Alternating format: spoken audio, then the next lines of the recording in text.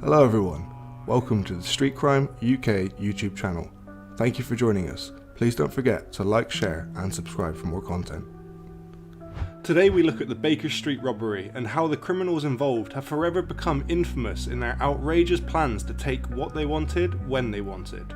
The Baker Street robbery was the burglary of the safety deposit boxes at the Baker Street branch of Lloyds Bank in London on the night of September the 11th, 1971.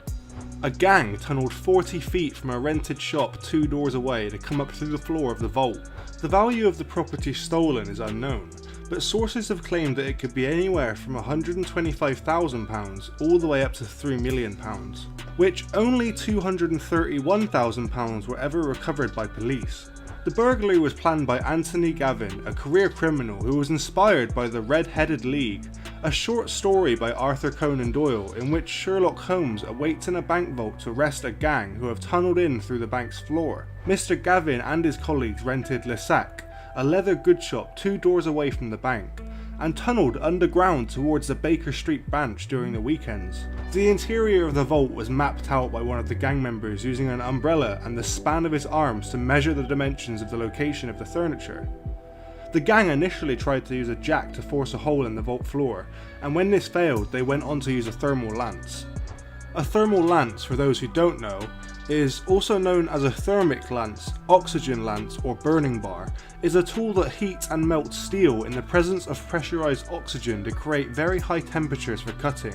It consists of a long steel tube packed with alloy steel rods, sometimes mixed with aluminium rods to increase the heat output. One end of the tube is placed in a holder and oxygen is fed through the tube. The far end of the tube is preheated and lit by an oxyacetylene torch. An intense stream of burning steel is produced at the working end and can be used to cut rapidly through thick materials including steel and concrete. The tube is consumed by the process within a few minutes.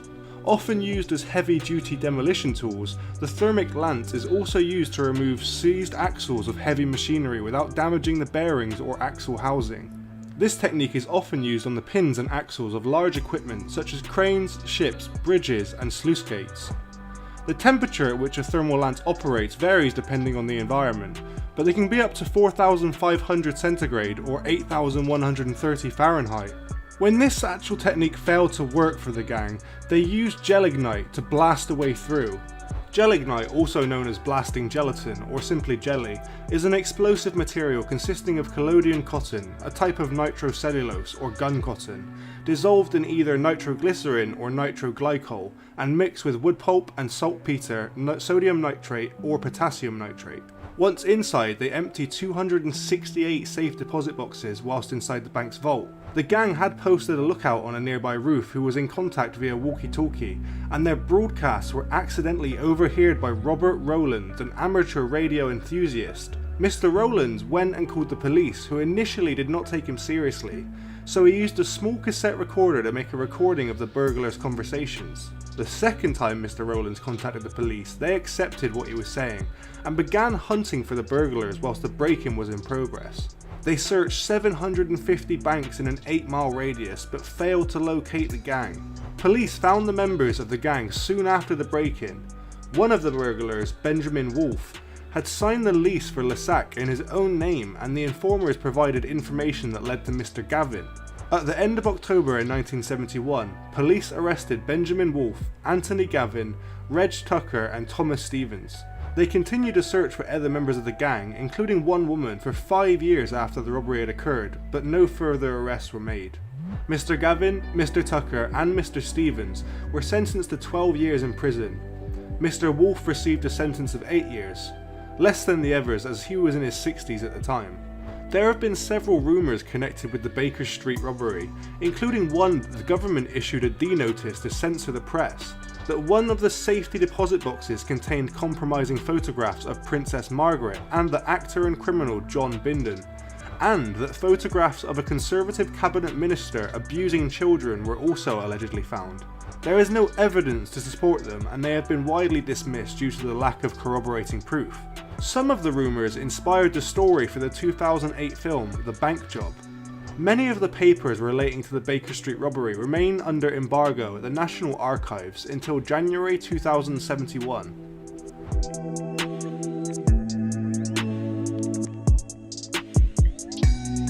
In 1970, Anthony Gavin, a 38-year-old photographer from North London, began planning the burglary of the branch of Lloyd's Bank at 187 Baker Street on the Marylebone district, City of Westminster, London. Mr. Gavin decided to use a nearby premises and tunnel up the floor of the bank. The plan was inspired by The Red-Headed League, a short story by Arthur Conan Doyle. In the story, Sherlock Holmes and Dr. Watson preempt the burglars and are in the vault when they break in.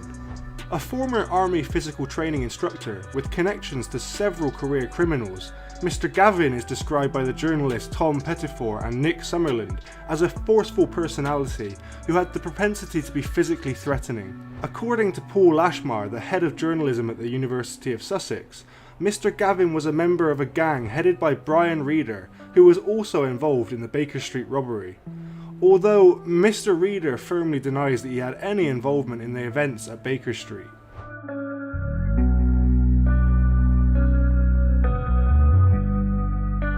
Mr. Gavin asked Reg Tucker, a second-hand car salesman who had no criminal record, to reconnoitre the bank. Mr. Tucker opened an account with £500 in December 1970, and 2 months later Mr. Tucker rented a safety deposit box in the branch.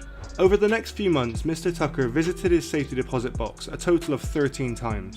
Bank practice of the time was for staff to leave customers in private whilst visiting the vault for privacy of their clients. As soon as Mr. Tucker was alone, Mr. Tucker would measure the room using the span of his arms and an umbrella. Mr. Tucker was aided in getting the exact measurements by the regularly sized floor tiles, each of which was 9 inches or 23 centimetres. Mr. Tucker drew a map of the room, plotting where the cabinets were and the position of the furniture. Thomas Stevens, another second-hand car salesman with no criminal record, was used to acquire the tools needed for the break-in, including a thermal lance and a 100-ton jack. One of the Reader's friends, Bobby Mills, was employed to be the lookout man for the gang's plan. 2 others were brought in for the job, one of whom was an explosives expert. Another of Mr. Gavin's friends, Mickey Skinny Gervais, a burglar alarm expert, was brought on board, as were 2 men who have never been identified formally but nicknamed Little Legs and TH. Mr. Lashmar reports that TH was a contact of Detective Inspector Alec Heist, whom Mr. Lashmar describes by reputation the most corrupt yard officer of the 1950s to mid-1970s. The journalist Duncan Campbell described Detective Alec Heist as one of the most active bent police officers from the 1950s to 1970s. In May of 1971, the owners of the leather goods shop Lassac at 189 Baker Street, 2 doors down from the bank, sold the lease of the property for £10,000 to Benjamin Wolfe, a 64-year-old seller of ornaments and knickknacks, and contact of several gang members. The property had a basement that, the group calculated, was at the same level as the bank's vault.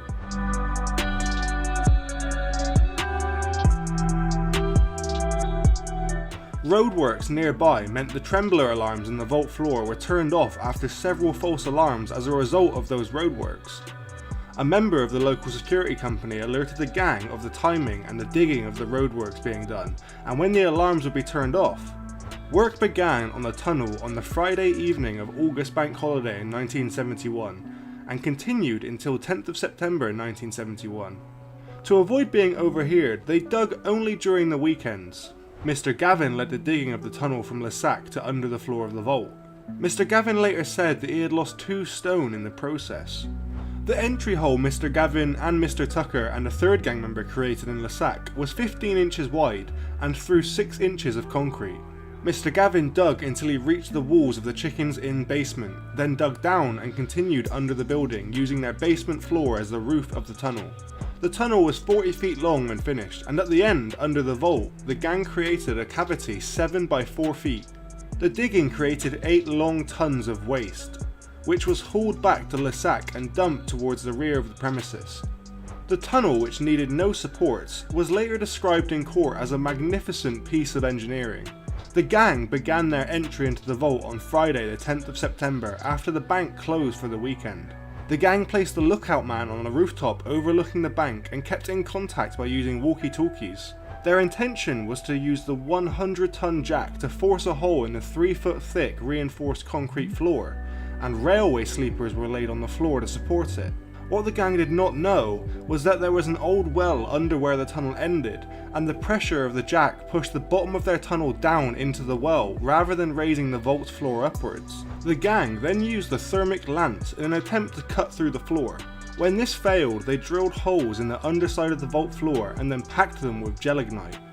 On Saturday, the gang coordinated the blast of the explosives with the movement of traffic in the area to mask any noise from those explosives. A 12-inch wide hole was blasted through the floor and into the vault. The tunnel was cleared of the debris created, and the hole was widened with a hammer and chisel. By the time the gang had finished, the exit of the tunnel measured 12 by 14 inches. At around 11 PM on Saturday the 11th of September, Robert Rowlands, an amateur radio enthusiast living in a flat in Wimpole Street, half a mile away from the Lloyd's branch, picked up the walkie-talkie conversations of the gang in error. Mr. Rowlands heard comments over the radio that made him think a local cigarette shop was being burgled. At 11:30 PM, Mr. Rowlands phoned the police, and the local police officer thought it was a prank call at first, and told Mr. Rowlands that he should record the conversation, and if anything interesting was overheard, he should contact them back. Mr. Rowlands thought that was a good idea, and so used a small cassette recorder to make a record of the conversations with the gang members. At around midnight, he recorded dialogue between the gang inside the shop and nearby the lookout about their need to take a break. The first voice said, "Right, well listen carefully, we want you to mind for 1 hour from now until approximately 1 o'clock and then go off the air, get some sleep and come on the air with both radios at 6 o'clock in the morning." The second voice said, "I suggest we carry on tonight mate and get it done with." The first voice said again, "Look, the place is filled with fumes and we were cutting. If the security comes in and smells the fumes, we are all going to have to stop and none of us have got anything. Whereas this way, we've all got 300 grand to cut up when we come back in the morning, and at least we have got something for our efforts." The disagreement between the lookout and the gang continued for a while, and the lookout said, "Money may be your god, but it's not mine, and I'm fucking off." Eventually, after input from a woman's voice and a fourth person who seemed to carry more sway than the others, the lookout agreed to remain on the roof overnight. The lookout man was also given an update on the progress they had made in opening the safety deposit boxes. "We have done 90% of the easy ones, we now face the hard ones," they said. At 2 AM, Mr. Rowlands decided he'd had enough material recorded to call the police again. He did not recontact his local station, but phoned Scotland Yard directly. Scotland Yard sent members of the flying squad to listen to the tapes, and they confirmed that they thought a burglary was taking place. The officers stayed with Mr. Rowlands until about 8:30 AM on Sunday the 12th of September, when the gang returned to the shop and used a radio to contact the lookout. One of the gang members in the shop thanked the lookout for staying on the roof all night and informed him that they planned to finish the job early that afternoon. At one stage in the morning, a waiter from the Chicken Inn restaurant heard noises from within the bank. Naturally curious, the waiter peered through the windows of the Chicken Inn restaurant to see if anything could be seen. Shortly afterward, Mr. Rowlands and listening policemen heard the gang's final radio broadcast. "Would you like to change to the other channel? Over." Mr. Rowlands thought this was code for leaving the bank. Police contacted Baker Street bank staff and local security firms to open up their branches as they began to check 750 banks in an 8-mile radius, and each of the branches was visited by both bank staff and police. They went on to visit the Baker Street branch of Lloyd's at 3:30 PM on the 12th of September. The police and bank staff went on to find the vault secure. They were unable to open the vault to check as it was time locked. It is not known even today if the gang were still in the vault at the time, although police suspect that they were, but keeping quiet following a warning from their lookout. During the burglary, 268 safety deposit boxes were opened, about a quarter of the boxes total in the vault. The gang did not attempt to crack the bank safe though. Lord Hailsham owned one of the boxes in the bank at the time of the robbery, and Mr. Hailsham was Lord Chancellor of the most senior member of the judiciary. Estimates of the amount stolen vary between £150,000 and nearly £4 million.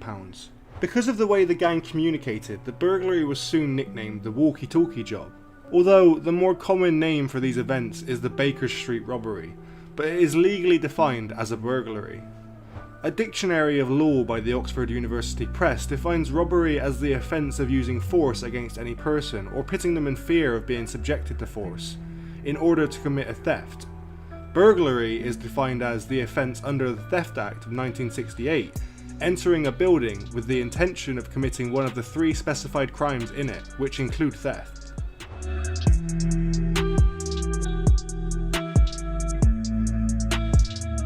On that morning, bank staff at Baker Street Bank opened the vault and found that they had been burgled. Police found the thermal lance, walkie-talkies and other tools, including an oxyacetylene torch, in the shop which the gang had left behind. 800 pieces of evidence were logged and forensically examined after the police had collected everything from the scene. Police announced that they were searching for 4 men and a woman. They thought during the burglary that the woman was acting as a controller, based in a different location to the lookout and the gang. The police later widened their search to include 5 other people. The Baker Street Bank provided the police with the names of 260 safety box owners. 8 owners refused to allow their names to be passed on to the police. This could have been due to what was potentially in those boxes in the bank's vault. Up to 120 detectives worked on the case, organising into 4 teams. 1 examining the scene, 1 contacting the known safety box owners, 1 covering the coordination from the control centre, and 1 team dealing with all external inquiries. The police soon identified Mr. Wolf from the lease documents, and within 4 days the police had a list of likely suspects they were investigating. Informers provided the first names of 2 of the gang members and incomplete details of a pub that had been taken over by another gang member. Police made the connection between a newly acquired pub and Mr. Gavin. After several weeks worth of surveillance and investigation, police had identified Mr. Wolf, Mr. Gavin, Mr. Stevens and Mr. Tucker as the key individuals to arrest. But they also wanted to speak to 3 of the 4 people who were believed to be involved in the robbery of Baker Street Lloyd's bank branch. One of those that the police were interested in had been living in France and Italy since October 1971. But there was no extradition treaty agreement in place to request the overseas police to arrange for his return to Britain. Towards the end of October 1971, police surveillance teams saw Mr. Tucker hand over a bag to 2 men, Abdullah Hassan Ganji and his nephew Akbar Muhammad Ali Ganji. Abdullah Hassan Ganji and his nephew Akbar Muhammad Ali Ganji were then arrested and £32,000 of notes were seized.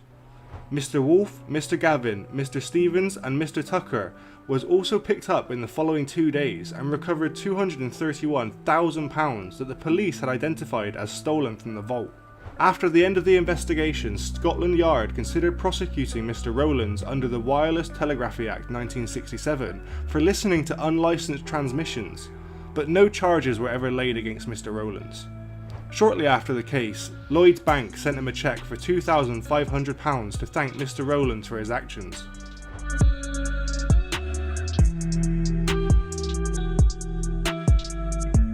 The 2 Ganjis were remanded into custody until the 16th of November, when bail was set at £75,000. Mr. Tucker, Mr. Gavin and Mr. Stevens were all remanded on bail of £30,000, each on charges relating to the break-in at Baker Street Bank. Shortly afterwards, the Baker Street Bank insurers offered a £30,000 reward for information that would lead to more arrests. The trial of the 4 gang members and the 2 Ganjis opened up on the 2nd of January 1973. Mr. Stevens, Mr. Tucker, Mr. Wolf and Mr. Gavin were charged with breaking into the Baker Street Bank and stealing the contents of the security boxes, valued at a minimum of £1.5 million, and of possessing explosives. The 2 Ganjis were charged with handling stolen goods. Mr. Stevens, Mr. Tucker and Mr. Gavin pleaded guilty. Mr. Wolf and the 2 Ganjis pleaded not guilty to the charges against them. The 2 Ganjis stated that they were acting as a courier for the Swiss-based finance house involved in purchasing sterling. Mr. Wolf claimed that after he signed the lease for Lassac, Mr. Wolf had only returned to the shop once to pick up the post, and that Mr. Wolf was shocked to hear the news about the break-in. The trial ended on the 23rd of January 1973, and the sentences were handed down 3 days later.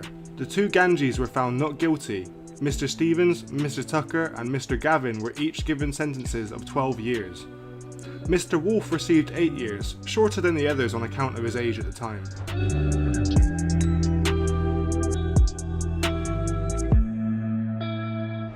In March 1973, 64 of those whose safety deposit boxes had been broken into went on to sue Lloyds for £500,000. The case opened in the High Court in 1977, by which time there were 138 plaintiffs seeking damages of £660,000. One witness, a retired jeweller, recounted how he identified some of his property by walking around tables on which several items were placed.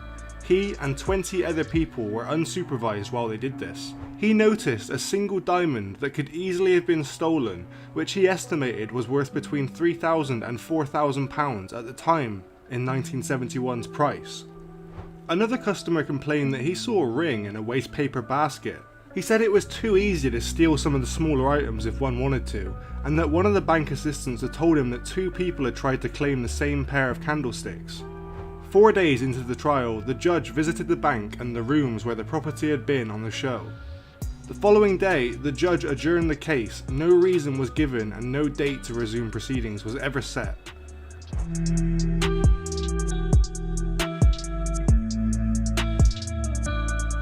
There have been several rumours circulating about the Baker Street robbery, from the toilet at the New Forge Country Club, a sports and social club in Belfast for serving and retired police officers.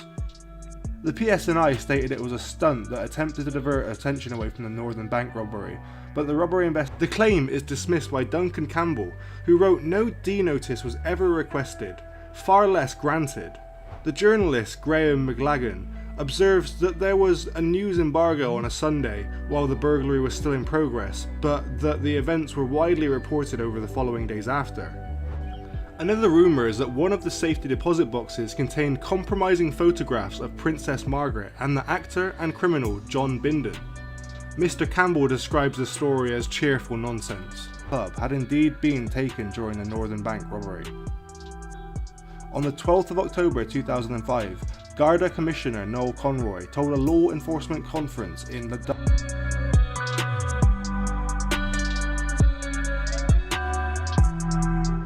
In 1976, James Humphreys, a Soho-based pornographer and strip club owner, alleged those police officers had stolen £1 million worth of gems as their share of the burglary.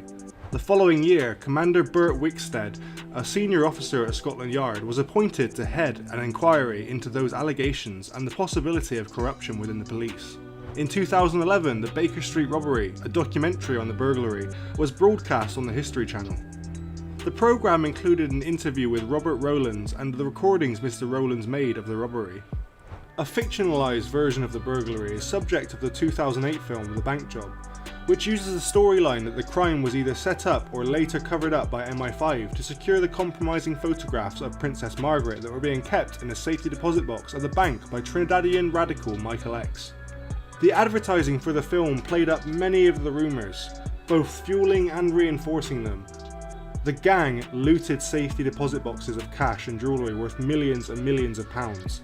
None of it was recovered, nobody was ever even arrested. The film reveals what was hidden in those boxes. The story involves murder, corruption and a sex scandal with links to the royal family. A story in which the thieves were the most innocent of people involved. The 2015 Hatton Garden safety deposit box burglary bears a close resemblance to the break-in at Baker Street. It was headed by Brian Reeder and was carried out over a weekend and involved breaking into a vault containing safety deposit boxes, although in this case the burglars used a heavy-duty drill to enter through a wall. Although many of the records relating to the burglary at the bank were released by the National Archives in 2013, approximately 800 pages of information remain closed. They will become available for viewing in January 2071, 50 years from now. The actions of those involved in the Baker Street robbery have forever left their imprint on the UK criminal underworld, and in 50 years future generations could potentially answer the unanswered questions from their respected robbery of Baker Street Lloyds Bank branch. Please let us know what you think about the Baker Street robbery in the comments below. Thanks for joining us today. If you enjoyed the video, don't forget to give it a like and a share, and leave any thoughts or suggestions you have in the comments section. We love to read through them all, and if you're new but enjoy UK true crime content, then subscribe to see when our newest video releases. And as always, stay safe. Hello everyone, welcome to the Street Crime UK YouTube channel. Thank you for joining us. Please don't forget to like, share and subscribe for more content. Today we take a look at the Brink's-Mat robbery and how it became known as the crime of the century by members of the UK criminal underworld. So what is a heist, or more formally known as a robbery? A heist is a theft of cash or valuable objects such as artworks, jewellery, electricals and bullion and more from their respected owners. This can take the form of either a burglary or a robbery. The difference in English and Welsh law being that a robbery uses force, which means that some of the heists commonly known as robberies were actually burglaries. The Brink's-Mat robbery occurred at the Heathrow International Trading Estate, London on the 26th of November 1983. £26 million in 1983 is equivalent in purchasing power to around £89.99 million as of today, 2021, an increase of £63.99 million over 38 years. The pound had an average inflation rate of 3.32% per year between 1983 and today, producing a cumulative price increase of 246%. This means that today's prices are 3.46 times higher than average prices since 1983, according to the Office for National Statistics Composite Price Index. A pound today only buys 28.89% of what it could buy back in 1983, when the inflation rate was just 4.59%. The current year-over-year inflation rate from 2020 to 2021 is now 0.70%. If these numbers hold, £26 million today will be equivalent in buying power to £26 million by 2022. At the time of the Brink's-Mat robbery, £26 million worth of gold bullion, diamonds and cash was stolen from a warehouse. The bullion was property of Johnson Matthey Bankers Limited, which collapsed the following year after making large loans to frauds and insolvent firms to recover the equivalent of what was stolen in bullion. 2 men were convicted, and the majority of the gold has still to this day yet to be recovered. Insurers Lloyds of London paid out for the losses, and several deaths have been linked to the case of the Brink's-Mat robbery.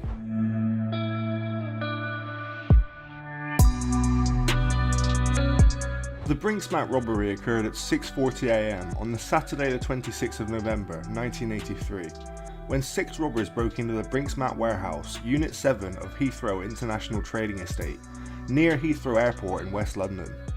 It was described at the time as the crime of the century. The gang gained entry into the warehouse from security guard Anthony Black. Once inside, the gang members poured petrol over staff and threatened to light them with a lit match, where they would inevitably burn to death if they did not reveal the combination numbers to the vault. The robbers thought that they were going to steal £3.2 million in cash, but they found 3 long tons of gold bullion and stole £26 million worth of gold, diamonds and cash.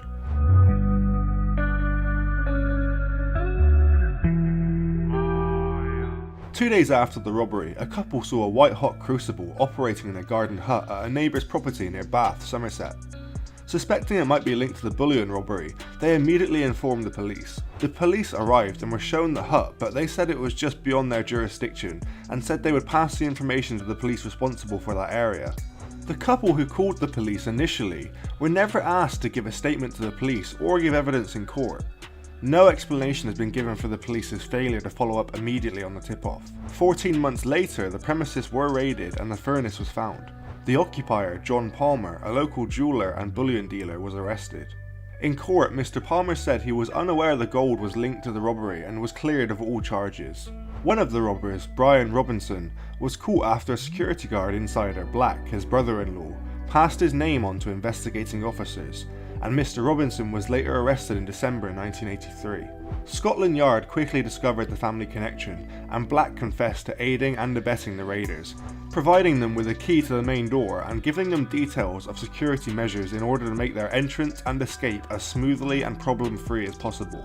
Mickey McAvoy had entrusted part of his share to associates Brian Perry and George Francis. Brian Perry recruited Kenneth Noy, who was an expert in his field, where Mr. Noy would be able to dispose of the gold. Kenneth Noy melted down the bullion and recast it for sale, mixing in copper coins to disguise the gold source. However, the sudden movement of large amounts of money through a Bristol bank came to the notice of the Bank of England, which went on to inform the police. Kenneth Noy went on to be placed under police surveillance. In January 1985, Kenneth Noy had killed a police officer, DC John Fordham, who he discovered in his garden. At the resulting trial, the jury found Mr. Noy not guilty.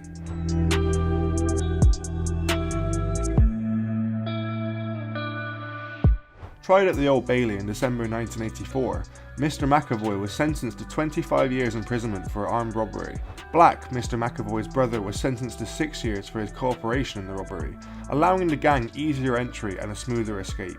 In 1986, Kenneth Noy was found guilty of conspiring to handle the Brinksmat gold, fined £500,000 plus £200,000 cost, and sentenced to 14 years in prison.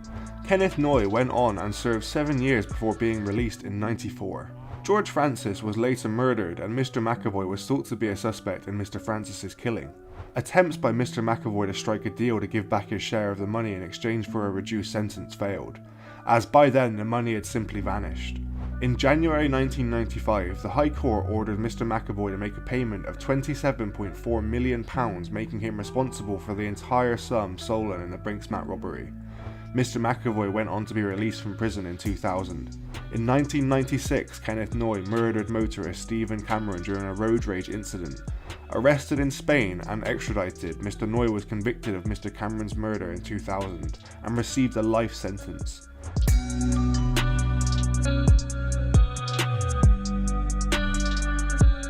Much of the 3 tons of stolen gold has never been recovered, and 4 other robbers were never convicted. In 1996, about half of the gold, the portion which had been melted and recast, was thought to have found its way back into the legitimate gold market, including the reserves of the true owner, Johnson Matthey. According to the BBC, some have claimed that anyone wearing gold jewellery brought in the UK after 1983 is probably wearing Brinksmat gold.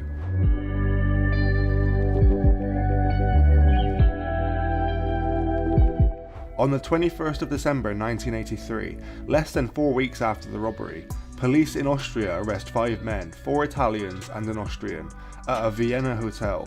Police also recovered 10 bullion bars bearing the refiner's mark and serial numbers of the bars stolen in the Brinksmat robbery.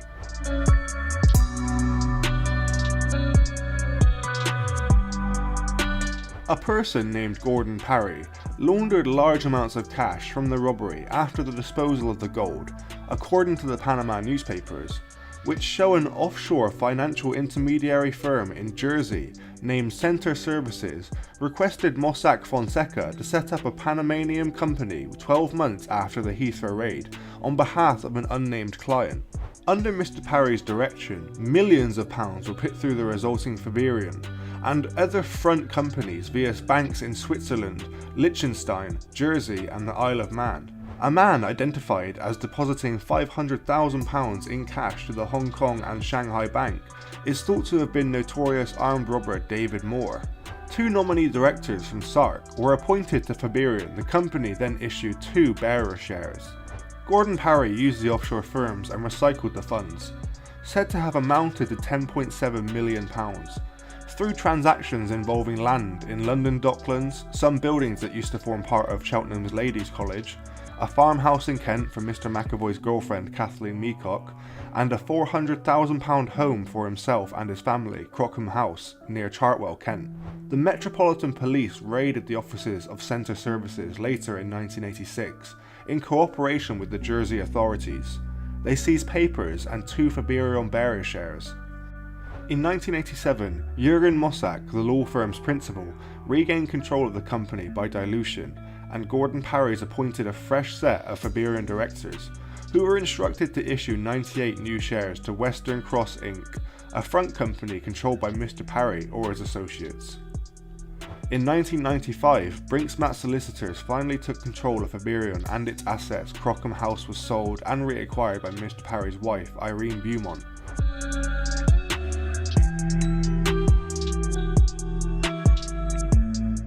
On the 30th of September 1984, less than a year after the Brinksmat robbery, the banking and gold trading arm of Johnson Matthey Bankers Limited, collapsed and was taken over by the Bank of England to protect the integrity of the London gold markets.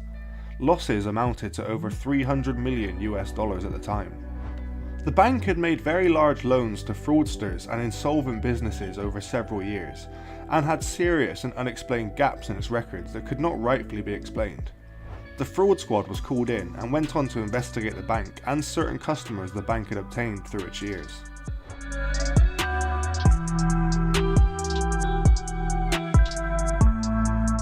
The so-called curse of the Brinksmat robbery, or curse of the Brinksmat millions, refers to the early deaths of many of those allegedly involved, which makes one wonder, does wealth really solve your issues? These deaths were theorised by members of the London crime underworld as being related to laundering the gold. In 1990, the former treasurer of the Great Train robbery, Charlie Wilson, had moved to Marbella in Spain, where Mr. Wilson was suspected of being involved in drug smuggling. Engaged to launder some of the proceeds from the Brinksmat robbery, Mr. Wilson lost the investors £3 million, and on the 23rd of April 1990, Mr. Wilson was shot dead. Donald Urquhart was one of the launderers of the proceeds of the Brinksmat robbery. Mr. Urquhart was shot dead in January 1993 on Marylebone High Street in central London. The supergrass Kenneth Regan assisted police with information about Mr. Urquhart's murderer. Graham West was subsequently jailed for Mr. Urquhart's killing, as was Mr. West's accomplice Jeffrey Heath, who had planned the murder of Donald Urquhart. On December 1998, Hatton Garden jeweller Solly Nahome was shot dead outside of his home. Solly was a financier and associate of the Adams family, who were also suspected of being involved in the laundering of Brinksmat gold. Prior to Mr. Nahome's murder, Mr. Nahome's associate and jeweller, Gilbert Winter, had disappeared from the home that Mr. Winter had shared with his girlfriend on the 9th of March 1998. It was theorised that Mr. Nahome and Mr. Winter were murdered as a result of a disappearance of £800,000 from a cannabis deal. While it was suspected that a rival gang murdered Mr. Nahome and Mr. Winter to cause disruption, in mid-2001, Brian Perry was also shot dead. On the 14th of May 2003, George Francis was shot dead by John O'Flynn outside Mr. Francis's courier business in Bermondsey. George Francis was a former associate of the Crays, who was believed to be involved in the laundering of the Brinksmat gold robbery. Mr. Francis has previously survived an attempt on his life when Mr. Francis was shot in the shoulder near a pub that he ran in Essex in May 1985. After allegedly failing to pay £100,000 to have a jury acquit Lenny Teddy Bear Watkins, who was on trial for the murder of Peter Bennett, a customs investigator who was shot by Mr. Watkins in a struggle, on 24th of June 2015, John Goldfinger Palmer was shot dead. The members of the Brinksmat robbery and those who benefited or lost their lives as a result of the quantity stolen will forever be remembered in the UK criminal underworld. Please let us know what you think about the story of the Brinksmat robbery in the comments below. We also have videos on our channel about individual criminals that were connected to the Brinksmat robbery. Thanks for joining us today. If you enjoyed the video, don't forget to give it a like and a share, and leave any thoughts or suggestions you have in the comments section. We love to read through them all. And if you're new but enjoy UK true crime content, then subscribe to see when our newest video releases. And as always, stay safe. Hello everyone, welcome to the Street Crime UK YouTube channel. Thank you for joining us. Please don't forget to like, share and subscribe for more content. Thanks for joining us. Today we look at one of the biggest heists that has ever took place in the UK, and how crime groups from all around the world came together to pull off one of the most elaborate robberies ever committed in the UK. The City Bonds robbery that took place in 1990 was a heist in which £291.9 million, equivalent value to £670 million in 2019, was stolen in London, England. The carefully planned operation had made it seem at first as if a courier had been mugged on the 2nd of May. Yet City of London police soon realised that it was a much more sophisticated global venture, which ended up involving participants in the crimes such as the New York Mafia, the Provisional Irish Republican Army, and the Colombian drug barons. The robbery took advantage of the existence of the couriers who moved vast sums of money around the City of London in order to ensure liquidity in the UK financial system.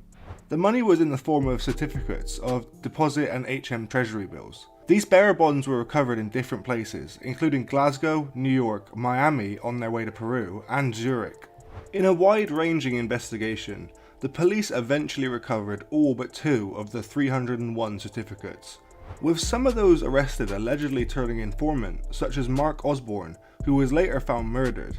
Patrick Thomas, who allegedly carried out the original theft, was also shot dead. Keith Cheeseman, an extravagant fraudster, was arrested in the UK but skipped bail to Tenerife claiming his life was in danger. Mr. Cheeseman was briefly thought to have been the bony torso. This was an incident in which the partial remains of an unknown male descendant was discovered in the woods near Bolney, southern England in 1991.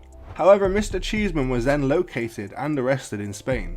Mr. Cheeseman was extradited to the US to stand charges of money laundering and received a 6.5-year sentence for his crimes. John Traynor was arrested for mortgage fraud and using the stolen bonds as collateral. He was sentenced to 7 years for handling stolen goods. He escaped jail after a year and a half, but was arrested in the Netherlands in 2010 and extradited back to the UK to serve the rest of his sentence. This robbery was one of the largest in the world's history.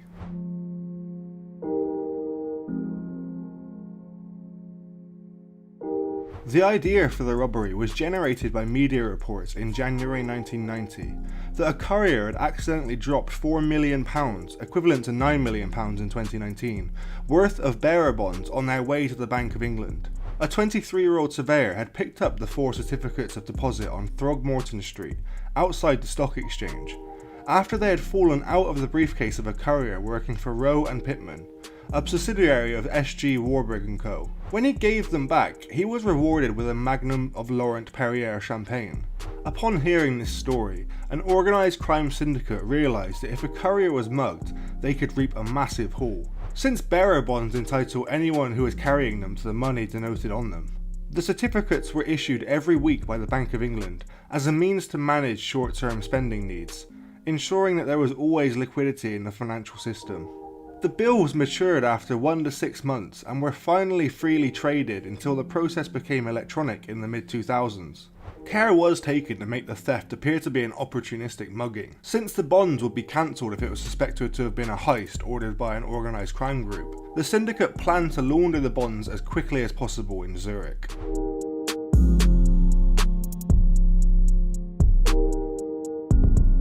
On the morning of the 2nd of May 1990, 58-year-old John Goddard, an employee of financial broker Shepherd's, a subsidiary of Carter Allen, was walking along Nicholas Lane, an alleyway in the City of London. He was carrying 301 certificates, worth £291.9 million, the equivalent to £670 million in 2019, in bearer bonds in a briefcase, of which £121.9 million were certificates of deposit and £170 million were HM Treasury bills. Suddenly a young man in his 20s appeared and mugged Mr. Goddard at knife point.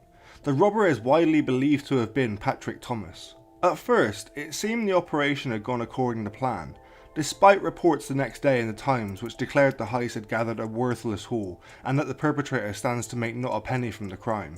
The Bank of England was supplying false information to the media on purpose, whilst it had informed the financial institutions worldwide of the serial numbers, the bonds could still be cashed. The Swiss connection was supposed to launder the money, did not work out. Therefore, the criminal syndicate was forced to seek other options in the criminal underworld to try and launder the money. The New York Mafia became interested, since they were already involved in a scheme to launder US bonds in London.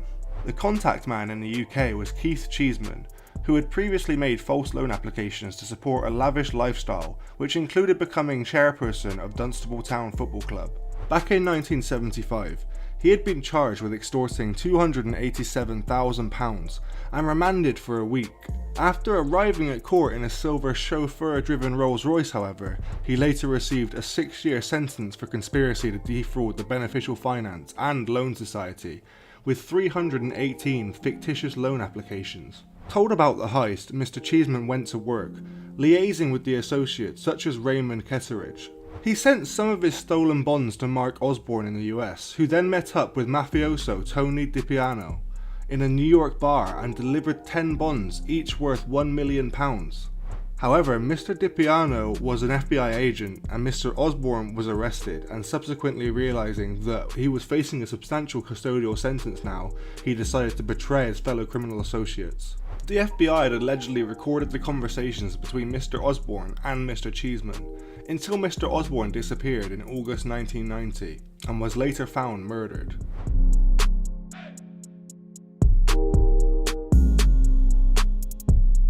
The criminal syndicate in London also came to realise that it had also been infiltrated by an informer, since the City of London police had swiftly begun to recover all the stolen bonds. The police had initially hoped the mugging was no more than an accident and the certificates would be found discarded or just turned up somewhere. Yet the evidence built up that it was a sophisticated plan, and thus Operation Starling was set up.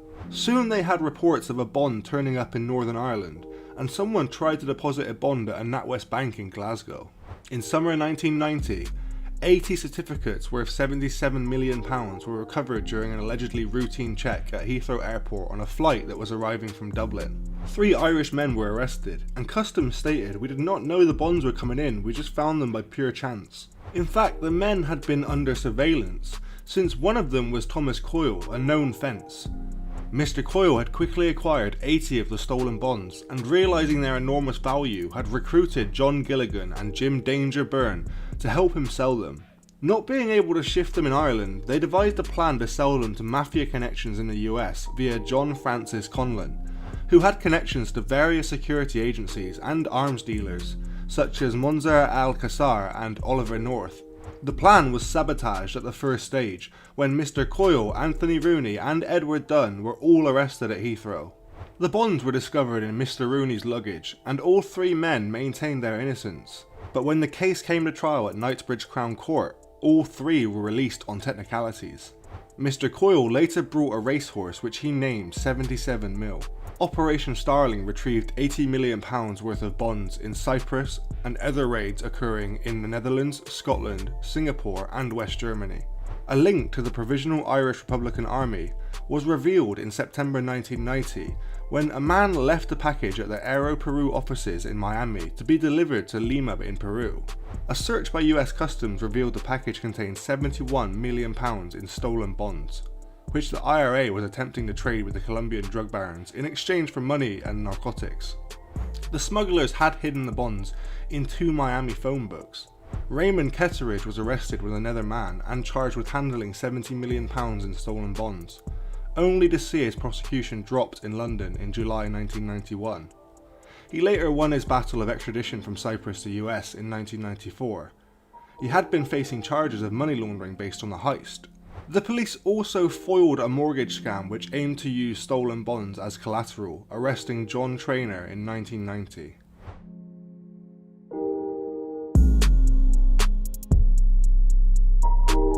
Thomas lived on the Tottenham Road Council Estate in Brockley, South London, with his stepsister and her family. He presented himself as merely being an ordinary person on the estate, whilst being involved in criminal enterprises such as drug dealing and robbery. When he and David Somerville were caught red-handed cutting up 1 kilo or 2 pounds of cocaine in March 1991, they were remanded to Belmarsh Prison. Then he managed to convince the jury that his co-defendant was responsible for the £30,000 haul of cocaine, and thus was acquitted, while Somerville received a 7-year sentence. Career criminal Jimmy Tippett Jr. writes in his autobiography Born Gangster that Patrick Thomas showed him the bonds in a toilet cubicle soon after robbing Mr. Goddard. Mr. Tippett was arrested in relation to the robbery, but had his charges dropped before court. According to Mr. Tippett, he had been drinking with Mr. Thomas earlier in the evening of the 28th of December, and they then became separated when Mr. Thomas refused to be searched by a bouncer because he was carrying a gun.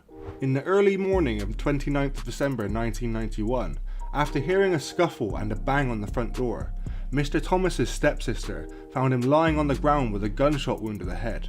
He died from his injuries as she called for an ambulance. At first, police believed that Mr. Thomas had been killed by friends of Mr. Somerville, but it soon became clear that Mr. Thomas was involved in other serious organised crimes, since he had assorted building society accounts with over £150,000 in them, and he was eventually connected to the bonds robbery as a suspected mugger.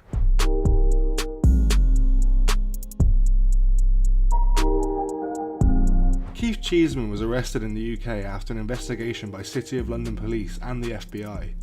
He was sentenced to a 6.5-year term, but somehow managed to flee the country while still on bail. The local newspaper ran a story on the 26th of October 1991, entitled The £290 Million Clue to Headless Corpse, which stated that Mr. Cheeseman had been found decapitated in Bolney, Sussex. However, the bony torso was not Mr. Cheeseman, as he was in fact actually on the run, hiding in Tenerife. A man who had stopped to urinate on his way home after a walk found the body in a wooded area, wrapped up in a carpet with neither head or hands attached to his body. The body was laid to rest in 1994, but then dug up again in 2009 for extended forensic testing, which suggested the man was from Bavaria in Germany, and had spent about a year in the UK before his murder. A German fraudster was identified as living nearby in Haywards Heath at the time, but police investigations have never linked him to the crime in any way. As of today, the corpse, or Bornley torso, is still unidentified. After his arrest in Spain, Mr. Cheeseman was extradited to the United States, where he faced more charges related to a conspiracy to launder £392 million in stolen bonds, including the £292 million that had been obtained in London.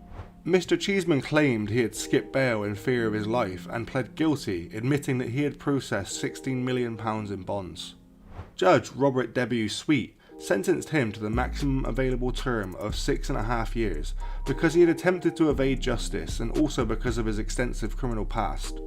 Mr. Cheeseman had been involved in another fraud scheme, one in which he had seduced a supervisor of a financial services company. He rented her a luxury apartment, and they conspired to transfer £8 million of the company's money into an offshore account. This was before the two were arrested by the City Fraud Squad.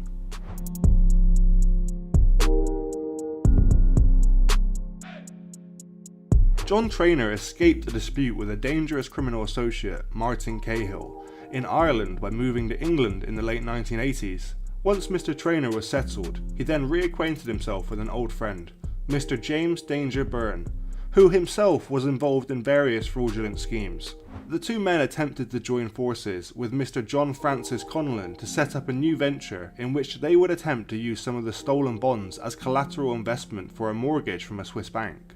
Mr. Conlon had connections to Miami and presented plans for a fictitious £100 million holiday resort on a Caribbean island. Using bonds with altered numbers, they managed to gain a £200,000 advance in Geneva, although the bank sent warnings out of their plan to the City of London Police and the Serious Fraud Office.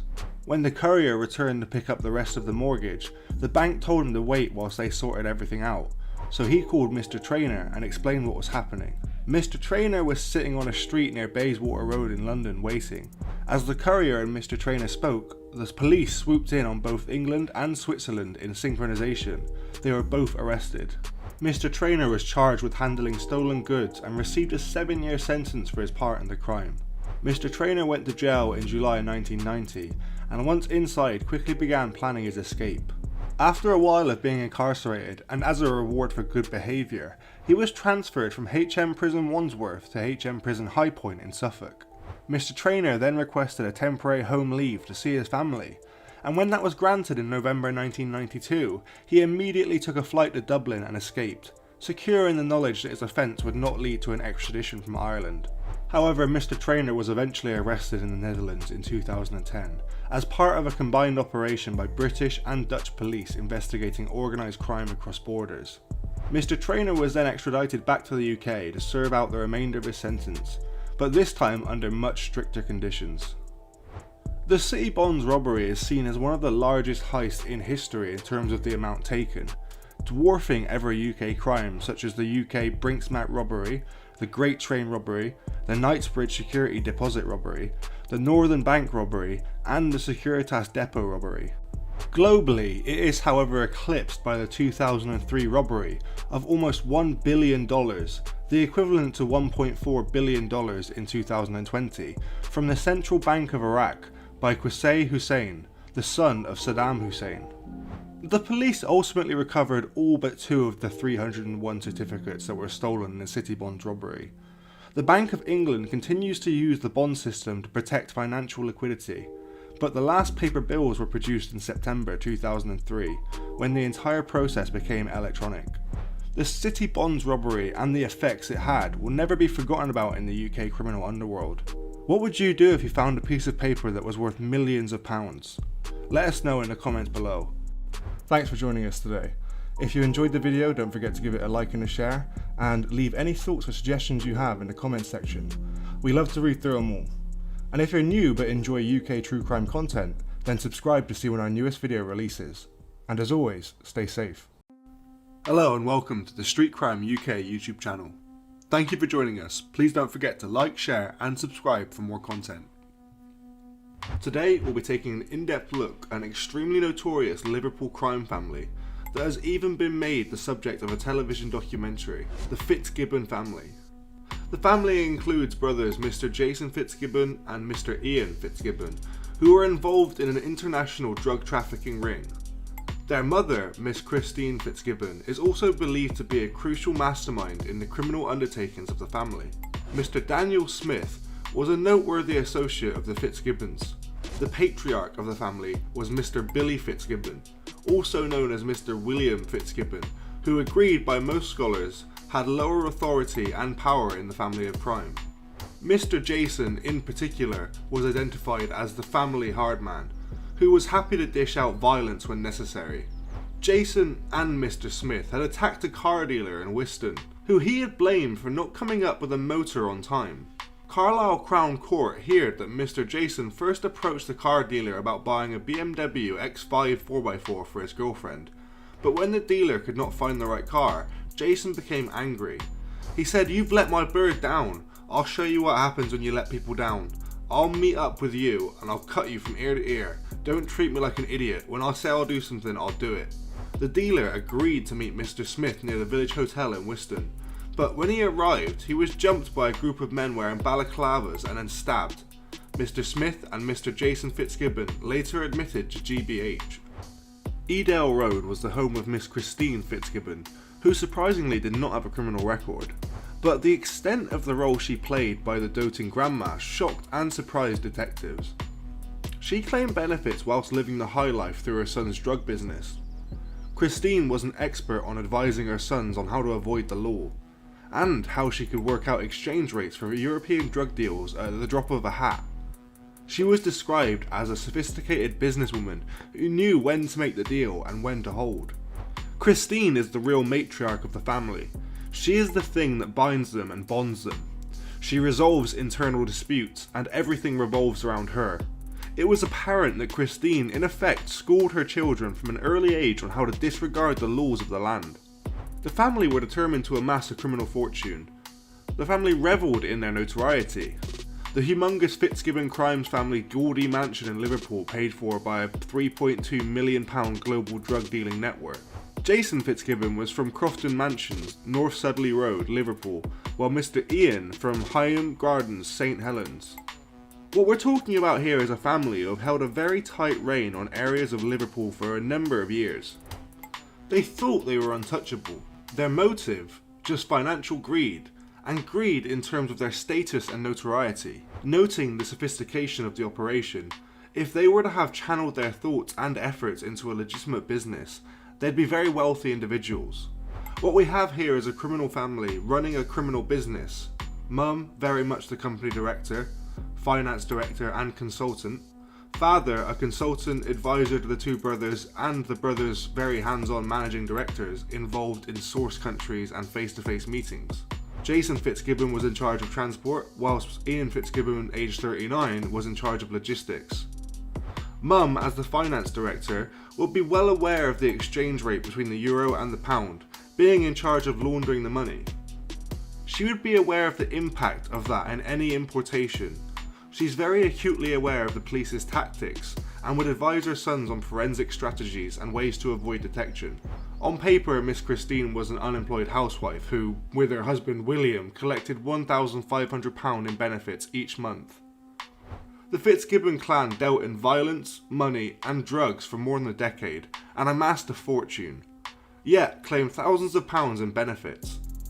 They've been described to as akin to the Sopranos. The Fitzgibbon crime family have been major players in organised crime for 30 or 40 years, and one of the reasons they've stayed at the top of their game is because they use extreme violence when necessary to protect their interests.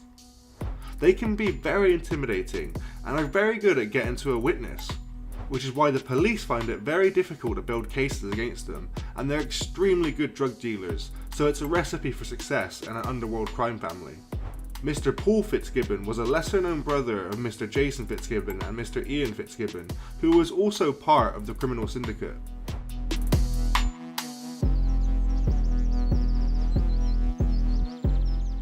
Jason and Ian were both jailed in 2013 after it emerged they were plotting to flood the UK with Turkish heroin. When Turkish police smashed an Istanbul-based drug gang, the trail began to lead back to South Liverpool. Manchester Crown Court heard that the 60% pure heroin would have cost around €300,000 to buy wholesale from Turkey. The drugs would have made around £7 million when sold on the streets of Liverpool. The Serious Organised Crime Agency then mounted a sophisticated surveillance operation to take down the Fitzgibbons. Jason and Ian were prepared to go to the source countries, such as Turkey, and understand the complex logistics of smuggling hard drugs across Europe and into the UK. Detectives believe the brothers, who cultivated criminal contacts across Europe and South America, never had any legitimate income.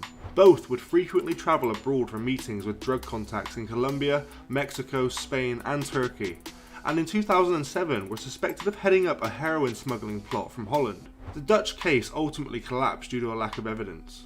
Here, Mr. Jason Fitzgibbon, you have a big lad from a notorious family who are capable, and so the police say, of more than just a little frightener. In 2006, Mr. Jason Fitzgibbon was involved in a major confrontation with the North Liverpool drug gang in the Mosquito Club in Victoria Street. Jason was said to have been threatened with a weapon, which resulted in a major standoff between two rival factions in the city night spot. There were reports of a near riot as the two groups clashed. Intelligence from the England to Turkish police stopped the deal in its tracks, and on September 26, 2011, 5 local drug traffickers were rounded up, and in the boot of a car, officers discovered 114 half-kilo packs of heroin wrapped in brown tape. The aftermath of the failed drug deal in Turkey was recorded in part of a covert listening device. They were caught as part of Operation Bistro, an investigation into drug dealing and associated money laundering, which police say was taking place on an enormous scale between at least 2008 and 2011. They imported 57 kilograms of heroin into Britain via Turkey, as well as a plot involving 165,000 ecstasy tablets and a batch of pure MDMA powder. The heroin had a street value of almost £7 million, and the ecstasy tablets were worth between £494,000 and £823,000. Jason Fitzgibbon and Ian Fitzgibbon were the leaders of the criminal enterprise, both deeply immersed in drug dealing and money laundering. They ran a lucrative international business, cultivating criminal contacts in the Netherlands, Spain, Turkey, but also in South America, including Colombia and Mexico. They had developed numerous tactics of throwing detectives off their scent. They would conduct business meetings while jogging, and when travelling, would fail to turn up for pre-booked flights, taking different routes and paying in cash. They had also developed a criminal shorthand designed to be indecipherable to all but their fellow conspirators. Little fellas were ecstasy tablets. A ticket man was a courier. A quid was £1,000. They used false passports to travel, booked flights they never actually caught, and paid for with clone cards. Trips to Turkey were via circuitous routes. Miss Christine and her husband Billy were ripping off the estate £1,500 a month in benefits. With pension credits, disability allowance, the family also enjoyed holidays in their luxurious villa in Spain, bought for €300,000, and they kitted out the interior of their Mossley Hill home in Liverpool with top-notch furnishings. But they refrained from lavish trips abroad, and when Mr. Jason Fitzgibbon parked a Porsche on the driveway of his mother's home, he was quickly warned that he was bringing in unwanted attention. The family kept bundles of cash in numerous carrier bags under the house floorboards with a mix of English, Irish and Scottish banknotes, indicating how far their tentacles had stretched. The drug dealing involved huge quantities of both heroin and ecstasy. It involved the importation of multi-kilogram quantities of the drugs into this country, and then the onward supply of those drugs. The scope of the enterprise was truly breathtaking. Those involved had established a criminal network not only in the United Kingdom but in foreign countries, from where they were obtaining massive quantities of heroin.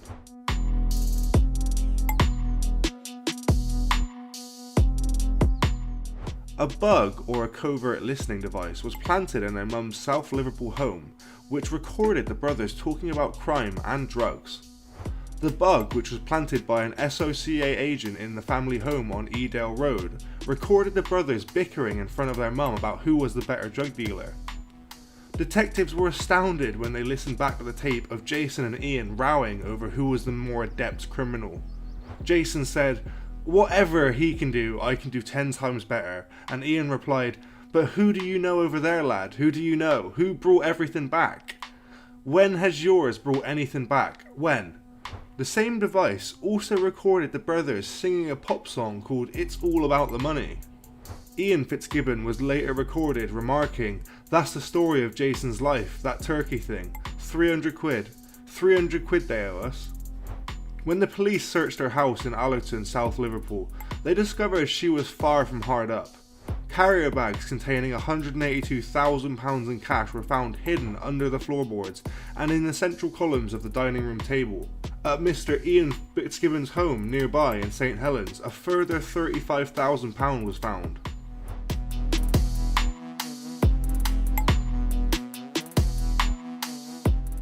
A member of the notorious Liverpool crime family, Paul Fitzgibbon was banned from driving after failing to reveal who was driving his car in a high-speed police pursuit. Officers lost sight of Paul's hired Audi after trying to stop it in Liverpool last spring.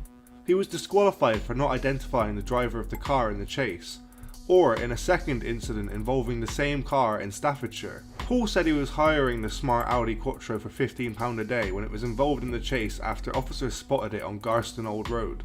Michael Caine, prosecuting, said, "This is a matter where the police have seen the vehicle, decided to make the decision to stop the vehicle, and a high-speed pursuit followed.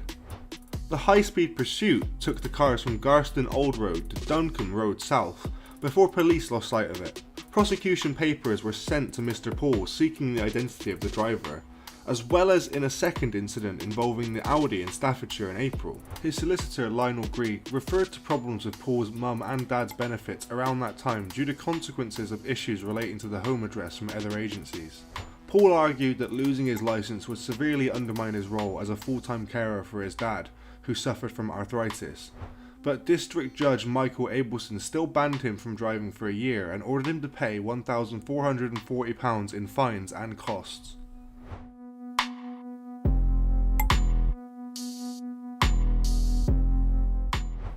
The 57-month sentence imposed on William Fitzgibbon from Liverpool for supplying drugs is believed to be one of the highest handed down locally by Sheriff Graham Napier, and follows the tougher action taken recently on drug suppliers targeting the Isles. Mr. William Fitzgibbon, a prisoner in Aberdeen, appeared from custody at Lerwick Sheriff Court on Wednesday, where he was described as a career criminal. He had previously pleaded guilty to being concerned in the supply of Class A drugs on the 25th of May at Loch of Vaster Got and elsewhere. Mr. William had also admitted trying to hide from police in the undergrowth at Cloomal Junction, Boddam, Donorosness, intending to pervert the course of justice on the same date. Prosecutor Fiscal Duncan Mackenzie said 2 police officers on a vehicle patrol had seen the 2 accused sitting in a stationary Vauxhall Corsa on a single-track road at the Loch of Vaster. When police stopped to ask if they were right, they replied yes and immediately accelerated away. The police followed, and by 5 PM they reached Boddam, where they later found Mr. William hiding. They found £450 on him and a wrap of heroin in a section of a sock in the footwell of the car. The police were convinced drugs had been thrown from the car during the pursuit, and later found 75 wraps of heroin at Tingwall in the toe section of the sock, found by analysis to be part of the same sock as in the car. Police then searched the guest house where Mr. William Fitzgibbon had been staying under a false name, and found £2,300 in notes. The court heard that 76 £20 deals would be worth £1,520, representing a 400% profit on the cost price. Shetland was being specifically targeted because of the high price of drugs. Prior to the offence, William had been living in Ripton Street, Walton, Liverpool. He had had a checkered employment history, but his offending had significantly reduced in recent years. His partner had incurred drug debts, and he was drawn into a drug syndicate because of threats made to his 3 children. He had no connection with Shetland, but was sent here to collect £3,000. When he had done that, he could return and his debt would be cleared. Sheriff Napier said that William had admitted being one of the team targeting Shetland as the money man, the enforcer. He had been involved in violence and dishonesty in the past. The sheriff said he could expect to be dealt with severely and sentenced him to 6 years in custody, reduced to 57 months backdated to the 26th of May because of his early plea of guilty. The drugs and the money were ordered to be forfeit.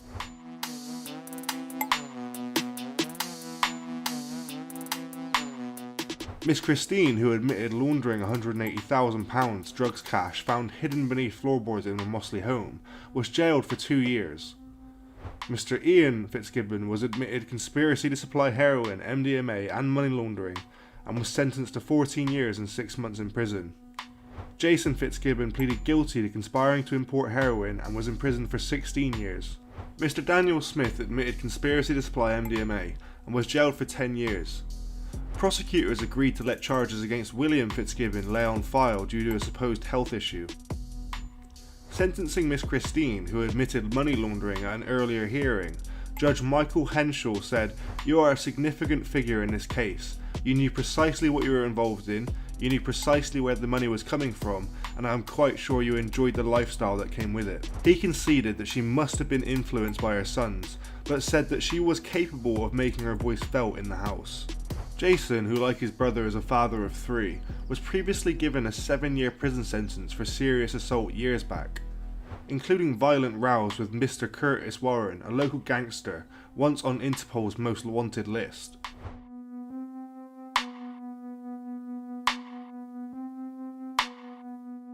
Ian and Jason Fitzgibbon were locked up in 2013.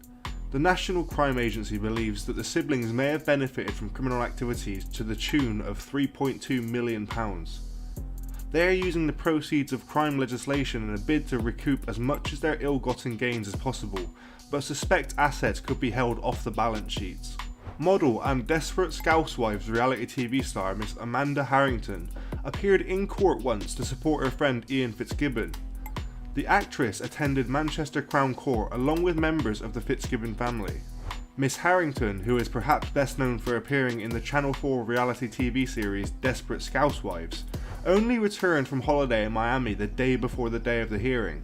The glamour model sat in court alongside her mum as authorities bid to seize the criminal fortunes of Ian and Jason. Miss Harrington, who was given a kiss on the cheek by Mr. Ian Fitzgibbon as he was led back to the cells, did not give any evidence in the case.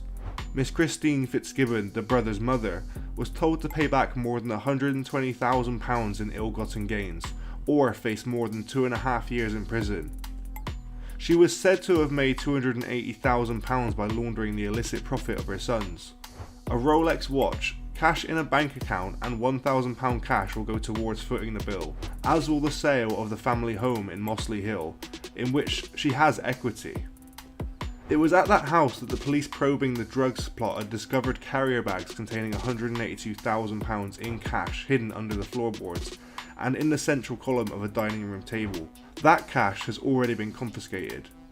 The Fitzgibbons, whose violent exploits and feuds with rival families stretch back decades on Merseyside, were described as Tier 1 criminals and at the top of their game.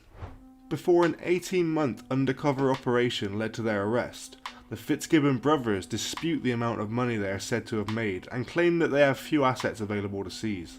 Brothers Jason and Ian Fitzgibbon, who have now been released from prison, face a raft of restrictions on their financial activity. The restrictions, aimed exclusively at those who have been involved in serious organised crime, impose a range of strict lifestyle restrictions. The restrictions take effect when individuals are released from prison. The restrictions are designed to prevent hardcore criminals from returning to their old businesses after they have left jail and include serious crime prevention orders, or SCPOs, and financial reporting orders, FROs, and travel reporting orders, TRO. Mr. Danny Smith, a one-time associate of the Fitzgibbons, is also on the NCA list. Mr. Smith, who is very well known within the city's underworld, now faces an array of restrictions on his financial activity, access to property and vehicles, and the South Liverpool man is subject to a SCPO, TRO and FRO. The brothers' banker, or mum, Christine Fitzgibbon, also faces being stripped of cash accrued illegally, a suspected £447,000. The crime gang's trusted lieutenant, Mr. Daniel Smith, is suspected to have made £148,000 through illegal activities and also faces losing that cash. But really, the issue is going to be hidden in assets. In the case of Miss Christine Fitzgibbon, we have had the very briefest of discussions that it is possible that we may be able to dispose of the matter without a hearing. In the case of Mr. Daniel Smith, his position is a bit different. There are issues regarding the ownership of the drugs and also regarding his alleged legitimate income. Again, there is an issue of hidden assets. Let us know what you think of the Fitzgibbon family and their sentences that Ian and Jason were given, and if you think they were fair or unreasonable. Thanks for joining us today. If you enjoyed the video, don't forget to give it a like and a share, and leave any thoughts or suggestions you have in the comments section. We love to read through them all. And if you're new but enjoy UK true crime content, then subscribe to see when our newest video releases. And as always, stay safe.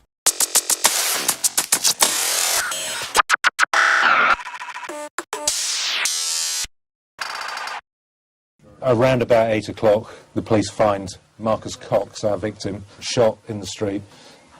He's got multiple bullet wounds, 4 I'm now led to believe. Now, he's either slipped or it may have been winged with a non-fatal injury. He's gone to the ground, and then the gunman has walked up to him and put at least 3 further shots into him. We can't have people on the streets of Tottenham, Harsden, Hackney, Lambeth, wherever it is, running around with guns, shooting at people, believing that they run the streets, because at the end of the day they don't. And you know, they might be in a gang, but there's 30,000 in my gang, and we run the streets, not them, in the bottom line. So people want to run around with guns, shooting at people, then we're going to come after them, and when we do, we're not going to give up. In March 2004, a fatal shooting took place on a busy shopping street in Tottenham, North London. 25-year-old Marcus Cox, a known local gang member, was chased and shot multiple times in broad daylight by 22-year-old Siren Martin. Mr. Martin made no attempt to deny his actions. In testimony, he claimed that Mr. Cox had previously kidnapped him, robbed him at gunpoint, and demanded £20,000 ransom, whilst threatening to kill him if he didn't comply. Mr. Martin said he brought a gun and body armour because he felt terrified and wanted to protect himself from Mr. Cox. When he encountered Mr. Cox on the street that day, Mr. Martin stated he panicked and his survival instincts took over. Prosecutors characterised the shooting as an execution-style revenge killing, but Mr. Martin's defence attorneys were able to convince the jury it was an act of self-defence in response to credible threats made against Mr. Martin's life by Mr. Cox. While the jury acquitted Mr. Martin of murder, finding him guilty of manslaughter due to provocation, many in the community felt justice had not truly been served. The case highlighted complex ethical issues about limits of self-defense claims and the criminal justice system's ability to address broader social problems underlying the violence. While Mr. Cox had a violence history, was it acceptable for Mr. Martin to shoot him multiple times in public, surrounded by innocent people? Can fear for one's life ever justify such vigilantism? The technical legality of self-defense could not erase the moral grey area around proportionality. For witnesses who saw Mr. Cox gunned down in cold blood, the verdict based on Mr. Martin's self-defense rationale left a feeling that justice was incomplete. The case pointed to deeper social problems in communities plagued by crime, poverty, and lack of opportunity. It raised nuanced questions about individual rights, ethics, and self-preservation, and the criminal justice system's limitations in addressing root causes. Ultimately, there were no perfect answers for this tragic situation involving the loss of life, self-defense claims, and broader social factors. The ethical issues resist easy conclusions, but highlight the need to thoughtfully examine our laws and social responsibilities around crime and justice. It provokes reflection on how we can build safer and more just communities through systematic solutions.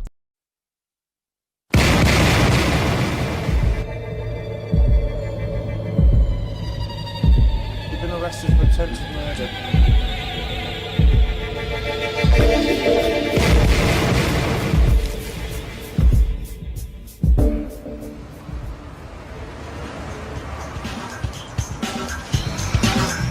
In Tottenham, North London on a Friday night, Marcus Cox drove up to a takeaway.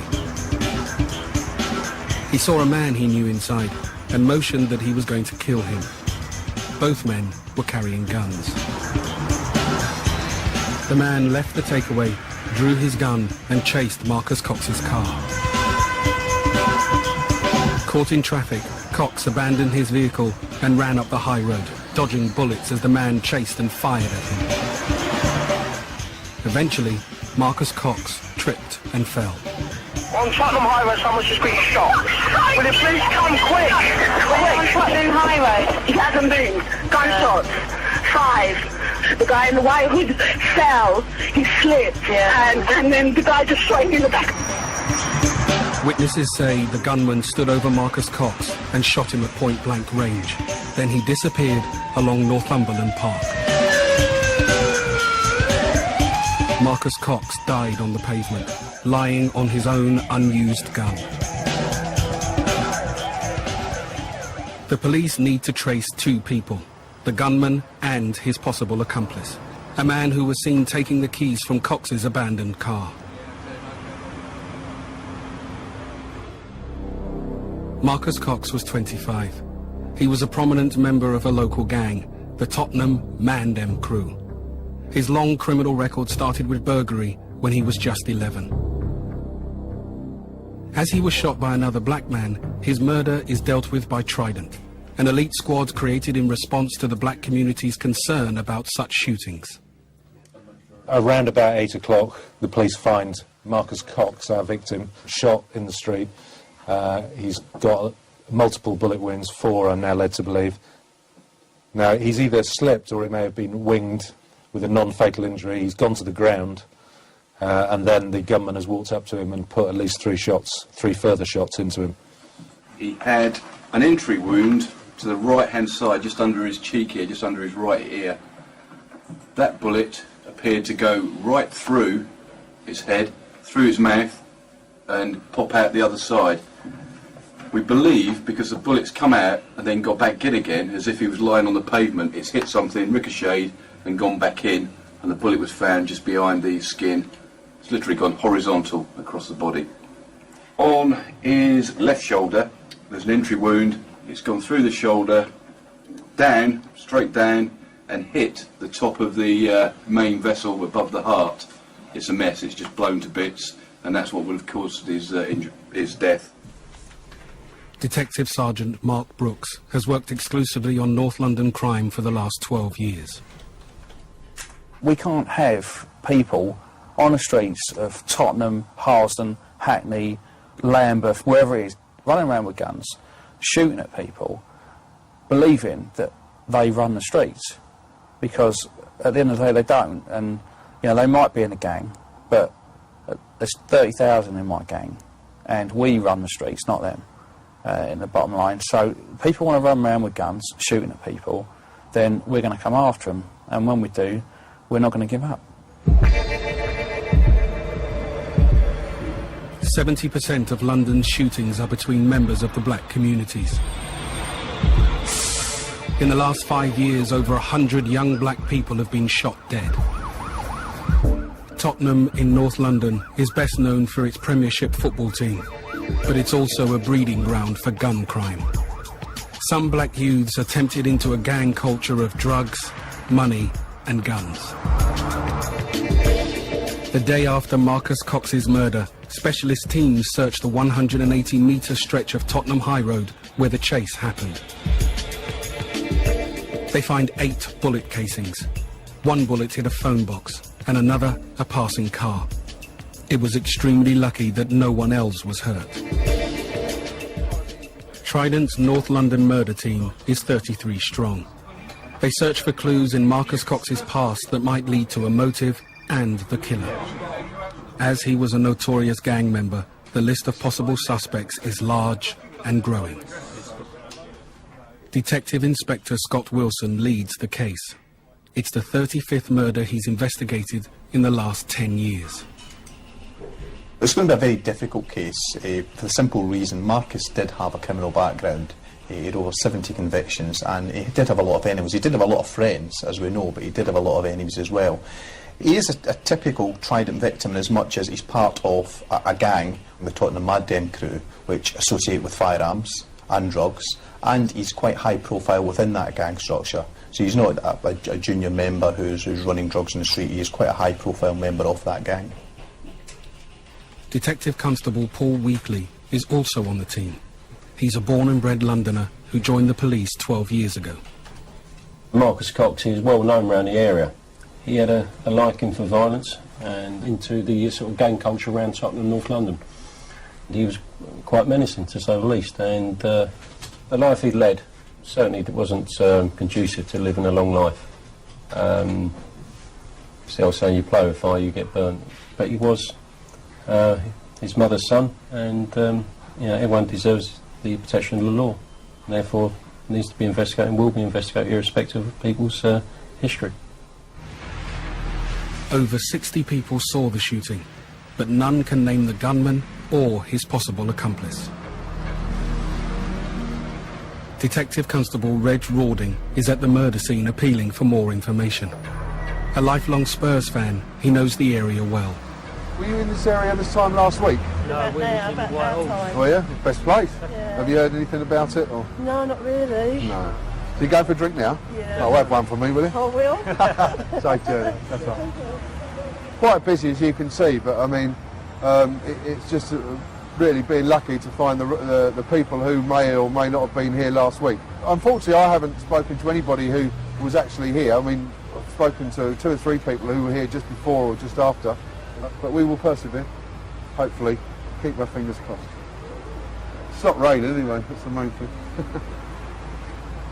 Hello, darling, sorry to trouble you. Yes? Were you here this time last week? Yeah, I was in the church. Safest place in the church. Oh, yeah. You think so? I mean, is that where you're going now? Yeah. All right, say a prayer for me then. Nice one.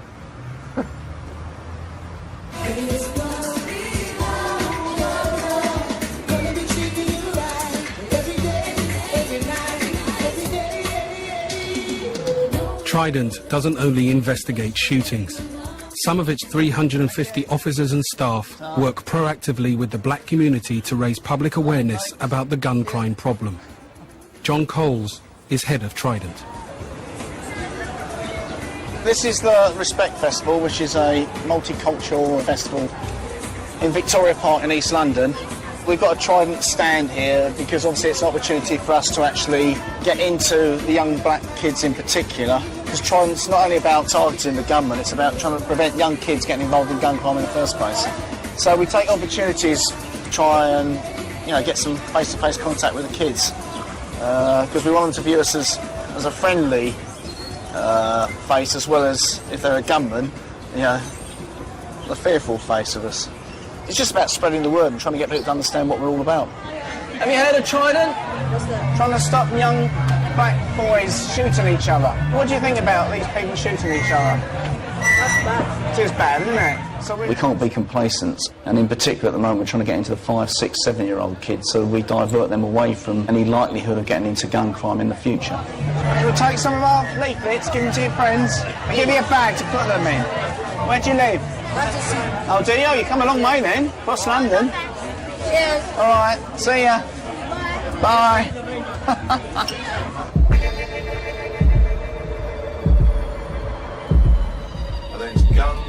Detective Constable Rod Austin has been with Trident since it began in 2000.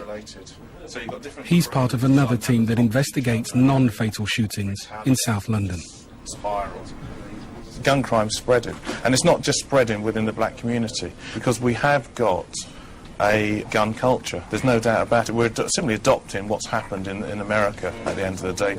People, rather than sort out their problems by arguing or fighting with fists, you know, it's gone one step further, where they want to start looking at where they want to take revenge with guns. And you get black on black shootings where peanuts are paid. I mean, favours are done. You know, just go and shoot him. Or they go and say to some youngster, here's a couple £100, walk around the corner and shoot him for us, and they do it. It's madness, it's absolute madness. It's 11 a.m. and Rod Austin's been called to a shooting. It's rare. Most shootings happen after dark. Trident has just received a phone call from... which station is it? Streatham. From Streatham police station, to say that there's been a discharge of a firearm. We've got 2 black males. They have an altercation. One pulls out a gun and apparently shoots the other.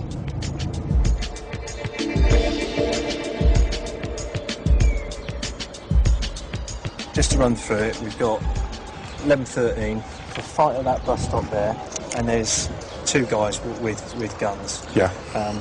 One guy's been shot. He's got entry and exit wounds to the right upper thigh. Right. We got a Mac-10 in a pink bag. A Mac-10? Mac-10. Jesus. The Mac-10 is a lethal machine pistol that fires 1,100 rounds a minute. It was the weapon of choice for US Special Forces during the Vietnam War. Just before you get to the barrel of the weapon, you can see some green tape. There's a small silver object attached to it, and that creates a laser, which will obviously switch on, point at the target, and it'll help them to obviously shoot the right target. Very crudely done, but at the end of the day, relatively effective, because you get the laser sights at the right person, it'll just generally find the right direction. Very lethal weapon.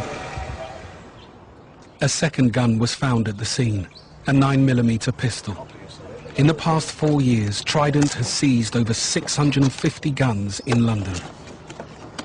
The days where you had the old-fashioned armed robber with the sawn-off shotgun, they tend to have disappeared. You know, they would just pull out the gun for that particular crime, shove it down their trousers or inside their raincoat, go in, do the armed robbery and walk out again. Our people are carrying the guns all the time. You know, they're with them 24 hours a day, so it has to be concealed so that we and the public don't realise they're carrying a gun. Most of the people we deal with use every single type of gun you can imagine, from machine pistols to 38s to 45s to replicas to converted weapons. Everything under the sun. One of the biggest challenges we face at the moment is where the guns are coming from. There's no doubt that some of them have been around for many years, but what we've seen of late are more and more guns that we can't really trace, and there's some suggestions that many are coming from the former Soviet Union, former Yugoslavia, and even current conflicts such as Iraq. But I don't think nationally we've really got a full picture on where some of these guns are now coming from.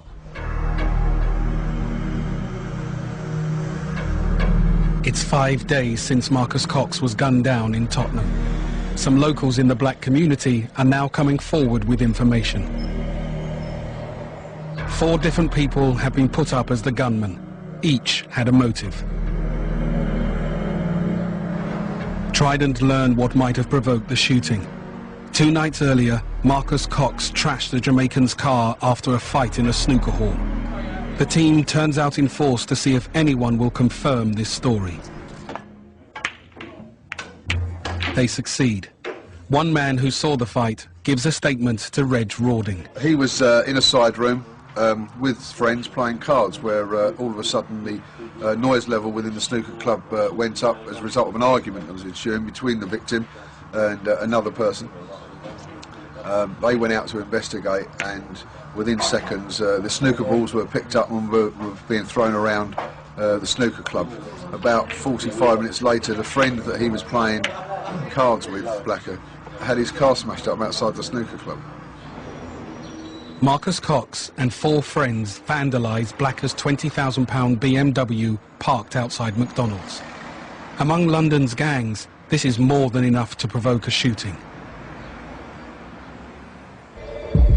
The hunt is on for Blacker. Mark Brooks and Paul Wheatley prepare to look for him and his damaged car. There are 5 Trident teams involved in the search. So, don't want to take any risks, we're just kitting up, just in case he is armed and wants to fight. We're going to go and try and make some luck for ourselves. We've got a couple of addresses, so we're going to go and have a look and see if we can find a BMW now. Eyes down for a gold There's, yeah, eyes down for a gold BMW coupe. There's a bulk buy to the winner. On a Y-Reg. Now, we have a home address for Blacker, and maybe this vehicle may be somewhere parked in the vicinity.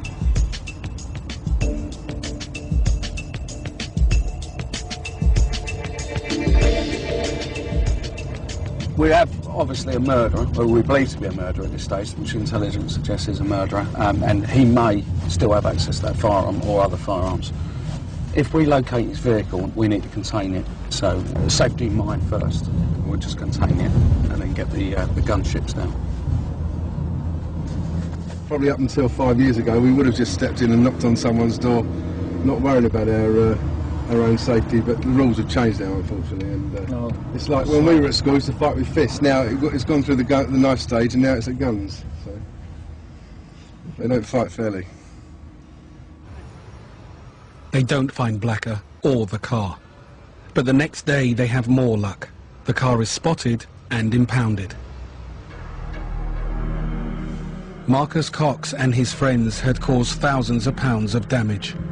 Police across Britain are alerted that Blacker is wanted for murder. While he had enemies, Marcus Cox was also well known and popular. Over 500 people attended his funeral. He was the eldest child in a large family who regularly visit his grave.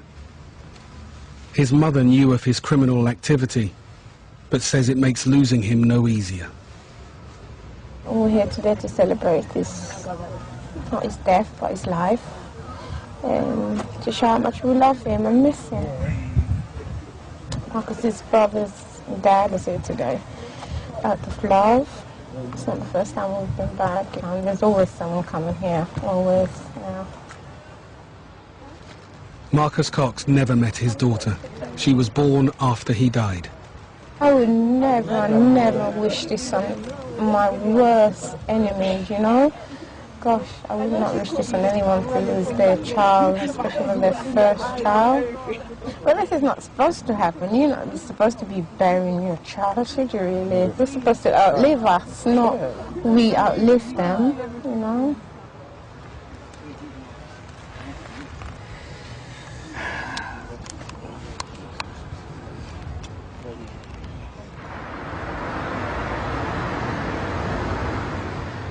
John Coles heads to City Hall for a meeting with leading figures from London's black community. They act as Trident's independent advisors. We're off to the IAG, which is the Trident Independent Advisory Group, which is a meeting held monthly with representatives of the various black communities from across London. And we have a very in-depth discussion about issues, but very forthright and very honest. And they say to us what they think. You know, if they think we're getting it wrong, they tell us. But at the same time, they do listen to what we tell them. And I think as time has moved on, they've actually become great supporters of what we've tried to do in tackling gun crime in London. Sorry, 9.2. We are hurting from this, and these people are not part of our community. They're dealing in debt, and we are the ones that are hurting at the end of the day. What I am concerned about is the fact that the more professional, more ruthless, more hardened offender within Trident's remit is gradually being reduced. And what we're seeing is the emergence of the kids carrying the guns, who are not going out necessarily to kill, but they're going out carrying the guns to discharge them with disrespect issues, these silly fallings out. And the shootings that are taking place over very, pretty pathetic, ridiculous arguments. We are not going to crack this issue unless we all understand there is only so much 24-odd people can do. The issue is about bending the mainstream. It's about getting local authorities, education, youth service to do their thing so we don't have to bloody well exist. The following day, John Coles is back at City Hall. This time, he's speaking to a tougher audience.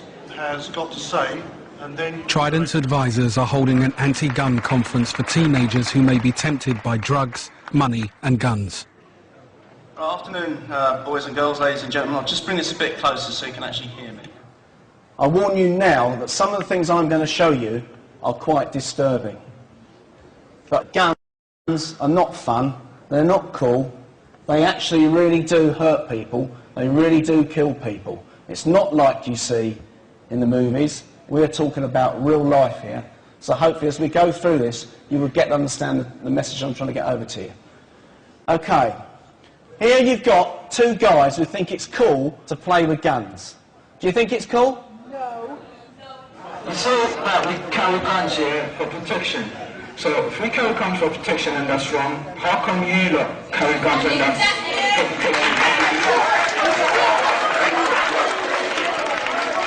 When I'm in the graveyard dead, yeah? What's the police going to do? This is not a joke. Because actually, we want you to have a life, not die at 25 and 24. And I'm waiting for this group here, who don't want to be called kids, but are behaving like it. Disrespect. We're all black. We come from a black culture where you respect your elders, and I haven't seen much of it today. Shameful. The police are here to try and help you to help yourselves. You have any possibility to become who and what you want to be, but you have to stay alive to be able to do it. Do you understand me? Do you understand me?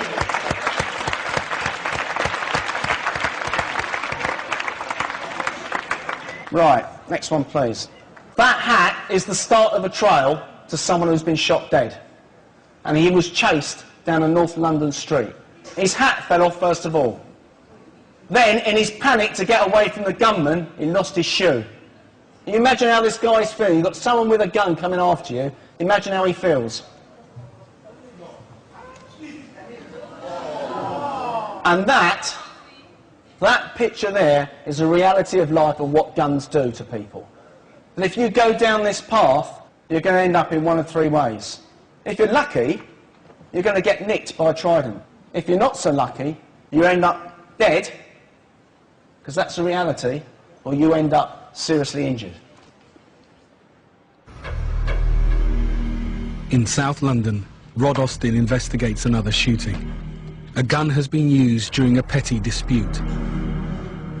This quiet street was the setting for an attempted execution, when an innocent man had a minor traffic accident with the wrong person. A young lady is driving down the road. She's got no driving licence, no insurance. She was in a rush and collided with another car. And, you know, the damage to the cars are minimal. In fact, you can hardly see it. It's basically just scratches. It's got a bit, you know, you've got some paint chipped off there. And that's literally all the damage was. Basically, an argument ensued, as usual with most road traffic accidents, as to who was to blame. Jason Charles pulls out a gun, puts it a matter of inches away from our victim's forehead, and discharged the gun. By chance, the gun exploded. The victim was injured, but survived.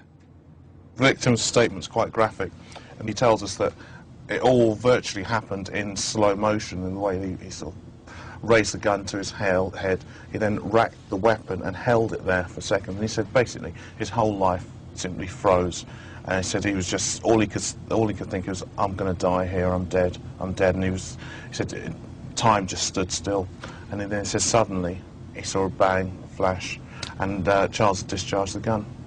A bullet hit the victim in the centre of the forehead, fragmented beneath the skin, and basically disintegrated. It just simply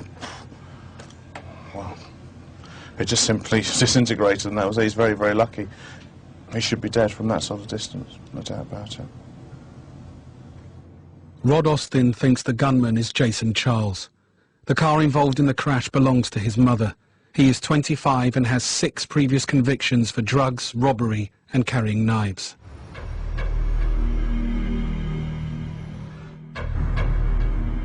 For 6 weeks since the incident, Jason Charles seems to have been lying low. Rod Austin and his team have failed to find him, but now he has been spotted. Jason Charles has been seen entering a house which Trident are now watching. A convoy of officers are nearby, ready to move in and arrest him if and when he comes out. Armed teams are moving up. We let the armed officers go in and do everything first. Will you hold it 1 second? Yeah, fair, go. It's a change of clothing. Right. We're moving up now we're now heading towards the Walworth Road. Jason Charles has left the house. Trident deal with gunmen like him all the time, yet their officers aren't armed. The suspect knows he's wanted and may be carrying a gun, so specialist armed police will stop him. The police have got to be very, very careful with someone like him. He's the sort of person that, if he's armed, may well turn his weapon on a member of the public or a police officer. It's done. Right, that's done. Right. Everyone stays put. We put the dogs through. We're basically, the arrests are being made now. Obviously, everyone's detained first, and we ensure that everything is done quite neat and tidily. They'll be handcuffed, put in plastic cuffs, and we will formally go up and execute the arrest. Right. I'm going to enjoy this one. Yes, come on. Jason Charles was with a friend. Both have now been stopped by the armed police.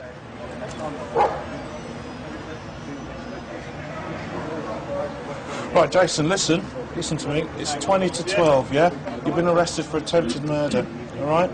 That occurred on the 3rd of March of this year. You don't have to say anything, but it may harm your defence if you do not mention, when questioned, something which you later on in court, if you do say will be given in evidence. Do you understand that? Jason, do you understand that? Okay, that's a yes for now. Jason Charles is not carrying a gun, so the arrests have been made without risk to anyone. Another good Trident operation, yeah.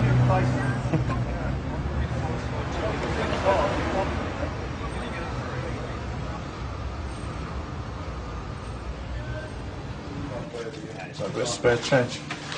Jason Charles was conditionally released from his last prison sentence 7 months before the shooting. He doesn't have a job, but has £430 in cash. He has a previous conviction for drugs. Police think he may be dealing.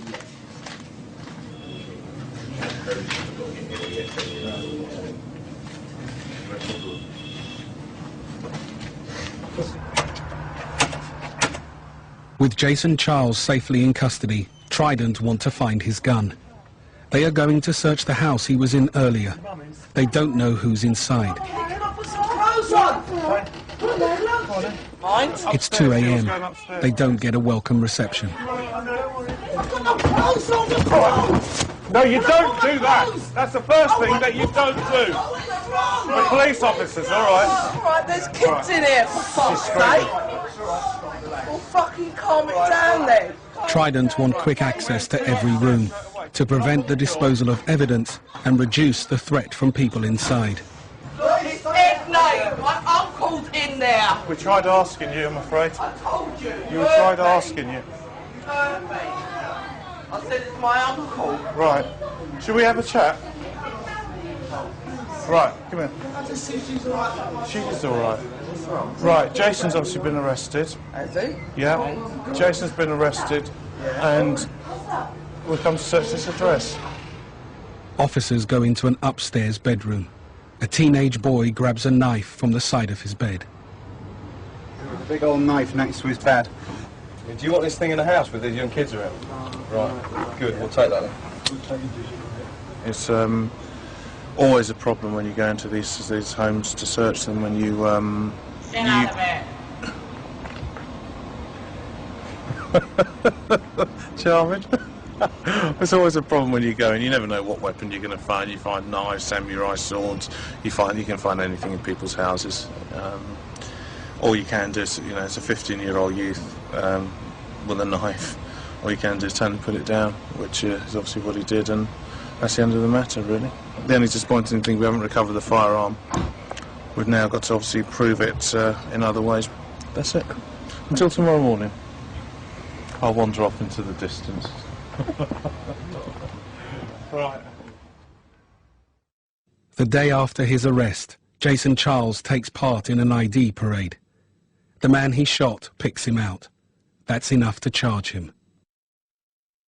Right, the first charge is for attempted murder. Second charge against you, that is being a prohibited person in possession of a firearm. Cox had kidnapped a man a couple of months previously, and shortly after the kidnap, he saw Cyrus with what he describes as a Beretta pistol down his waistband, basically making idle threats that he was going to get even with the guys that had kidnapped him. The name Cyrus has been about for the last 3-4 weeks, but a number of names have come up from different sales and sources. Over the last week, the Cyrus has progressed, and we're quite confident the name isn't Cyrus now, and it says that it's Siren, it's Siren Martin. Siren Martin was kidnapped on the 17th of January and beaten by Marcus Cox. The whole reason for the kidnap is Siren Martin is quite a large time supplier of skunkweed, and it is widely known that he has got money, and therefore the motive for the kidnap was to rob him. Furthermore, we had intelligence to suggest that Siren Martin had left the country. A flight ticket was booked on the 6th of March, the day after the murder, and on the 7th of March he left London Heathrow to Kingston, Jamaica. With a lot of these suspects that have come up, they've all been victims at one stage of Marcus Cox. So there's obviously a lot of people out there that had motivation to do this, but without a doubt this has to be the mainline inquiry at this stage. During the kidnap, Siren Martin managed to escape before his family paid the £20,000 Marcus Cox had demanded. But Siren Martin refused to tell the police what happened. Dale, come back for it, mate. We need a bit of aggression. Although they believe Siren Martin is in Jamaica, Mark Brooks's team have a warrant to search addresses they think he used in London. They're after evidence linking him to the murder. First, they go to his family home. They don't know who might be in. Police! Police officers! Stay where you are! Police! Clear. Clear. Bathroom, bedroom. There's a bedroom here, which is obviously his bedroom. He's obviously grabbed a few bits and just left. The house appears to have been abandoned. A sniffer dog is brought in to search. They still need to find the firearm used in the murder. I don't think anyone would probably be that stupid to leave the gun here. If anything, they're going to throw it in a canal in a river or something like that. But knowing that the murder took place on Friday, and on Sunday afternoon at 12:40 he's flying out of the country, which is quite rapid, he's not going to have had the presence of mind to cover all the bases. So clothing, phones, correspondence, stuff like that. Hopefully we should be able to make a bit of luck for ourselves and recover some exhibits. Hello, Mark Brooks. While the search continues at the family home, Mark Brooks's team head for another address they think Siren Martin might have used. The occupier will have a reasonable amount of time to open the door. He'll be told that, and if he doesn't open the door, then we'll put it in, we'll smash it through. Even if there's no one in, we'll be going through the door and search. So one way or another, we're going in through that door this morning. The only proviso might be if they got an iron grill across here. Oh, yeah. That would be a bit of a shocker, wouldn't it? Put your head through that box. Hello? Can you open the door, please? There's no answer. They need to break through the door, but it has steel bars running through it. The team's ex-bodybuilder gives it a go. Bounce it. 40 inches. Help! Someone in it? No, don't know. 20 inches.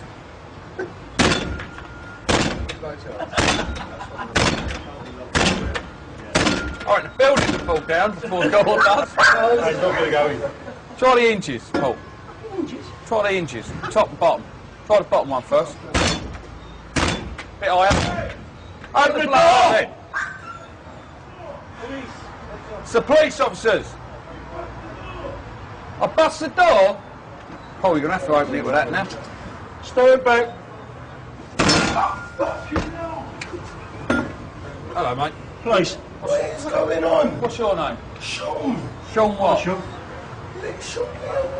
Right, come in. Go through, Shaun. Let me explain to you. I'm Operation Trident. How many locks he got on that door? Look, 1, 2, 5. Take a bottle of figure. If you try not to make a mess. The flat is searched for evidence, but the occupier is not who they expected. Yeah, okay. Is this your missus? Mine and Mrs. He has no criminal record and no link to Siren Martin. He'd planned a day off work and was fast asleep when Trident arrived. Smooth and renew face, loofah pads. The girlfriend. Oh, you sure? Are you sure?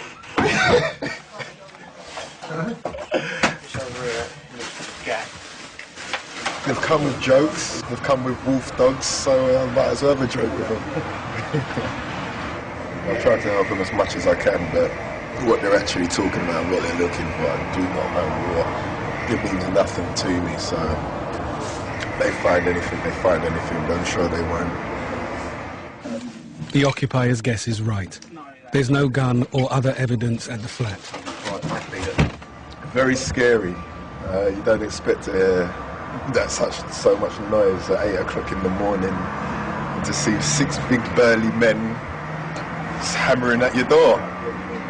So it was very scary at first, but you've got to do a job, so I just lead them to it. He said, open the door. I said, you've jammed it. And then he hit it again and it bounced off the hinge onto my head. I thought he was knocking a bit loudly to be the postman, and I was right. None of the teams have found the gun. But in another house, they found a bulletproof vest and newspaper cuttings about the murder. They're obviously showing an unhealthy interest in this particular case, aren't they? Some of the actual guys that do the crimes and that run in these gangs certainly like to read about their own doings. Lots of clothing cups and lab and a bulletproof vest, which apparently he took to wearing after he was kidnapped and beaten up. So one would suggest that if you take to wearing a bulletproof vest, that you might be wanting to arm yourself as well. With their suspect in Jamaica, the North murder team turned their attention to his possible accomplice. They view footage from over 250 CCTV cameras. Only one caught any action. It shows a man taking the keys from Marcus Cox's car and running off. The image is not clear enough to identify him. Trident used mobile phone bills found in the searches to trace the calls Siren Martin made in the minutes after the murder. He repeatedly phoned Damien Brown, his mother's boyfriend. Between 8 o'clock and about 25 past 8, there's frantic activity on Siren Martin's phone. He actually makes 12 phone calls in that 25 minutes period. About 10 of those phone calls are to Damien. This would indicate there's obviously something's went wrong between 8 o'clock and 8:30, and he's making these frantic calls to try and get in contact. And the same can be seen when we then look at Damien's call data, the calls coming back, that Damien's making calls back to Siren. So they're obviously trying to get in contact with each other on the evening of the murder, straight after the murder. 32-year-old Damien Brown has come in voluntarily to be interviewed about the murder. He has a criminal record in America. It's the first time he's come to the attention of police in the UK. There was at least 2 men involved in his murder. One of those chased the victim up the road and shot him, and the other one was last seen removing the car keys from the victim's vehicle before running off in the same direction. We believe we've identified a suspect. This gentleman was the boyfriend of that suspect's mother, and we've spoken to this gentleman. He's given an account of where he was and what he was doing on that Friday night. We have reason to believe that he wasn't where he says he was, and that he was in Tottenham High Road. Therefore, he's been arrested this morning for suspicion of being concerned in the murder of Marcus Cox. Damien Brown says at the time of the murder he was at home with Siren Martin. But the mobile phone evidence shows they were frantically calling each other. Before Trident can charge Damien Brown with any offence, they need to arrest Siren Martin, the suspected gunman. Number 5. If he's jointly charged with Siren Martin, and Siren Martin did the crime, and he's standing there facing a life sentence, then that might be the incentive he needs to talk and say, well, it wasn't me, it was Siren Martin. I'm sure he's aware of what sort of trouble he's in.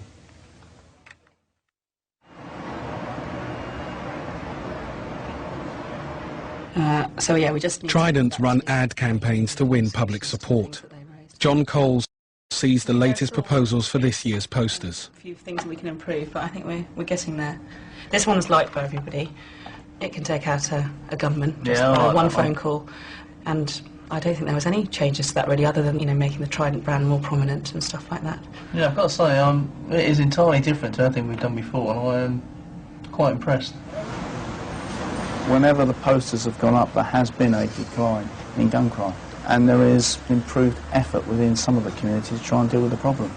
Obviously, there are going to be some people that we will never, ever reach. Some of the main gunmen will never be influenced by anything we do, whether it's posters or anything else. I mean, sometimes they're not even influenced by the fact they've been arrested. But what we're actually trying to do is get to the community that are on the edge of this type of activity, to the mums, for example, whose son may or may not be at the stage where he's going to become involved in gun crime. And if, through something we do in one of those posters, influences that mother or that girlfriend to actually influence their son, boyfriend, so they don't take that path, then we've achieved something.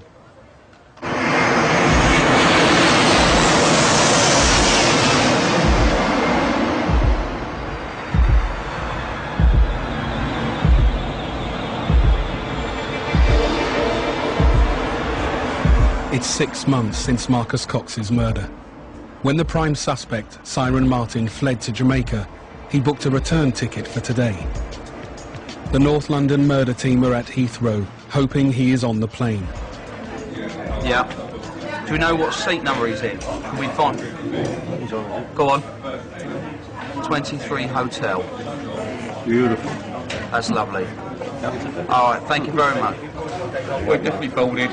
And he's on seat 23 Hotel. So all go, all go. You're number 1, I'll go number 2. We'll go number 3. We'll go number 2, we'll go number 3. He's on the plane, so it means that we can get on with this job, get our interviews done, and hopefully put this to some sort of closure. It's too risky to make an arrest in a crowded terminal, so the team takes Siren Martin from the plane. So we went up onto the plane, and there was Siren sat there, looking all nervous, clutching his passport, landing cards and his Bible. That's why I arrested him on suspicion of murder. But yeah, the other passengers looked quite surprised, to say the least. And he was handcuffed and then transferred into that van there. Mind your hand. It's a freezer. We just come back from the Caribbean. No, yeah. Siren Martin is not the usual Trident suspect.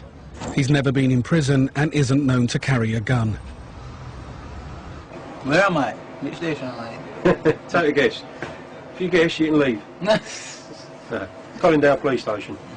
All right. All he's carrying is a wallet, his passport and a Bible. Sorry, it's just a long flight. Are you thirsty? Yeah. Are you hungry? No. What do you want to drink? Water. Water? Yeah, please. It'd just be tap water for that, do you? Yeah. Cold, yeah? Siren Martin was kidnapped and held to ransom by Marcus Cox 6 weeks before his murder. But in interviews, Siren is reluctant to talk about it. How did that incident affect you? No comment. Your mother has stated that you changed in your personality so much that in her opinion you were like another person. Is this true? No comment. Your mother has also stated that you took to wearing a bulletproof vest frequently, even in the house. Is that correct? No comment. Now, we've recovered a gun that was next to Marcus Cox. Did he pull a gun on you? No comment. Did he try and shoot you? No comment. Damien Brown, the suspected accomplice, also refused to comment in interview. But then he gives Trident a remarkable breakthrough. He tells them his version of what happened. My client has a statement to read at this point. Okay, are you going to record it? Yeah. Right now. Yeah, when you're ready. In your own time, Damien. In your own time. I was in Tottenham High Road shortly before 8 p.m. on March 5th. I had gone there to buy chicken for family dinner. Siren came with me to show me where it was. I had absolutely no idea that he had a gun with him when we left. While I was waiting for the order in the chicken shop, Siren said that he could see the person who had kidnapped him. I could not see who he was looking at, but he started to approach a blue BMW. The driver of the BMW got out the car, produced a gun, and aimed it at Siren. He pulled the trigger 3 times, and I presume the gun was jammed because nothing came out. I then saw 2 shots fired in the direction of the driver, who ran across the road, followed by Siren. I went to look at the car because I was concerned there may be another weapon inside. The keys were still in the ignition. I took them out and locked the car for everyone's safety. I ran after Siren to find out what was going on. At the corner of the street, by the tattoo parlor, the driver was laying on the floor. Siren had disappeared. That statement is in my handwriting, but my client has signed it, dated it, and timed it to confirm that he agrees with the content. All right, if you go with DC Smith there. All right. Thank you. Damien Brown has bravely confessed to his involvement in Marcus Cox's murder. He claims he saw Marcus Cox try to shoot Siren Martin outside the takeaway, but the gun failed. He said Siren Martin was also carrying a gun and chased Marcus Cox up Tottenham High Road. Damien Brown admitted being the accomplice seen removing the keys from Marcus's abandoned car. After 6 months of complex investigation into 7 suspects who each had a motive, Trident had the right men. Anywhere this time of night we can get a bottle of Dom Perignon. You all right, mate? Okay? Yeah, man. All done. Huh? All done. How do you figure that one? I don't mean in a sarcastic sense. No, I'm not saying that. But there's no bright end to this whole thing. Well, you see it out. No? I'm just saying it took some courage to do that, and that's all I'm saying, mate, okay? The ripple effects of the Tottenham shooting highlight the intricate ethical dilemmas around crime, self-defense and justice. While the jury ruled based on specifics of the case, broader questions lingered in the community and beyond. Had a just outcome been reached, or did the verdict fall short? Where should society draw the line between self-preservation and vigilantism? And how can we address the root causes that breed violence and injustice in the first place? The technical legality could not erase the moral grey area that left many feeling justice was incomplete. Perhaps there were no truly satisfying answers to be found within the confines of the criminal justice system. This heartbreaking case provokes deeper reflections on the ethics of law and our shared social responsibility. How can we reform unjust structures whilst also promoting human dignity? How to build communities where no one feels compelled to such extreme self-preservation? And how can we nurture a justice system that heals both perpetrators and the victims of violence? This incident holds up a mirror to social shortcomings that we must grapple with. The journey towards justice is ongoing. What do you think about this difficult case? Where do you stand on the ethics of self-defense and the boundaries of the justice system? What kind of solutions might prevent such tragic outcomes in the future? We welcome any perspectives on these complex issues on the intersection of law, ethics and community. Hello everyone, welcome to the Street Crime UK YouTube channel. Thank you for joining us. Please like, share and subscribe for more exciting content. Today we'll be looking at the life of Mr. Robert Dawes, who was described by the National Crime Agency, or NCA, as one of the most influential and feared organised criminals in Europe. The 49-year-old hailed from Sutton in Ashfield, Nottinghamshire, and his network was said to span Europe, South America, the Middle East and Asia, which enabled him to orchestrate the movements of huge amounts of Class A drugs and money using corruption, violence and intimidation to exert control, while his associates are suspected of shootings and murders in the UK and abroad. Mr. Dawes was accused of buying large amounts of drugs from Italy's 'Ndrangheta mafia, which is thought to run much of Europe's cocaine trade from Calabria. In short, he was a global big fish who brokered deals with the Italian mafia and the Colombian cartels. His crime group was often accused of drug trafficking and money laundering. Around 80,000 members of his organisation were arrested as a result of the investigation. It was the most significant organised criminal cabal in Europe, with a network that literally spanned the globe. At the centre of all of it was Mr. Dawes, a transnational poly-drug trafficker with contacts in high places and corrupt port officials in his pocket all around the world. That was according to Mr. Rob Hickenbottom, who led the investigation by the UK National Crime Agency into Mr. Dawes. Mastermind Mr. Robert Dawes is a dad of 3 whose crime-stained tentacles spread across Europe and as far as Dubai. From his days as a young criminal on a Nottingham council estate, he became one of Europe's top 10 most wanted gangsters. He got his first conviction at 11 and was jailed aged 20 and again at age 22 for robbery. Inside prison, Mr. Dawes corrupted officers into drug smuggling and ended up creating a ring that netted £500,000 after his second release from prison in 1997. Still on his mid-20s, Mr. Dawes teamed up with mates who controlled Nottingham's notorious Bestwood estate, and from there he made connections with major league drug mobs in Holland and Spain. By 2001, Mr. Dawes was dispatching 50 to 100 kilograms of drugs every week, as well as arming gangs in Manchester, Liverpool, Nottingham and London. In a bid to escape Nottinghamshire police, Dawes bought a villa in sunny Benalmadena worth £1 million, but still wore tracksuits and trainers. His aliases ranged from Tracky, Frankie, the Derbyman, This One and The Voice. When his brother John was arrested and jailed in 2005, at least £8.5 million was sent to Frankie in Spain. Meanwhile, he was laundering cash across the globe and organising larger shipments of cocaine and heroin, before he was caught by French authorities. Prior to emigrating to Spain, his name has cropped up in investigations from Scotland to London, where he is known to have associated with some of the UK's most notorious crime syndicates, including the London-based Addams family.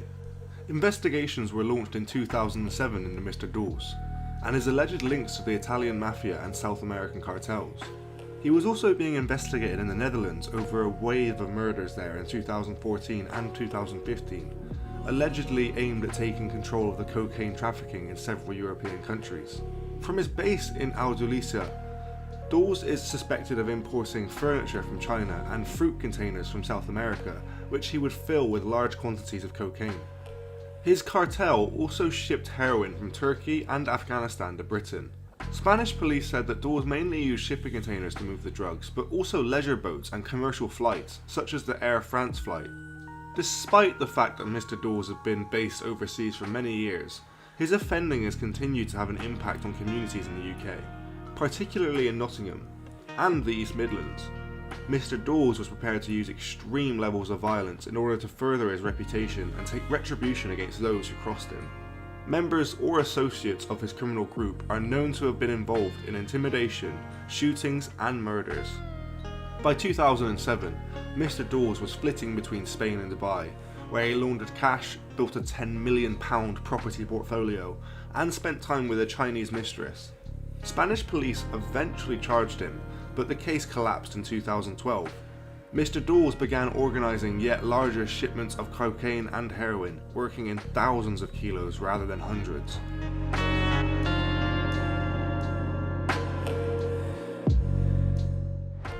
Mr. Dawes' crime syndicate mainly capitalised on corruption in poor South American states to traffic drugs and flood lucrative markets like Europe and France with Class A drugs. Venezuela is one of the many examples of nations suffering from corruption due to cocaine trafficking routes to Europe. The former Dutch colony of Suriname was long ruled by Desi Bouterse, first as a dictator and then as an elected president. He allegedly had contact with Pablo Escobar and did arms for drugs deals with the Revolutionary Armed Forces of Colombia, or the FARC, in the 1990s. In 1999, Bouterse was convicted in absentia as the mastermind behind a shipment of cocaine to Netherlands. It is clear that there are links between the state and the underworld in Suriname, mentioned former Surinamese diplomat and political analyst Martin Schalwijk. Since then, cocaine routes to Europe have expanded around the region, and so has the corruption. Ecuador, and especially the port of Guayaquil, is now one of the main dispatch points to Europe. Here, drug trafficking allegations have reached the highest levels of the state. In the previous administration of Rafael Correa, there were narco scandals involving government ministers, presidential allies, and even the president himself. Underworld sources in Ecuador, who spoke on condition of anonymity, described how police, armed forces, judges, prosecutors, public registrars, mayors, governors, and even figures in the national government are all on the payroll of cocaine traffickers.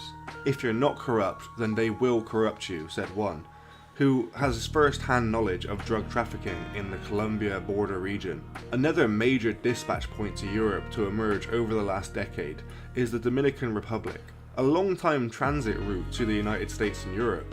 Once again, the increase in trafficking through the country has deepened already high levels of corruption. In the Dominican Republic, decades of corruption have made politics a partner of drug trafficking, and today, this has reached exorbitant levels. Drug trafficking corrupts politicians beginning at the local level, where sources say candidates for municipal elections are routinely bankrolled by traffickers, and their influence rises to the national level, where former Dominican Republic President Danilo Medina has faced scrutiny over his alleged links to the wife of one of the island's most notorious cocaine traffickers, Cesar Emilio Peralta, alias El Abusador. Factions of the Dominican security forces, meanwhile, have crossed the line from corruption to criminal actors, participating in everything from murder for hire to international drug trafficking, according to Dominican prosecutors. The former director of the country's anti-narcotics police was even convicted of stealing nearly a ton of cocaine.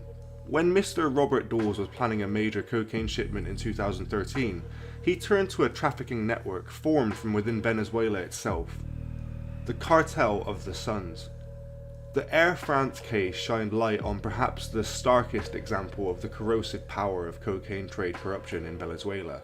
The Cartel of the Suns is a loose-knit network of trafficking cells embedded in the upper reaches of the Venezuelan security forces and government. The involvement of Venezuelan security forces in the cocaine trade dates back as far back as the early 1990s. But it was the convergence of Mr. Hugo Chavez coming to power with a boom in trafficking through Venezuela to Europe that would shape the fate of the country. This was a process that did not happen overnight, but gradually. It developed more with the arrival of Mr. Chavez, as he allowed the military to get involved in drug trafficking in exchange for its loyalty. For Mr. Chavez, it was a strategic decision to turn a blind eye to cocaine trafficking. Mr. Chavez's tolerance of cocaine trafficking secured the loyalty of the corrupt security forces leadership, a priority for the president after the 2002 attempted coup against him. It also helped support another ally, the guerrillas in the Revolutionary Armed Forces of Colombia, which are also known by the acronym FARC. Mr. Chavez supported the FARC out of ideological sympathy and as a bulwark against his geopolitical enemies, Colombia and the United States mainly. And the FARC were heavily involved in the cocaine trade all along the Venezuela-Colombia border. Mr. Chavez could not, or would not, contain the corruption that he had permitted. The Bolivarian National Guard and other branches of Venezuela's military went from allowing trafficking to purchasing, storing, transporting and selling cocaine, which they sourced directly from the FARC. They sold weapons for drugs, and it was an exchange. Many FARC weapons had the insignias of Venezuelan Bolivarian Republic. By the time Mr. Chavez died in March 2013, the cocaine cancer had fully metastasized, eating away at the legitimacy of his Bolivarian revolution. The cabal of Chavista leaders that replaced him, including numerous military and political leaders, now accused of drug trafficking. Among them is not only Chavez's hand-picked successor, Mr. Nicolas Maduro, but also government ministers, regional governors, and senior security and intelligence officials. It was shortly after Mr. Chavez's death when Robert Dawes dispatched his emissaries to meet with a British national known as Charlie Brown, who was his upstream connection with the Cartel of the Suns network. Together, they made the arrangements for the Air France shipment, which we will look at in greater detail in a bit. Criminals like Mr. Dawes capitalized these dismal situations in these South American and African nations to further their highly lucrative drug trafficking business. They were both welcomed in the nations where the journey of the drug started, like Venezuela, and even in destination countries like France and the UK, where corruption was pretty ubiquitous too.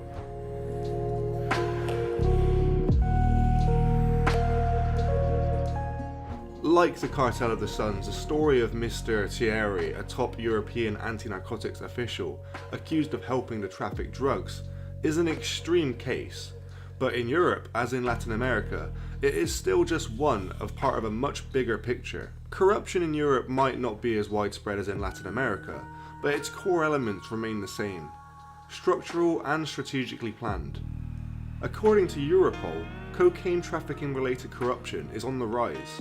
The first European mafias to capitalise on large-scale cocaine trafficking, the Galicians and the Italian mafia, already worked in spaces where they were able to penetrate and corrupt the state. But their participation in the cocaine trade took corruption to new levels. Armed with cocaine money, the Galicians infiltrated government institutions, the legal economy and the politics at an unprecedented level. In Italy, cocaine riches have helped organised crime continue to penetrate the state, even as anti-corruption measures have broken up the old ways of working. In December 2019, Italian military police arrested more than 300 people on suspicion of membership of the 'Ndrangheta, the second biggest mafia bust in Italy's history. Suspects included politicians, lawyers, accountants, a local police chief, and a former member of the Italian parliament, within ex-Prime Minister Silvio Berlusconi's Forza Italia party. The level of infiltration and control the Drangheta have is worrying and is going to the next level. We're talking about people who are highly educated, white collar. When organised crime from the Balkans moved to the cocaine trade, the region's already weak and corrupt institutions proved easily corrupted. There have been numerous cases linking Balkan politicians and police to drug trafficking, especially in Serbia. In 2009, the head of the Serbian police, Ivica Dakic, faced corruption accusations after he was twice captured on camera meeting with drug lord Rodo Ejub Radlovic. Dakic was never charged. He managed to survive the scandal and he is now the Serbian Minister of Foreign Affairs. Nonetheless, in most cases the biggest threat of corruption comes from points where cocaine enters Europe. Here, people on the ground, such as port workers or customs officials, can make the difference between success and a seizure. In the port of Rotterdam, for example, several customs officers have been arrested for participating in drug trafficking, including one officer who earns millions waving through contaminated containers before he was arrested and sentenced to 14 years in prison in 2017. Europe's cocaine corridors are currently evolving and expanding. All of its 20 busiest container ports have seen cocaine seizures of over 100 kilos in the past 3 years. Meanwhile, cocaine routes are opening up all around Latin America, from the ports of the southern cone countries to the mouth of the Amazon River. Wherever these new routes go, the cancer of corruption follows. The future of the cocaine trade may well lie in the hands of these corruption networks, which criminals like Mr. Dawes cleverly utilise for personal gains.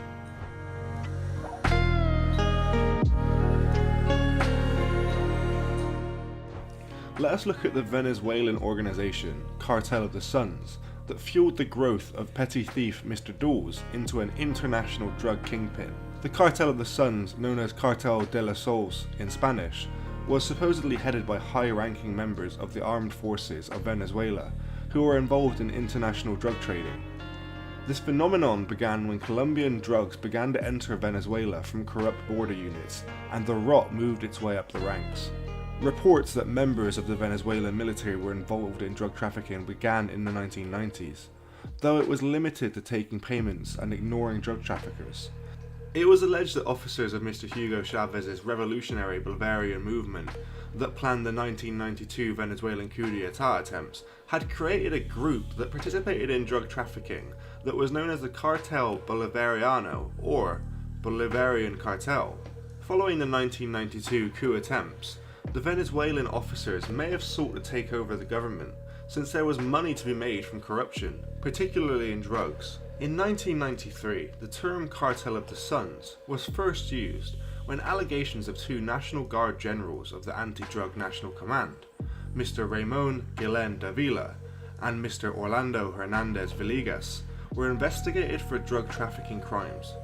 The term came from the general emblems that looked like the suns on their uniforms. The Cartel of the Suns name returned in 2004 thanks to the reporter and city council member Mr. Mauro Marcano.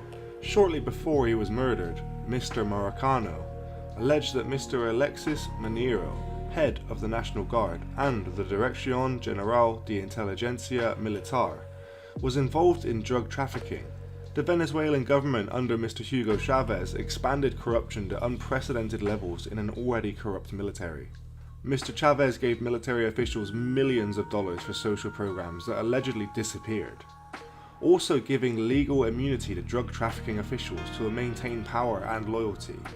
When Mr. Chávez ousted the United States Drug Enforcement Administration in 2005, Venezuela became a more attractive route for drug trade. According to Colombian intelligence, an arrested drug vigilante stated that senior figures in President Hugo Chávez's security forced them to arrange drug shipments through Venezuela. It's been alleged that the National Guard had worked with the FARC with drug trading. British officials alleged the planes from Colombia would also be sheltered by Venezuelan Air Force bases. Allegedly, lower-ranking National Guardsmen compete for positions at border checkpoints so they can be paid bribes for illicit trade, though a large portion of bribes go to their superiors, supposedly. The corrupt officials of the Cartel of the Sun trafficked drugs from Colombia to Venezuela where they are shipped internationally. President of Venezuela Nicolas Maduro has personally promoted individuals accused of drug trafficking to high positions of the Venezuelan government. In May 2018, he was said to have received drug trafficking profits from Mr. Diosdado Cabello, and in January 2015, the former security chief of both Mr. Hugo Chavez and Mr. Diosdado Cabello, Mr. Limzy Salazar, made accusations that Cabello was head of the Cartel of the Suns. Mr. Salazar was placed in witness protection, fleeing to the United States with assistance of the Drug Enforcement Administration's Special Operations Division. After cooperating with the administration and providing possible details on Cabello's involvement with the international drug trade, Mr. Salazar stated that he saw Mr. Cabello give orders on transporting tons of cocaine. The shipments of drugs were reportedly sent from the FARC in Colombia to the United States and Europe. With the possible assistance of Cuba, the alleged international drug operation had possibly involved other senior members of Venezuela's government as well, such as Mr. Tarek El Esemi and Mr. Jose David Cabello. Mr. Diosdado's brother, Mr. Hugo Carvajal, is allegedly one of the leaders of the Cartel of the Suns. On July 22, 2014, Mr. Hugo Carvajal, former head of the Venezuelan military intelligence, was detained in Aruba. Despite having been admitted on a diplomatic passport and being named Consul General to Aruba in January, the arrest was carried out following a formal request by the US government, which accuses Mr. Carvajal of ties to drug trafficking and to the FARC guerrilla group. On the 27th of July 2014, Mr. Carvajal was released after authorities decided that he had diplomatic immunity, but was also considered persona non grata, otherwise defined as an unacceptable or unwelcome person. On March of 2020, after a strategic $10 million bounty imposed on Mr. Hugo Carvajal and other Venezuelan narco-terrorists, he decided to surrender to the US, possibly to cut a deal with information on bigger supposedly corrupt government officials and narco-terrorists that are affiliated with Mr. Maduro's government. Not to mention Mr. Maduro himself has a $15 million bounty. Mr. Yuzenki Lamas, former pilot to First Lady Celia Flores, was extradited to the United States from Colombia, having allegedly provided air traffic codes to allow planes carrying cocaine to impersonate commercial flights. Venezuelan President Mr. Nicolas Maduro reportedly asked Colombian Defense Minister Mr. Luis Carlos Villegas Echeverri to reject the request for extradition. Mr. Lamas has been linked to hundreds of flights operated in Venezuela carrying drugs.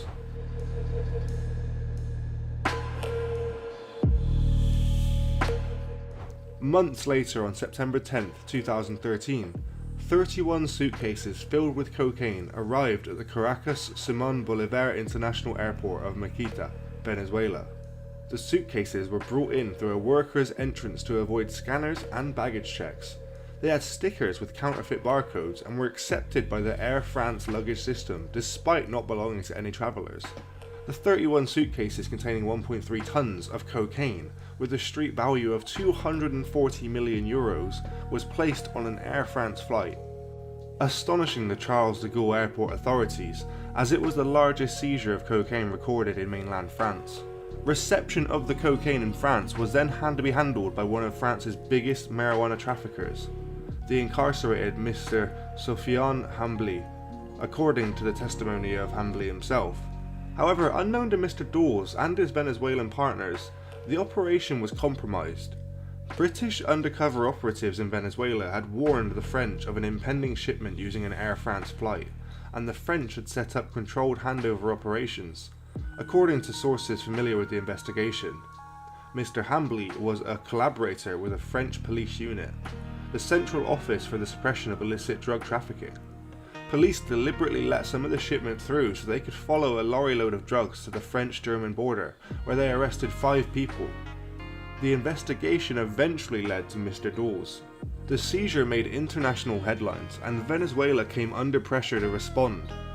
A government minister admitted that suitcases had gone through security scanners that had clearly shown the presence of drugs. Authorities initially made 27 arrests, including airport workers, low-ranking members of the GNB, which is responsible for security at Venezuela's airports, and Mr. Ernesto Mora Carvajal, the GNB lieutenant colonel, and Mr. Hugo Carvajal's nephew, who headed the airport security. 7 airport workers and 3 GNB officials later received sentences of between 10 and 22 years in prison. Mr. Maura Carvajal, however, was quickly declared innocent and released. On the 15th of February 2014, a commander for the Venezuelan National Guard was stopped while driving to Valencia with his family and was arrested for having 554 kilos of cocaine in his possession. On the 11th of November 2015, DEA agents arrested in Haiti 2 relatives of Miss Cilia Flores, the then First Lady of Venezuela, while trying to move 800 kilograms of cocaine from Venezuela to the United States. There was little doubt that the true masterminds would be found much higher up. And in 2020, the US Department of Justice accused President Maduro, Mr. Hugo Carvajal, and Mr. Diosdado Cabello of involvement in the case. Among the evidence were communications and intercepts with Mr. Maduro and Mr. Carvajal, and Mr. Cabello shortly after the seizure said that they should not have used the Maquita airport for drug trafficking and should stick to established trafficking routes. Mr. Dawes himself was arrested at his large villa on the Costa del Sol in 2015 and extradited to France. He denied the charges, saying he had no involvement in the crime. The case exposed how the key to cocaine trafficking today is the extreme violence with which the trade has become synonymous. And it showed the cancerous effect of the cocaine trade, which corrupts states wherever it spreads, eroding capacity, and in the more extreme cases, democracy altogether. With trafficking to Europe booming, the cocaine trade is now spreading the cancer of corruption further and quicker than ever before, on both sides of the Atlantic. Drug traffickers have 2 main weapons at their disposal. Captured in Mr. Pablo Escobar's infamous offer to those whose cooperation he sought, plomo o plata, silver or lead. Since Mr. Escobar's time, it is plomo that has been most connected to the cocaine trade, from the Medellin cartel blowing up airlines to Mexican cartels hanging bodies from bridges or tossing severed heads on the dance floors. Europe has not had to endure the same level of bloodshed as Latin America, but it too has seen extreme violence resulting from the cocaine trade. The cocaine trade is to blame for the rising gun crime in Britain. Our firearms cases and firearms seizures are 99% linked to the drugs war. Police sources in Spain paint a similar picture, blaming drug trade disputes for the bulk of the country's murders. Even the Netherlands, which has one of the lowest homicide rates in Europe, has seen a severed head left as a narco message, and innocent bystanders gunned down in drug war disputes. A family member and lawyer of a witness in a major cocaine trafficking case were murdered. The latest discovery in July 2020 was of an underworld prison with multiple cells and a torture room that was set up by a cocaine trafficking group. However, while today's drug traffickings remain more than willing to use extreme violence, they also understand that this is what has led to the downfall of many of their predecessors. Violence, particularly extreme violence, creates headlines and draws the attention of authorities. Instead, plata is the weapon of choice today for transnational organised crime. Corruption from drug trafficking penetrates the state at all levels, from police patrolmen to presidents, and it targets all branches of the state, the judicial, legislative, executive, and the security forces. It has to put justice up for sale in many Latin American countries, and seen police and military not only facilitate but participate in drug trafficking and even murder, and it has placed certain governments at the service of organised crime, at local and even national levels. Returning back to Mr. Dawes, he was secretly recorded bragging about his involvement in the shipping to a member of a Colombian drugs cartel during a meeting in Madrid hotel. He was arrested after being taped boasting, "You know the big one in Paris, in all the luggage, that was mine."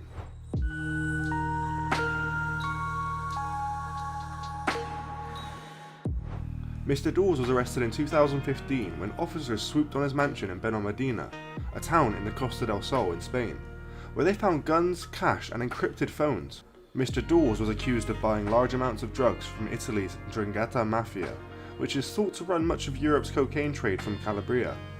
He was extradited to France shortly after his arrest, and tried by 5 judges who ordered him and 4 accomplices to pay a £27 million fine. The Costa del Sol was known as a hideaway for British criminals in the past, especially in the late 1970s and 80s, when there were no extradition agreements with Britain. Guns, cash and encrypted mobile phones were seized from the property, and he was extradited back to France to face trial.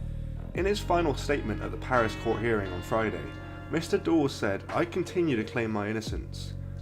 Mr. Dawes had hoped to get the recording of him dismissed on legal grounds, but a document submitted by his defence team in support of that claim turned out to be a forgery. He told the court his claims in the video were just a made-up story, intended to provoke the police into arresting him so he could prove his innocence. In June 2008, another court was told that Mr. Dawes was one of 3 drug generals who had been at the head of a multi-million-pound empire in Nottinghamshire. Before the verdict, Mr. Dawes was laughing and smiling, even miming hanging himself to his lawyer as he entered the dock. But he was convicted of 8 charges: unauthorised importation of drugs by an organised gang, trafficking, smuggling and importation by an organised gang of prohibited products, unauthorised transport of narcotics drugs, unauthorised offer or sale of narcotic drugs, unauthorised acquisition of narcotic drugs, participation in a group committing criminal acts for the preparation of a crime, and participation in a group committing criminal acts for the preparation of an offence. He was acquitted of unauthorised possession of narcotic drugs. In July 2020, judges told him that he would have to serve at least 15 years of his 22-year sentence. Of 2 other Britons on trial, Mr. Nathan Wheat was convicted of 6 charges and jailed for 13 years, while Mr. Kane Price was acquitted. 3 Italians were also convicted. Finally, bringing Mr. Dawes to justice had been an international effort of numerous countries working hand in hand in investigations. It also had a dramatic impact in dismantling Mr. Dawes' criminal empire and protecting the public from the drugs and violence they dealt in.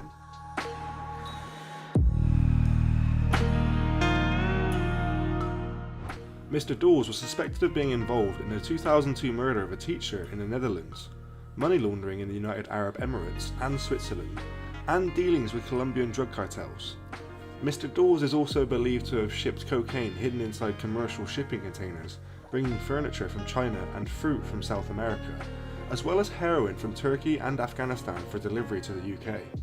He also used private boats and cars. Mr. Robert Dawes is to be extradited from a Paris jail where he is serving 22 years for cocaine smuggling, to the Netherlands in connection with a murder 18 years ago. Now, the Public Prosecution Service in Northern Netherlands has confirmed that Mr. Dawes is regarded as a suspect in the murder of Gerard Meesters in 2002 in his home in Groningen, a city in the northern Netherlands. An extradition request was filed for Mr. Dawes from Paris to the Netherlands and granted in a court in Paris in August. 2 detectives have been investigating at home and abroad for the past 2 years. An interrogation of Mr. Robert Dawes was part of the investigation.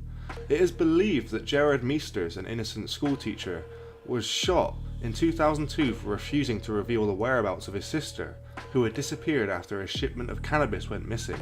If Mr. Dawes is prosecuted and convicted in the Netherlands for the murder of Gerard Meesters, the public prosecutor assumes that he must first serve his French sentence before going to the Netherlands to serve a Dutch sentence, but only if he is prosecuted and convicted.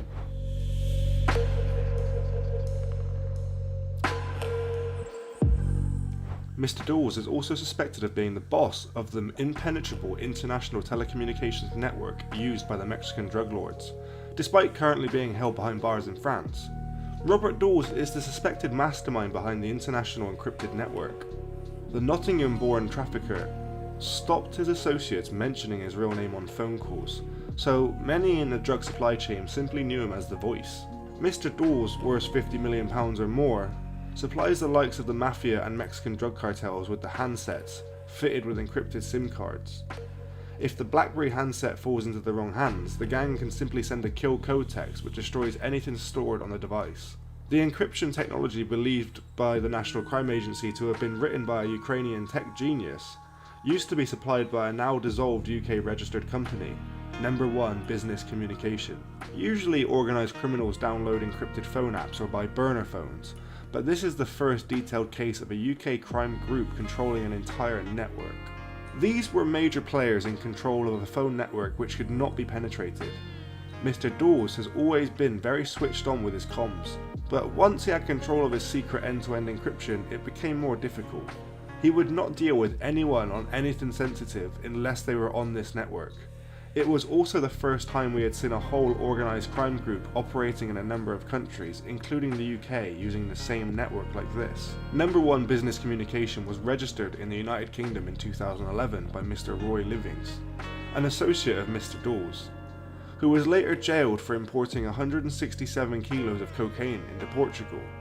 Another founding director, Israeli Mr. Elimir Gampel, was jailed for laundering 30 million euros of Colombian drug cartel money through a UK firm. To get around Mr. Dawes' impenetrable phone system, investigators resorted to an old-fashioned surveillance, bugging a hotel room in Madrid where he met with a Colombian cartel representative.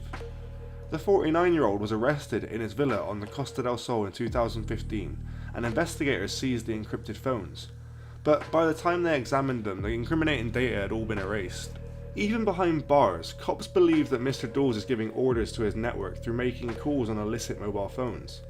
The encrypted network is allowed to operate, as it's not easy to prove it's only being used by criminals. Authorities would have to find the servers to take down a network, but this would be extremely difficult since they're based in a number of countries. Number One Business Communication has been dissolved in the UK, but still has sales outlets in 24 countries. A shop in Manchester was the only place in the UK selling the encrypted phone and SIM package, costing £1,300 for a 6-month contract. There are people who argue it's their right to have encryption, but at this level we rarely find those kinds of comms are used for legitimate business reasons. This telecommunications network was favoured by the likes of El Chapo and many other drug lords all across the globe. The handsets are also used by the mafia and cartels, made infamous by caged Mexican crime boss Mr. Joaquin Guzman, nicknamed El Chapo. All users have an encrypted SIM card in an adapted BlackBerry handset. Dawes made it clear that his name should not be mentioned in phone calls, so associates referred to him as the Voice. Many in the drug supply chain never knew his real identity. Mr. Dawes worked closely with a Dutch crime group led by Mr. Gwente Martha, whose right-hand man, Mr. Nahib Baobao, was a director of Number One Business Communications Belgium Limited. However, Mr. Baobao and Mr. Martha were gunned down in 2012 and 2014 respectively. The gangland slaying sparked more than 20 tit-for-tat assassinations across Europe, including cases of mistaken identity. Tell us what you think about Mr. Dawes and his life, and what you think about encryption, and what levels the public should have access to in the comments down below. Thanks for joining us today. If you enjoyed the video, don't forget to give it a like and a share, and leave any thoughts or suggestions you have in the comments section. We love to read through them all. And if you're new but enjoy UK true crime content, then subscribe to see when our newest video releases. And as always, stay safe. Hello and welcome to the Street Crime UK YouTube channel. Please don't forget to like, comment, share and subscribe. The UK has been home to many infamous and notorious criminals throughout its history. Many dangerous criminals have made a name for themselves in the mean streets of the UK criminal underworld. Today, we look at a villain who lived a life of crime but managed to turn it all around and become a successful businessman.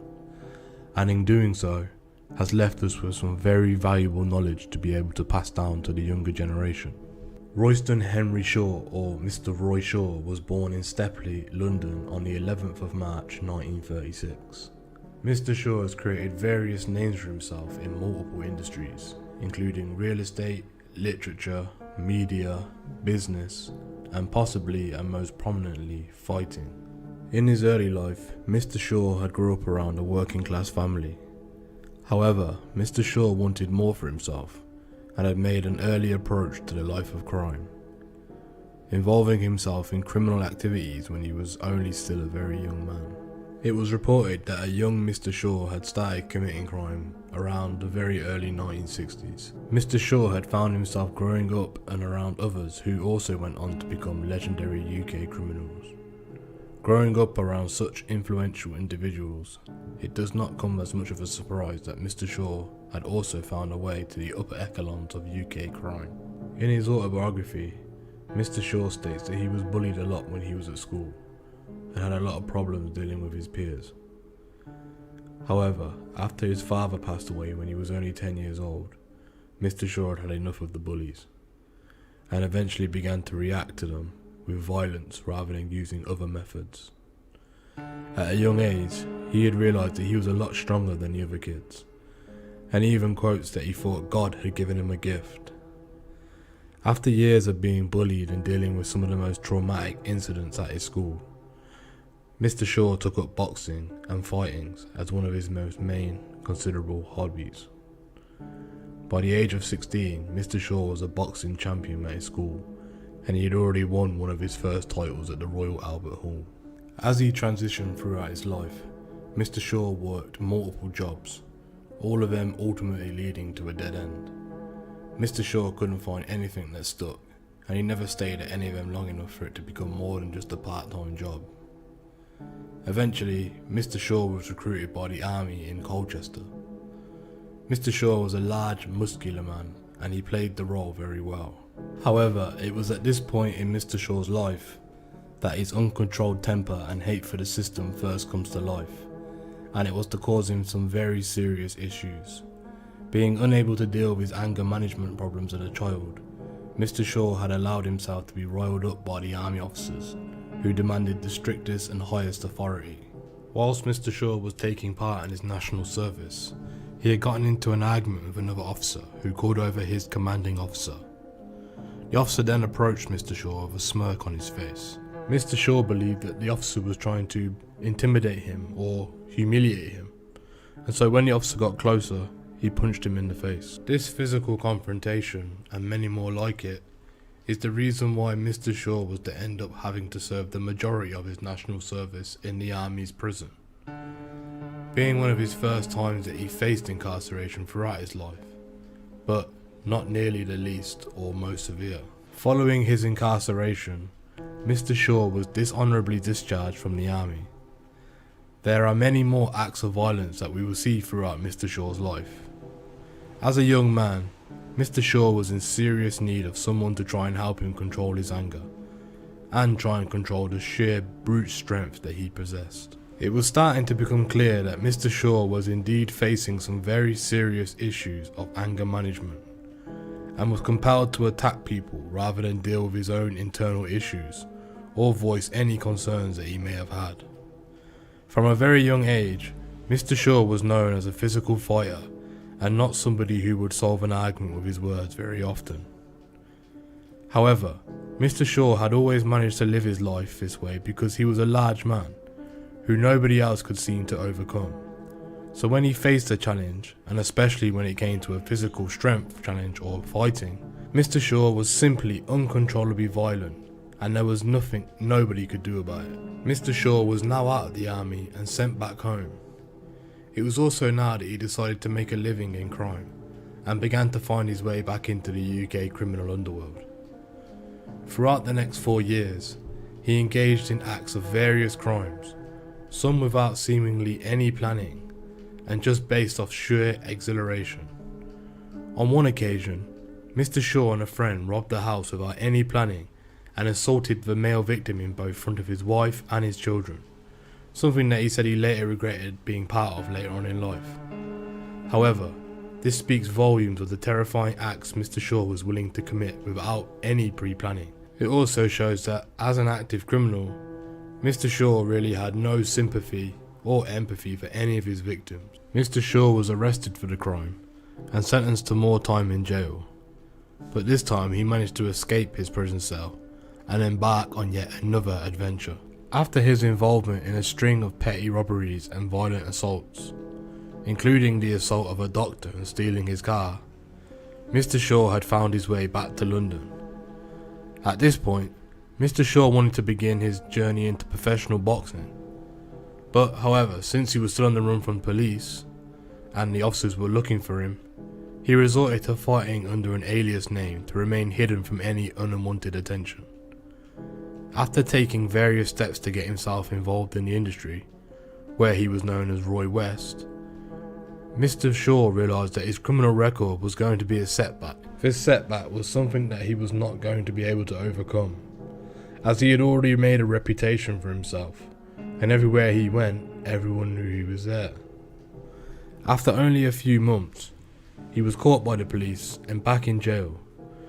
He had also committed various other crimes whilst out on the run. Upon release from jail, it was reported that Mr. Shaw had fallen for a Maltese lady. He had fallen to her to the point where he had decided he wanted to move in with her and get married. He travelled to meet her family and have a big wedding, but he unfortunately managed to ruin his chance at keeping the lady as his wife, by showing some of his family to be some of his unjust behaviour. On one instance, he threw a bottle of alcohol over a religious family statue. On his honeymoon, it was reported that he got so drunk he took on the entire bar and was arrested, hence ruining his marriage and carrying on with his old ways and tendencies. It is believed that after this incident, the relationship was no longer existent, and Mr. Shaw was again a single man. On another of Mr. Shaw's rampages, Mr. Shaw was present at a dance in a hall in Germany. Mr. Shaw had come across a beautiful young woman that he thoroughly admired and quickly realised he wanted to have a chance to dance with. After realising there was a line of men simply waiting for an opportunity to dance with the woman, he merely used his strength to overcome the line, and instead of lingering around, used violence to attack the people ahead of him in the line. Mr. Shaw skipped the entire line and made his way over to the now very frightened young lady. This act of violence was only calmed after the police were called and had their guns raised at Mr. Shaw. In his autobiography, Mr. Shaw even claims to have punched a commanding officer in the face following this encounter. In 1963, Mr. Shaw was part of a group that pulled off one of the largest armoured truck robberies in England's history. This group executed such an elaborate robbery that most of the people involved in the crime were incarcerated. The goal of this armoured truck robbery was to break into the armoured truck driving around with large amounts of liquid money. This money could then be split immediately and they could all part their own different ways. More than £87,000 was stolen during the robbery, which was quite a tremendous amount of money during the 1960s. Mr. Shaw was reportedly caught after only a few days when he was noticed driving around in a new Mercedes-Benz sports car, which he had bought straight away with the cash, all fraudulent money. It did not take the police investigators very long to track where this fraudulent money had come from and tie Mr. Shaw to the recent bank robbery. Only a few weeks after being caught for this, he was jailed and sentenced to 18 years behind bars. After all, this was one and still is one of the biggest armoured truck robberies in England's history. And to this day, none of the cash that was stolen has ever been recovered. In Wandsworth Prison, where Roy was incarcerated, he routinely stabbed police informers and even slashed the throat of one of his closest friends due to his strong belief in the code of honour amongst criminals that he believed must not be broken at any cost. He also found himself serving time with one of the most infamous UK train robbers, Mr. Ronnie Biggs. Mr. Biggs offered Mr. Shaw the chance to become involved in a plan they had to escape the prison. The plan had been put together by Mr. Biggs's gang, and if Mr. Shaw had prepared to put in £10,000 of his own money to cover the part of the costs that were needed to escape, he could join in. However, Mr. Shaw declined. He only did this because he realised after his calculations, he did not have enough money at that time to survive on the outside, especially whilst being on the run. However, Mr. Shaw never got to stay long enough to see his friend escape prison. Mr. Shaw had already been moved to Parkhurst after a series of vicious assaults, and this was before Mr. Biggs's escape had taken place in 1965. He did, however, keep in touch with Mr. Biggs, and visited him in Brazil many years later when he was released, and Mr. Biggs was still on the run. After spending some time in Parkhurst, and after many violent incidents and clashes with the authorities whilst he was there, Mr. Shaw was now sent to the psychiatric unit at Grendon Underwood. But as prison staff also found out there, they could not control Mr. Shaw and his extremely violent temper, which was described by staff at Grendon Underwood as vicious and uncontrollable. And so there was only one place left to send Mr. Shaw, and that was the Broadmoor High Security Psychiatric Hospital. Doctors at Grendon Underwood had noted Mr. Shaw as mentally ill and unstable for a typical prison environment. As Mr. Shaw had spent his life dealing with the uncontrollable violent outbursts he would have, it was only a matter of time before his temper soon brought him to the attention of the high security ward of the psychiatric hospital. During his 5-year stay at Broadmoor Hospital, Mr. Shaw had gone through various treatments, multiple drug programs, and had been dealt with a multitude of practitioners and different doctors. Mr. Shaw was diagnosed with having a mental illness and was subject to the hospital's say and judgment in treatments that he should have to help him recover. Mr. Shaw has had much to say about the treatments he endured while at the hospital and the environment that he was put in. Mr. Shaw stated that he has always hated the system and claimed that the system will never beat him. He explained that he did not respond well to being kept under such severe constraints. Doctors who were working during his stay in the hospital have spoken about the many efforts in which were made to try and control Mr. Shaw and prevent any more violent attacks on other patients or staff members. Whilst in the psychiatric ward, Mr. Shaw actually underwent experimental procedures that were taking place at the time.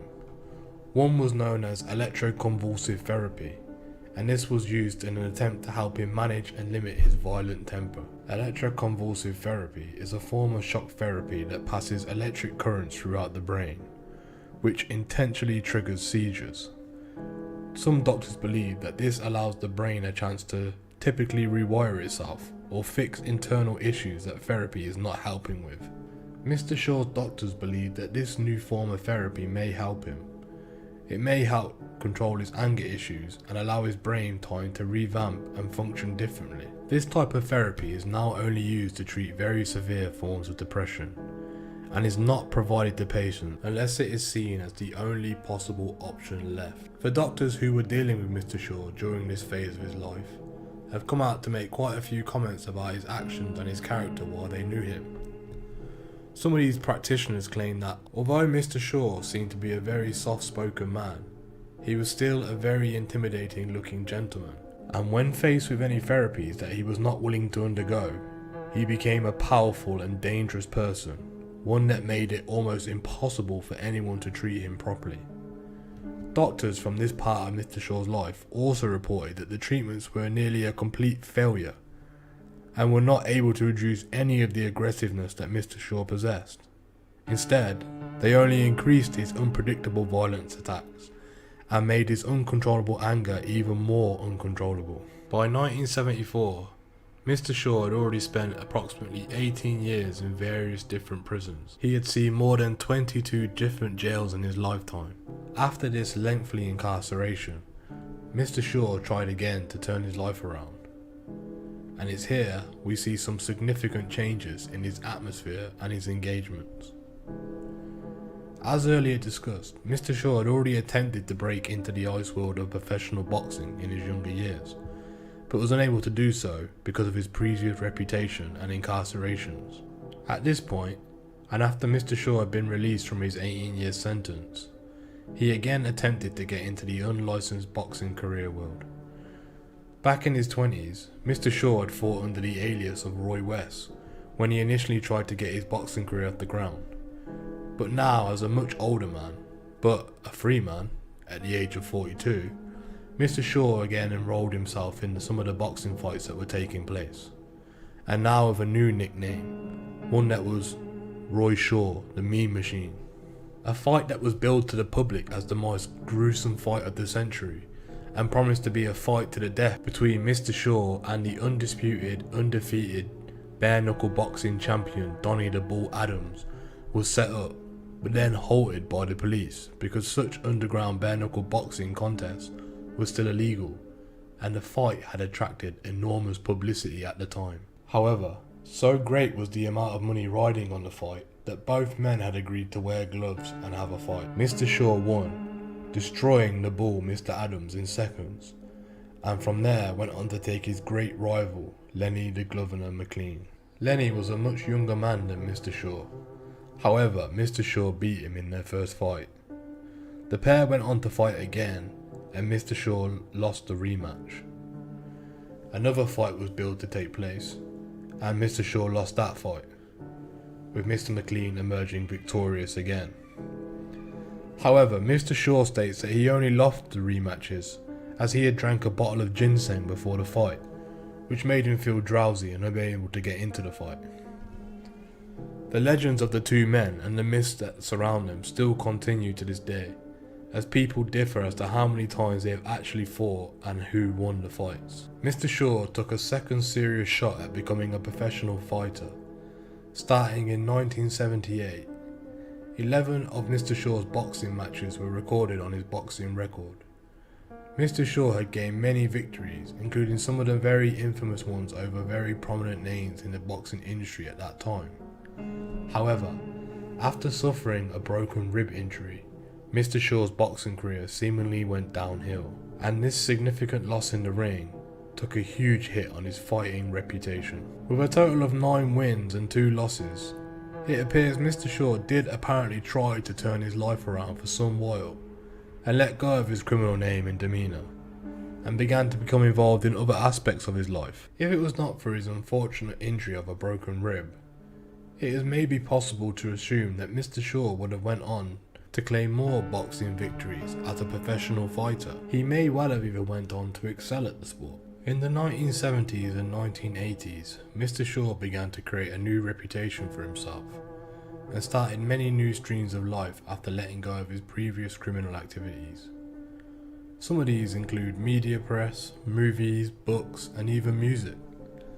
It was at this point in his life that Mr. Shaw crafted his own autobiography known as Pretty Boy, in which he explains the different encounters that he has experienced throughout his criminal life, his boxing career, and his life thereafter.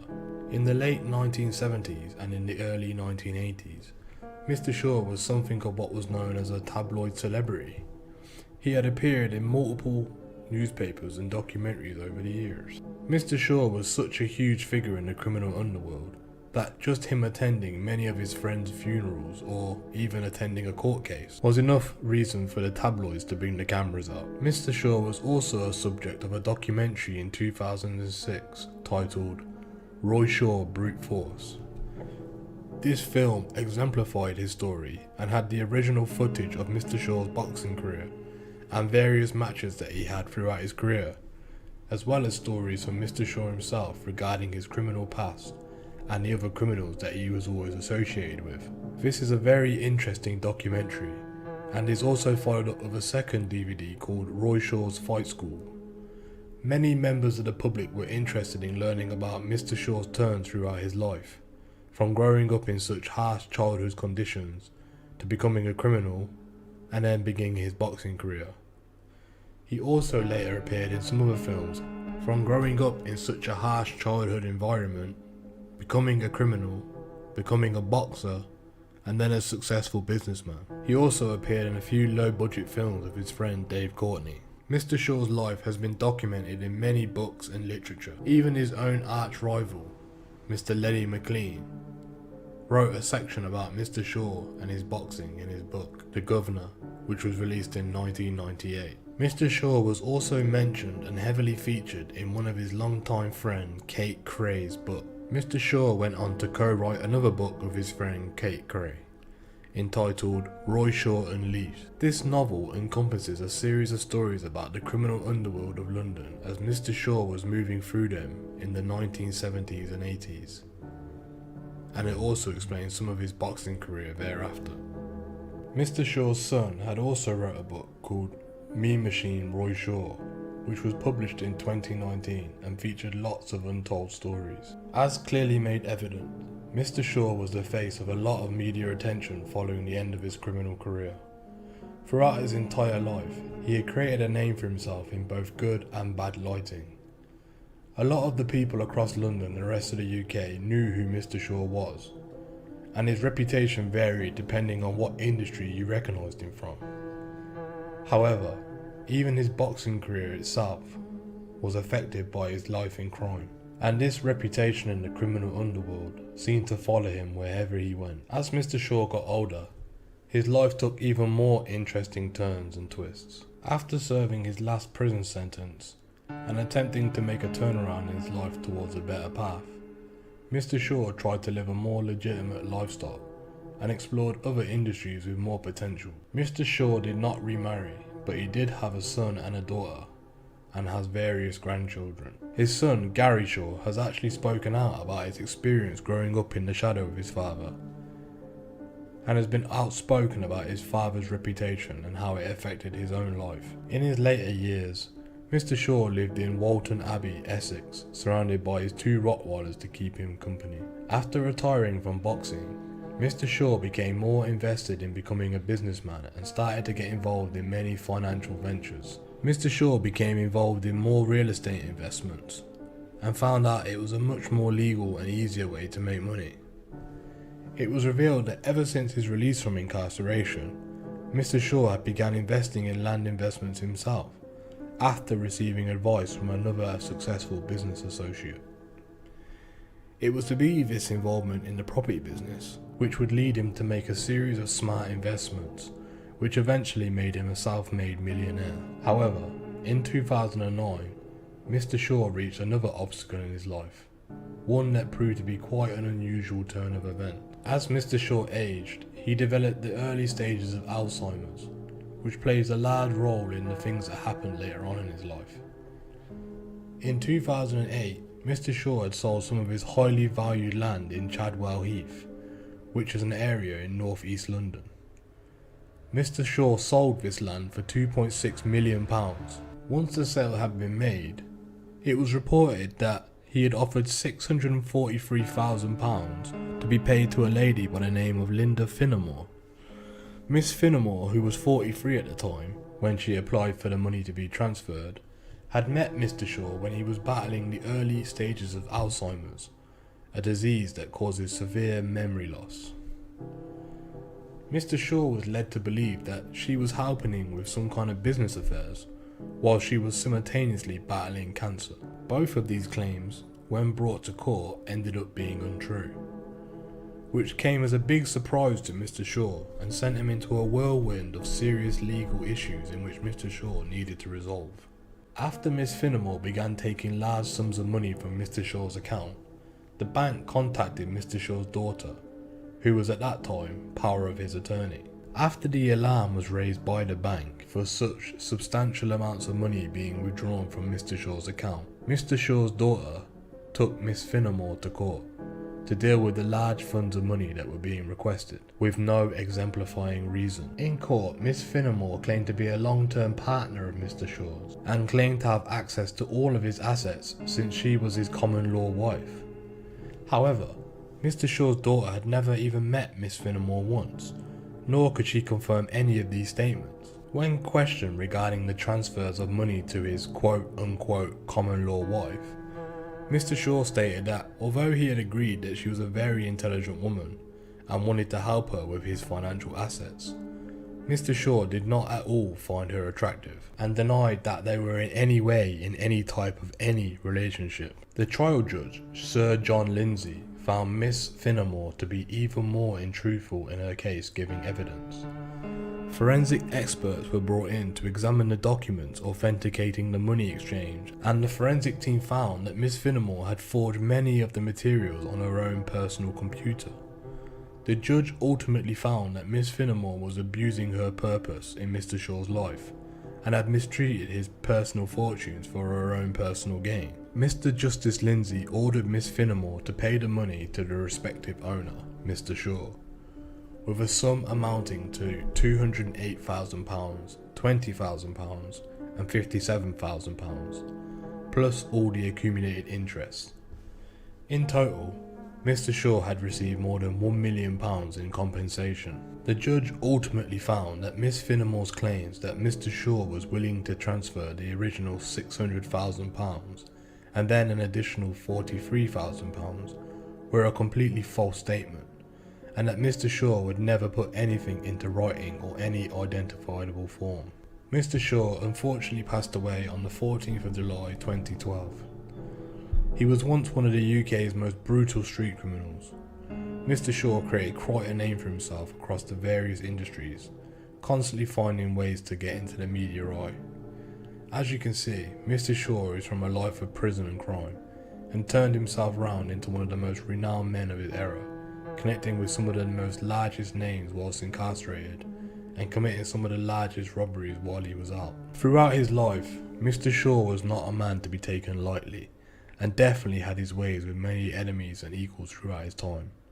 From small petty crime in his childhood, working his way up to an 18-year sentence in 1963, Mr. Roy Shaw is one of the UK's most prominent street criminals with an extensive record to show that. After his life of crime, he turned to fighting and boxing, where he was able to put his brute strength to use and try and create a new fame for himself. After his career in boxing, he created a respectable property portfolio and specialised in landowning, where he was able to make huge profits and live the rest of his life as a successful businessman.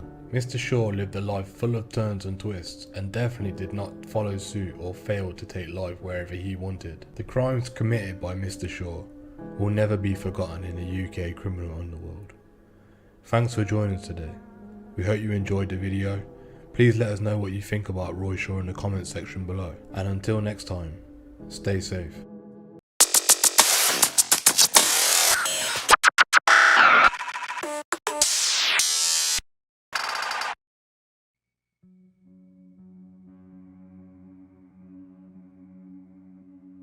The tragic case of Sarah Payne, an 8-year-old girl abducted and murdered in the summer of 2000, significantly impacted the UK legal system and public consciousness. Sarah's disappearance from a country lane in Kingston Gorse, West Sussex, whilst playing near her grandparents' home, set off a nationwide manhunt. Her body was discovered 16 days later, marking one of England's most harrowing child murder cases at the time. Roy Whitting, a 41-year-old convicted sex offender, was arrested and charged with Sarah's murder. Whitting's previous criminal background included a conviction for abduction and sexual assault of another young girl. It was a crucial factor in his identification and arrest. Despite initial challenges in linking him to Sarah's disappearance, forensic evidence eventually played a crucial role in securing his conviction. A trial held at Lewes Crown Court in November 2001 utilised testimony from Sarah's brother and presenting chilling evidence in Whitting's van, which had been transformed into what was described as a moving prison, equipped with items suggesting premeditation for abduction and assault. The discovery of Sarah's hair and fibres matching those found in Whitting's van provided incontrovertible forensic evidence linking him to the crime. Following his conviction, Whitting was sentenced to life imprisonment, a ruling that sparked a national outcry and led to the campaign for Sarah's Law. This legislation allowed controlled public access to sex offenders registries, aiming to protect children from known predators. The law's implementation reflected a significant shift in public policy, emphasizing the importance of community safety over the privacy rights of convicted sex offenders. The aftermath of Sarah Payne's murder saw her family, particularly Sarah's mother, Sarah Payne, become prominent advocates for child safety and changes in the law regarding sex offenders. These efforts were instrumental in raising awareness and pushing legislative change to help prevent similar tragedies. The case also highlighted the crucial role of forensic science in solving crimes, with the investigation into Sarah Payne's murder being one of the most extensive and costly in British history. The use of forensic evidence, including etymology, palynology, and DNA analysis, set a precedent for future investigations, underscoring the evolving nature of crime-solving techniques. Roy Whitting's conviction and subsequent legal societal responses to Sarah Payne's murder underscore the complexities of dealing with sex offenders and the measures societies are willing to take to protect their most vulnerable members. The legacy of Sarah Payne's case continues to influence public policy, legal practice, and community awareness regarding child safety and the rights of victims to their families. Grandparents Terry and Leslie across fields and down a country lane should have taken the children no more than a couple of minutes. From the time we left the house to the time we got back, it was about an hour. Got back to the house and Les just looked at me in a strange way and said, "Is Sarah with you?" And I said no, and it was that immediate panic. I went up to the end of the lane, but I just sensed that she definitely wouldn't have gone any further than that. So then it was back along the lane and it was calling all the time, shouting all the time. We just kept looking. You know when you lose your child in a supermarket and you can't find them, but you kind of know they're around the next corner? It was like that, but intensified. It felt wrong. To be honest, I thought she was hurt somewhere. Lee, the Payne's 13-year-old son, had been the last person to see Sarah as they crossed the field towards their grandparents' house. Lee said that his sister had stumbled, then disappeared from view, and he'd seen something else too. Now Lee knows cars and he knows vans and he's got a very good memory. He said to me that he'd seen a white van, and Lee turned out to be the best witness that we had. It was just beginning to get dusk and Sarah was terrified of the dark. And there's no way she'd want to be outside in the dark, there's just no way. So that's when we made the call. Police emergency, what's the problem? I've lost my 8-year-old daughter. She's been missing about an hour and 3/4 now. Right. Was she playing with anybody at all? She was playing with her brothers and her little sister, and she sort of walked away from them. And what's the name of the little one that's missing? Sarah. Every minute was, you know, like a ticking clock. It was just awful. I don't think any of us slept that night. Truly believed that we would get home. In fact, I never doubted it for 1 second. In the immediate hours after Sarah's disappearance, police were keeping an open mind. Had she just wandered off soon to be found, or had something more sinister happened? In his statement to police, Lee Payne said that not only had he seen a white van, he also gave a description of what the driver looked like. It was a man, unshaven, with yellow teeth, and wearing a check shirt. At that time I was a detective inspector in the Littlehampton area and had responsibility for a range of functions, including gathering intelligence on criminals and the management of sex offenders. The briefing that I gave my team was that they were to knock on the doors of the sex offenders who might have committed an offence like this, who in those circumstances tend to be very compliant. They'll do what they're told. Ask them where they were when Sarah had gone missing, and hopefully, with their consent, actually get into their flat house and search it. The day following Sarah Payne's disappearance, and a massive search was underway. There were helicopters and police and people from the village. I think there was 200-300 volunteers, just people coming from everywhere, just to look. But I just didn't think anyone could harm her. I just felt that she would have talked anyone out of hurting her. Sunday evening, and police knocked on the front door of a 41-year-old car mechanic who lived a few hundred yards from the Littlehampton seafront. Police wanted to know his whereabouts when Sarah had gone missing. His name was Roy Whiting. He said he'd been in Littlehampton. He travelled across to the Brighton Hove area to a fun fair and had then travelled straight back. But the sort of answers that he was giving were very nervous ones. So they came away and just went round the corner and telephoned my sergeant, who telephoned me. In the meantime, Whiting came out from his address, went round the corner to South Terrace, the seafront road, to a white van. Whiting had bought the white Fiat van just a few days before Sarah's disappearance. Police also had doubts about his alibi, which didn't seem to add up. He claimed he'd driven straight back from Brighton, yet in his van was a receipt from a petrol station putting him 10 miles north of the route he said he had taken to get home. On what basis did we arrest him? Nervousness on his part. He gave us an alibi that we weren't happy with, so we were stretching things as it was to get him in custody. But there was another reason why Roy Whiting was a suspect. In 1995, Whiting had been convicted for an indecent assault on an 8-year-old girl in Crawley, 35 miles away. Cruising around the town on a winter's afternoon, he had bundled the girl into his car before taking her to a wooded area and assaulting her. He'd then dropped her home. Roy Whiting was well known to Paul Williams. He'd interviewed him in Littlehampton when he was released from prison after serving half of his 5-year sentence. This is a man who had committed a serious predatory offence against a little girl. He just had no appreciation or understanding, really, of what he'd done, why he had done it, and whether he would do it again. After his release, Whiting had been seen hanging around a local swimming pool. Police put him under surveillance in case he tried to commit another offence. My conclusion was that he posed a significant risk. I didn't put it in terms of high, medium or low. There had to be a chance that he would do that again.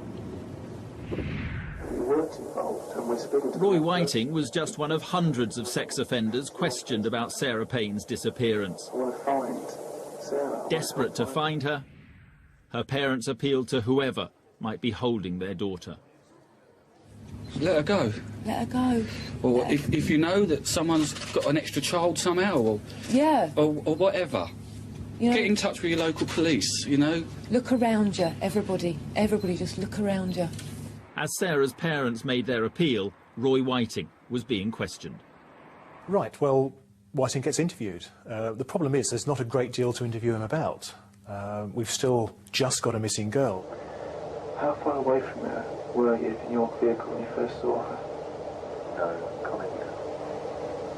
What side of the road was she walking on? No comment. At what stage did you decide that you were gonna take her? No comment.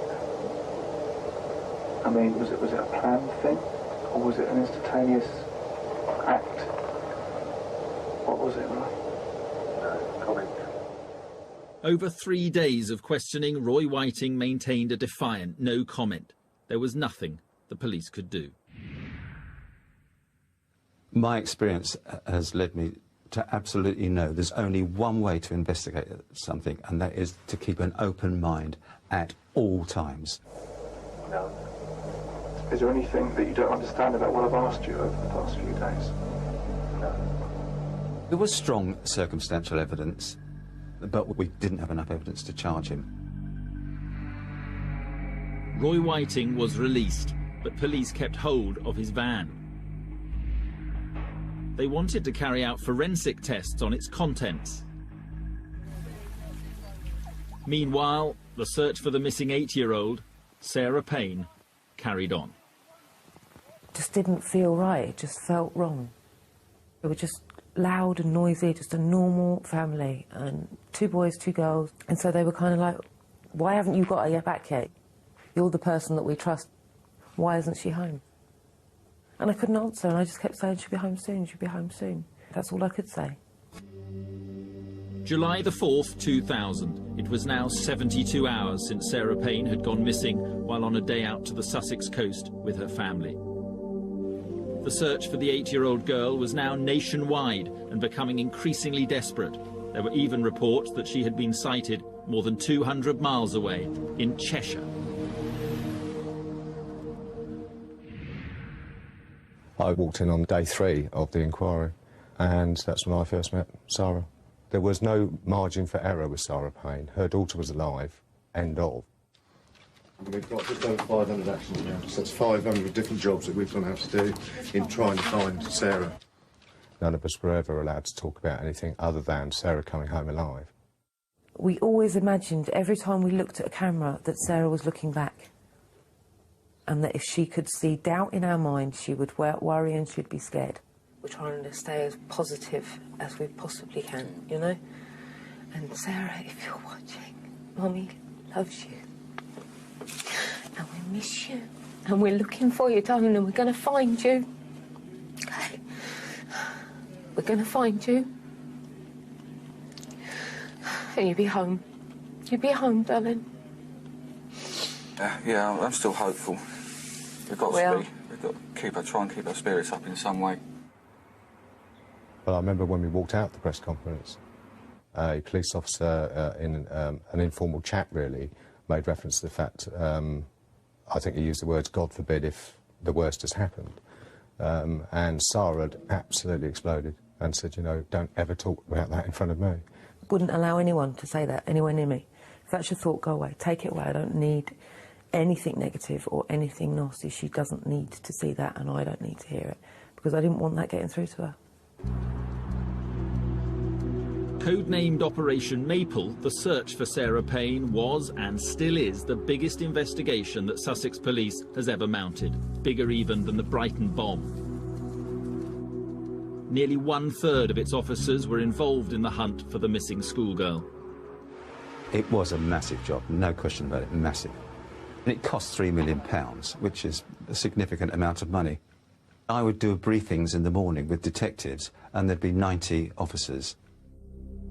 Following his initial arrest and questioning, Roy Whiting left Littlehampton. He remained the prime suspect and his van was still being examined, but police lacked any firm evidence to link him with Sarah Payne's disappearance. Whiting returned to Crawley, scene of his earlier offence against an 8-year-old girl, to live with his father. He was now under round-the-clock surveillance. The primary reason for putting him under surveillance was that if Sarah was alive, he could lead us to her. She could have been in a building somewhere, locked up in a caravan somewhere. He also could have got rid of the clothes or some other evidence. I didn't want him to leave the country. I wanted to know where he was 24 hours a day. As with all major hunts for missing children, police were running the media campaign, hoping that the daily coverage would jog someone's memory.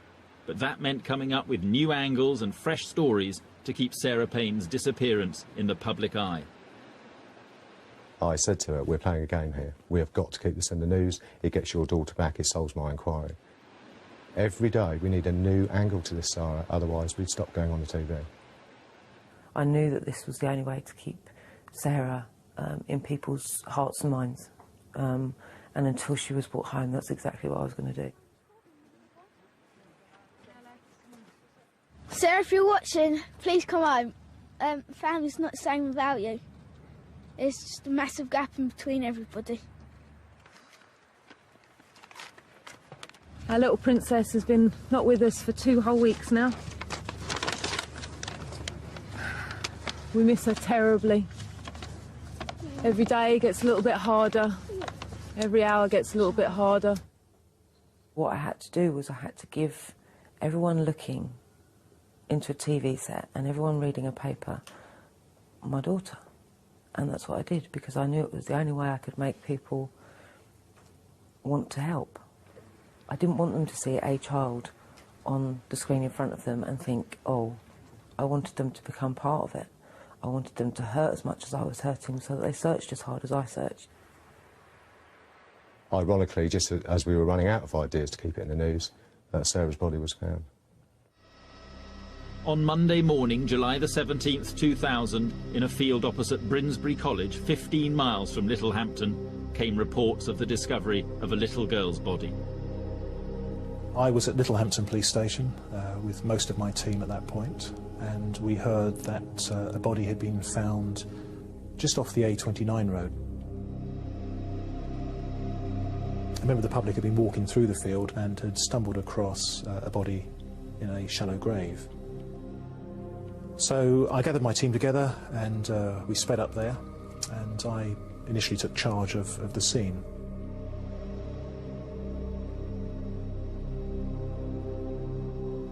And the way it was explained to me was her body has been found, it's a little girl, and Sarah's the only one that's missing.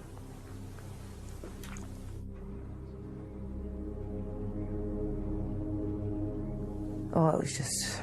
and it's like slow motion. I can still see it all in like this slow motion with no sound. And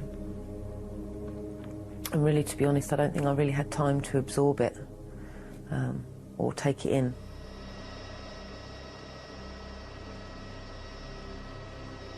Sarah had not been buried very well. She had been exposed to the elements for 17 days. And what was there wasn't a small child. That's the only way I can put it. It's what nightmares are made of. No police officer ever wants to work on a child murder. It's, you know, we're all parents. Right from the start, despite Sarah's emotive pleas and fantastic, heartfelt belief that her daughter was alive, most of us knew she wasn't.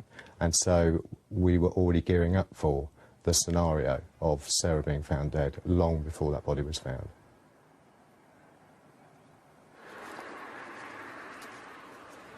It was now a murder inquiry. A hunt for a killer, a search for evidence and clues, however small. The body was just over there 5 yards away. There was a full forensic team. There was every ologist known to man that was here just to try and get some sort of forensic evidence. One of the saddest days ever.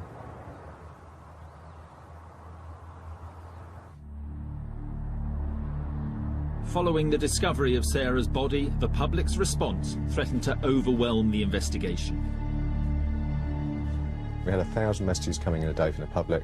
I couldn't possibly read 1,000 messages, so we had a team of detectives prioritising those messages into ABC. Everybody wants to help. You've got to sort out the wood from the trees. Amid all the less useful information coming in, much of it just tying up resources, one find was to prove hugely significant. Deborah Bray lived 3 miles away from the murder scene. 2 days after Sarah had disappeared, there was a little shoe in the middle of the road, which was brand new, and it alerted me. I thought some little one from Coolham School had probably thrown it out the car window. And it must have been there 3 or 4 days when it wasn't there anymore. I assumed that maybe someone had picked it up. 2 weeks later, and Deborah Bray heard on the radio about the discovery of Sarah's body in a nearby field and recalled seeing the little shoe in the middle of the road. When the body was found, I rang the police straight away, and whoever it was on the phone said, "Oh, well, can you go and see?" I walked down the road looking for the shoe and found it in amongst the grass under the hedge, quite a way in. So it had been knocked quite away by cars passing. It took quite a lot of looking for. I picked it up very gingerly with my little finger and took it back to the car, and then drove to Brinsbury, where I knew the police were. It would be several weeks before anyone realised the significance of what Deborah Bray had found. I'm a senior forensic biologist in the Forensic Science Service, and I deal with usually offences against the person, so murder, rape, and in this case, the abduction of a little girl. Like the police, Ray Chapman and his team were overwhelmed with information. And at first, the hunt for clues seemed to be going nowhere. There's pressure in the sense that police want things very quickly, but they also know how many items they've submitted to the laboratory. And in this case, in total, there was over 500 items submitted, so they do have some idea that things are going to have to take a little while. July the 20th, and Sarah's family visit the site where her body was discovered. I wanted Sarah to be remembered. I wanted everyone to remember what happened to this little girl when she went and played on a field.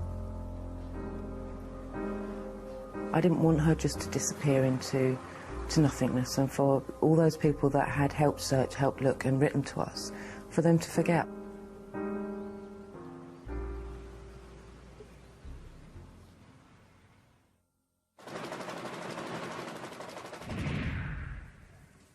We had pretty good information from police sources, let's make no bones about it, that this was almost certainly the work of a local predatory high-risk paedophile.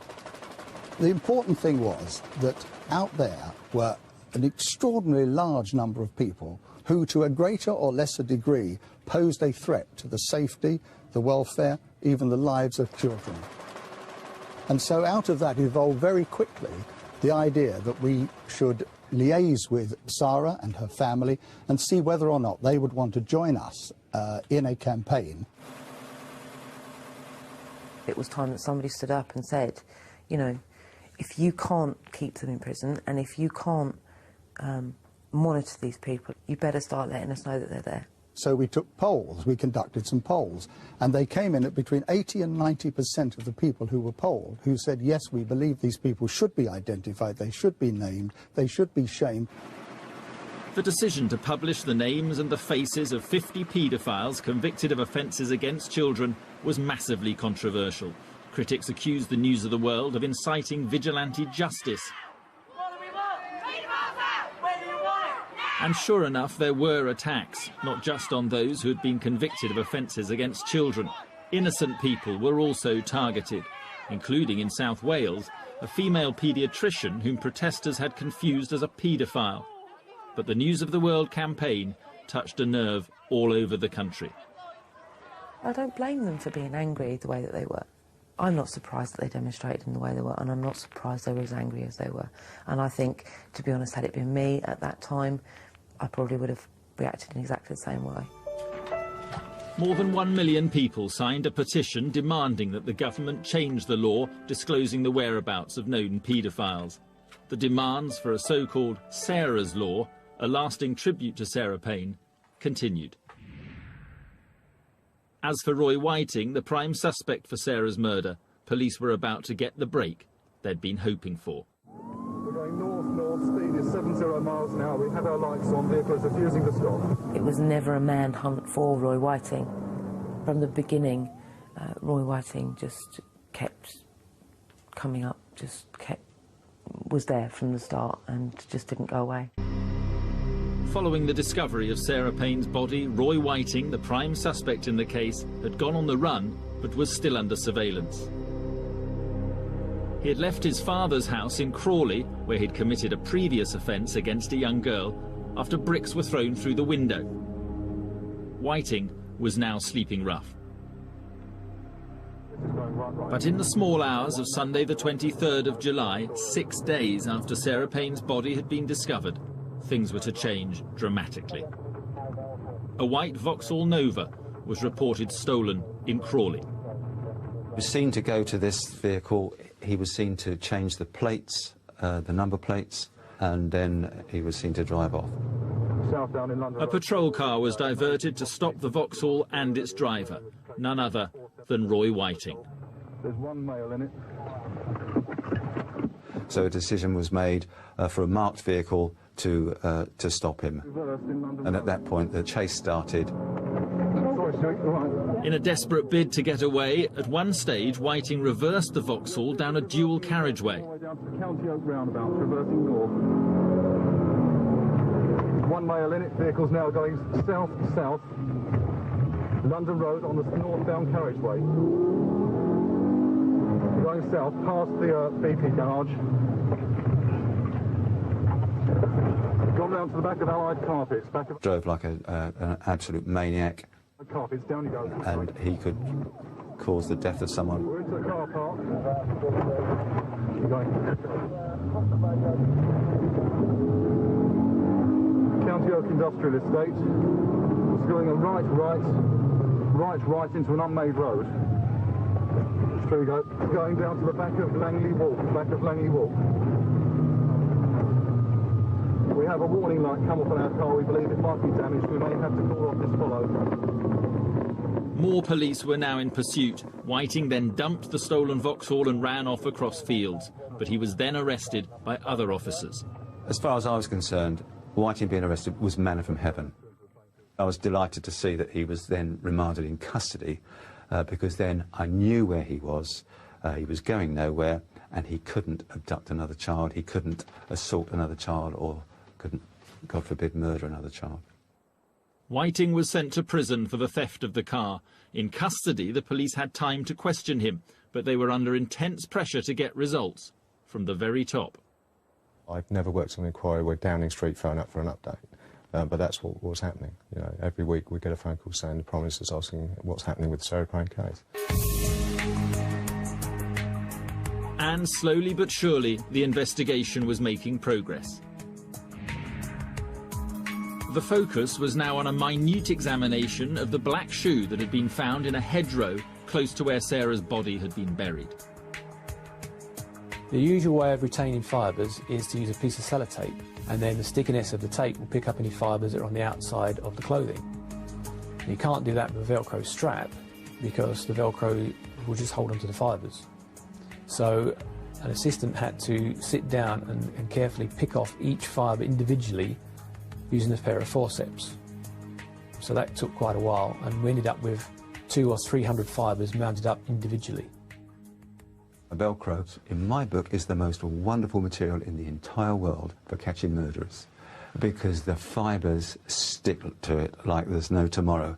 And however the shoe is mistreated and rained upon and kicked about and run over, the fibres are still there.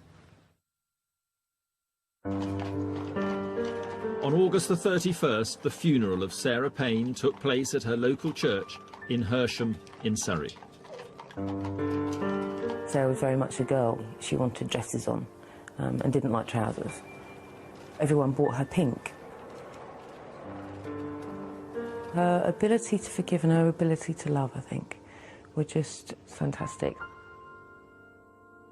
When we buried her, we gave her the funeral that a princess should have, because I'd never give her the wedding that she could have. That's why the funeral became as it was. I didn't know what to write, so I just wrote to Sarah. Dear Sarah, ever since you came bounding into our lives at 2 in the morning, with no phone in the house, one tooth in your head, and a smile that could melt ice, we loved you. You were a joy that made our lives full. Daddy called you Princess because that's just what you are.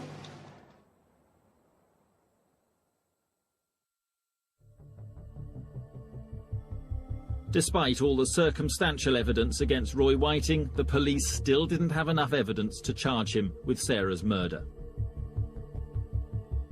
Hopes were pinned on the forensic scientists. They spent 5 months analysing samples taken from the Velcro on Sarah's shoe and comparing them with items found in Whiting's van. Among them, his red sweatshirt found in the front seat. The shoe was paramount. This little tiny ladybird shoe that had been kicked up and down the road for days and days and weeks, it was the key to the conviction of Roy Whiting. The real breakthrough was when we found a fibre on the Velcro strap that matched the fibres that made up the fabric of the red sweatshirt in the van. Now, we did that by comparing the two fibres under a comparison microscope. One of these slides has a sample of fibres from the red sweatshirt found in Roy Whiting's van. Put that under one side of the microscope. The other slide contains fibres picked off from the shoe, which is thought to be from Sarah Payne. So these are the fibres that were trapped on the Velcro. We put that down the other side of the comparison microscope. So what you can see on the monitor now is a red fibre taken from Sarah Payne's shoe. And on the monitor you can see the exact shade of red, and you might just be able to make out very small particles within the fibre that stop it being too shiny. On the other side, we have a fibre from the red sweatshirt that was found in Roy Whiting's van. And you can see that it's exactly the same shade of red, it's got the same cross-section, and it also has the small particles that stop the fibres becoming too shiny. Over the next few weeks, further tests confirmed the initial results. The fibre from the shoe had come from the red sweatshirt found in Roy Whiting's van. Each one of those processes takes 4 weeks. So you can imagine it's not like CSI. It's a long, long, slow process, and it takes a long time. It's frustrating and it's heart-wrenching at times. That link between Sarah's shoe and Whiting's red sweatshirt was just the first breakthrough. Once the red sweatshirt was indicated by the fibres, I could then go ahead and test all the hairs that we found on the sweatshirt, which amounted to 40 hairs, which is an awful lot of DNA testing to do on one item. But in the end it was worth it, because although 39 of those hairs gave no DNA profile whatsoever, one single hair gave a profile that matched fully back to Sarah Payne. The scientific evidence was totally crucial. For the entire length of the inquiry, I've been fighting to keep an open mind, fighting everyone else to keep an open mind, but now I knew Roy Whiting had killed Sarah Payne, definitely. On February the 6th, 2001, Roy Whiting was arrested while in prison when about to complete his sentence for the earlier theft of the car and brought back to Sussex.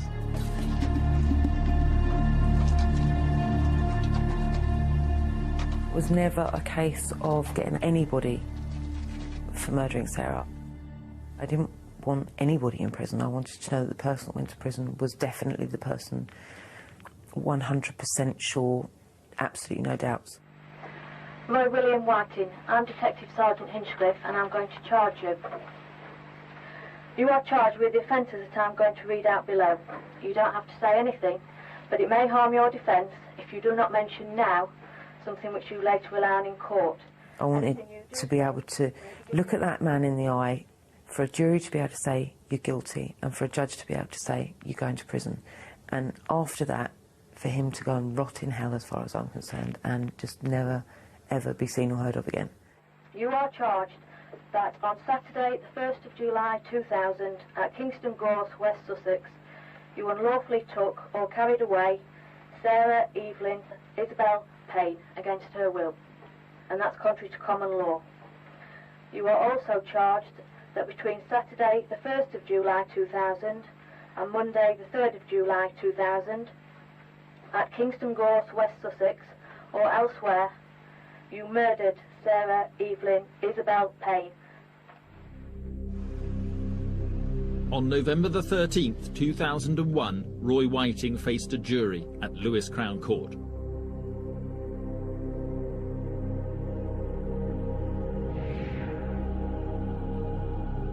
I was about to see the man that had murdered my daughter.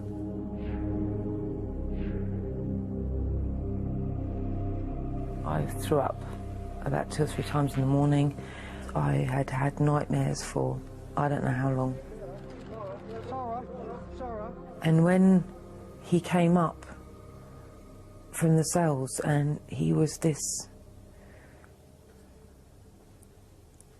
little, dirty, unkempt man that wasn't a monster, that wasn't this thing that I could possibly ever be scared of in my life. And I knew that the only reason that that man picks on children is because there is no way an adult would have him anywhere near him. Before the jury, Whiting claimed he knew nothing about Sarah's disappearance. He claimed he had forgotten precise details of his movements that night and said he'd been set up by the police. I have never been as confident of getting a conviction from anyone. But after 3 days with the jury being out, I didn't quite have that confidence. I was with Sarah when we got called back into court. We went into court. I don't think I've ever been quite as nervous as I was at that particular stage. And this wonderful young forewoman of the jury, she was asked, how did you find the defendant? And she said in the clearest, loudest voice, guilty. And that was such a relief.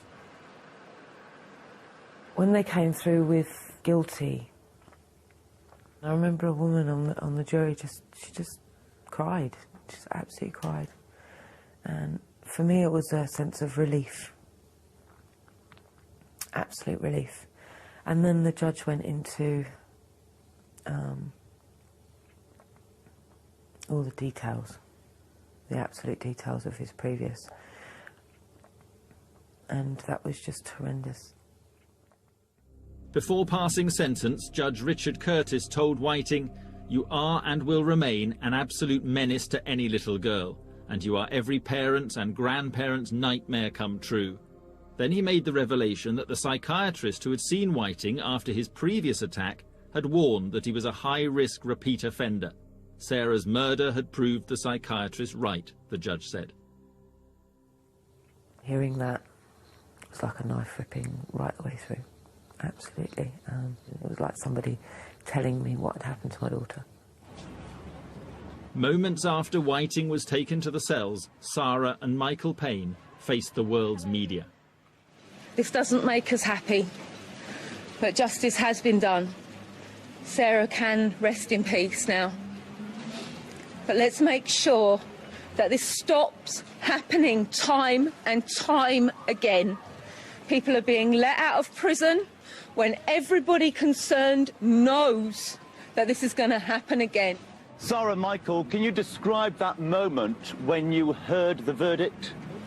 I thought of Sarah and nothing else. Coming on, Cap.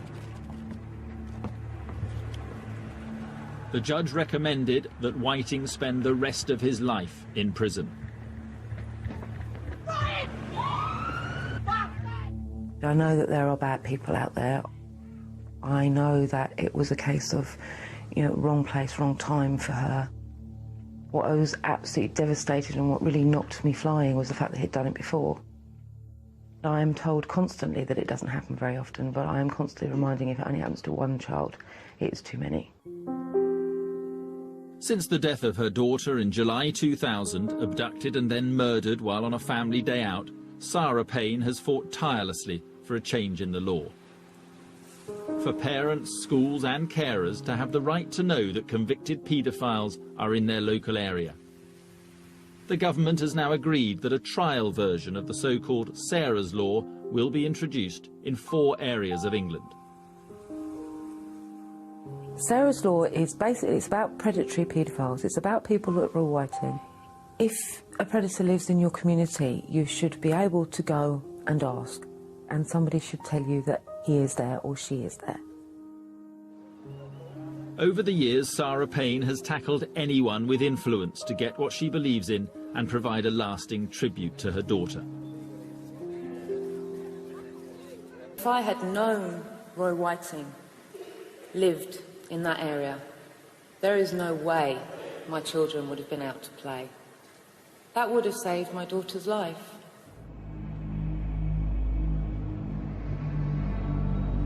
The night that we were knocking on the door of Roy Whiting and arrested him, we went to probably 10 other houses to speak to sex offenders. I'm not saying any one of those could have committed this offence, but yeah, there are a lot of sex offenders.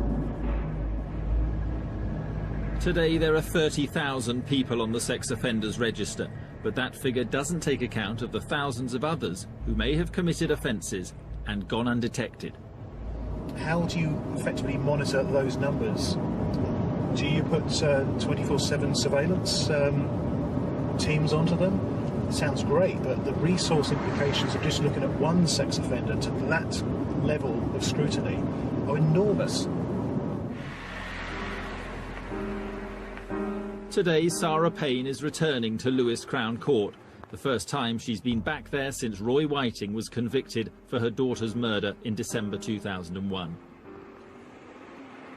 She's talking to court volunteers about how to deal with the victims of crime.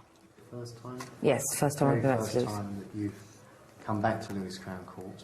The events of the last few years have taken their toll on Sarah Payne. She lost her daughter, and she and her husband Michael are now divorced. The stuff that I do for Sarah's Law, many people have said to me, why don't you just walk away? It's obviously a price that's too high. The point is, if everyone does that, then nothing ever changes. You know, it's like, I'm doing this because I believe it's the right thing to do. She's sharing a platform with Martin Underhill, Tosh, one of the senior detectives involved in the case, to talk about their own experiences and the lessons to be drawn from one of this country's most notorious murder investigations. I meet many families on a daily basis, and I meet many families throughout the course of my work, where because they're not treated in the same way as we were, they are very fallen and very broken, and a lot of that's to do with the fact that they weren't listened to or they didn't get justice. Tosh and I had a very honest relationship.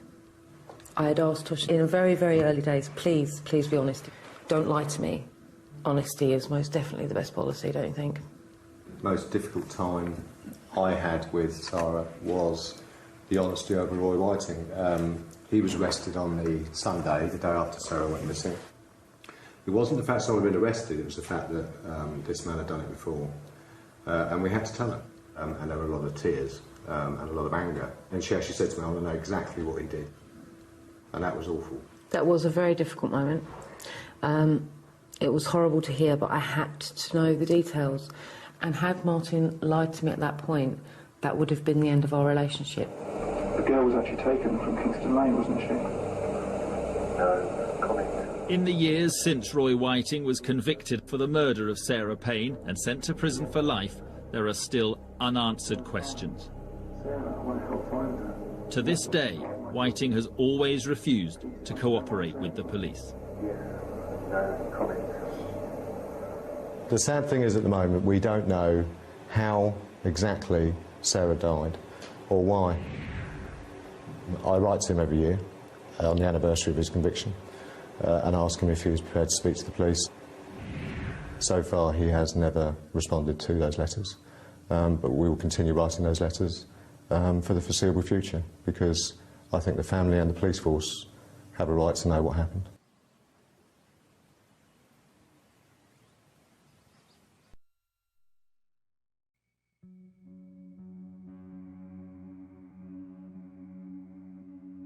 The murder of Sarah Payne and the subsequent trial and conviction of Roy Whiting not only brought a tragic event to a legal resolution, but also initiated significant changes in the way society and the legal system in the UK approached the issues that never scared. The case underscores the vital importance of forensic science in solving crimes, leading to a broader acceptance and integration of various forensic techniques in criminal investigations. Additionally, it brought to the forefront the delicate balance between the rights of individuals and the need for public safety, culminating in the implementation of Sarah's Law. This law represents a significant shift towards empowering communities with information to protect their children, reflecting a societal consensus on the importance of safeguarding the vulnerable. However, the case also raises several questions about how societies can further enhance child protection measures without infringing on individual rights or privacy. It prompts a reflection on the effectiveness of current laws and practices surrounding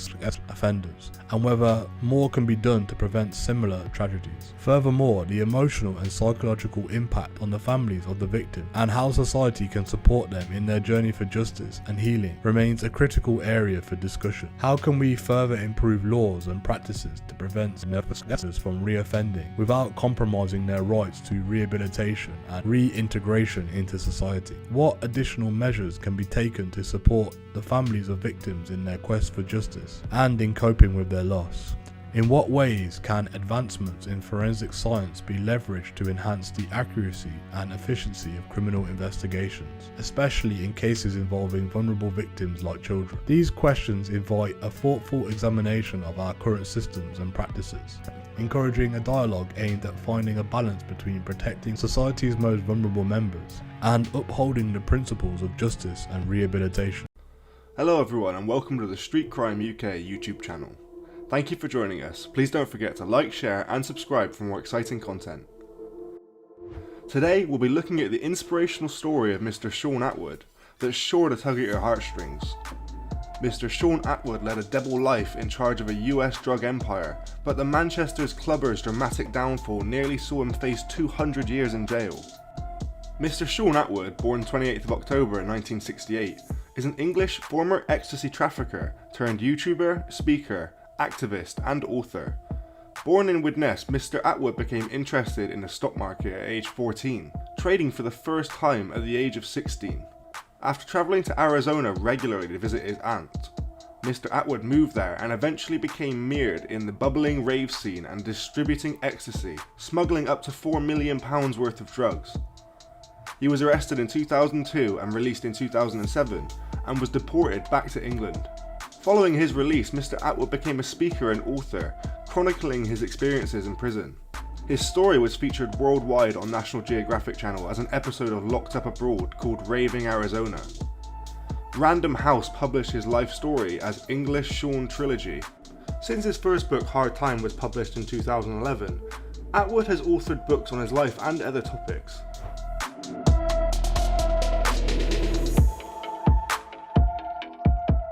Mr. Attwood was born in Widnes, Lancashire, now Cheshire, in a middle-class household, which he has described as loving. Widnes was a chemical manufacturing town, so he didn't grow up with much money. After watching several films mentioning stock markets, Mr. Attwood educated himself, with the help of his teacher in economics, on trading stocks by reading the Financial Times at 14. When he was 16, during the privatisation of many public companies under the Thatcher government, Mr. Attwood attempted to invest in British telecommunications.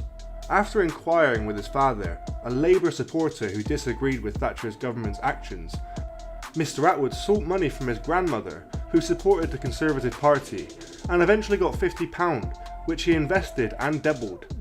He regularly visited his aunts in Arizona, where he became interested in living in the United States. Mr. Attwood attended Liverpool University, studying business studies and graduating in 1990. While attending university, Mr. Attwood began using ecstasy in Manchester rave scenes, which helped him with his anxiety. His inspiration behind his illustrious stock market trading career was a teacher by the name of Mr. Dillian, who taught economics, and he saw that Mr. Attwood was interested in it and he started to give him classes on his own.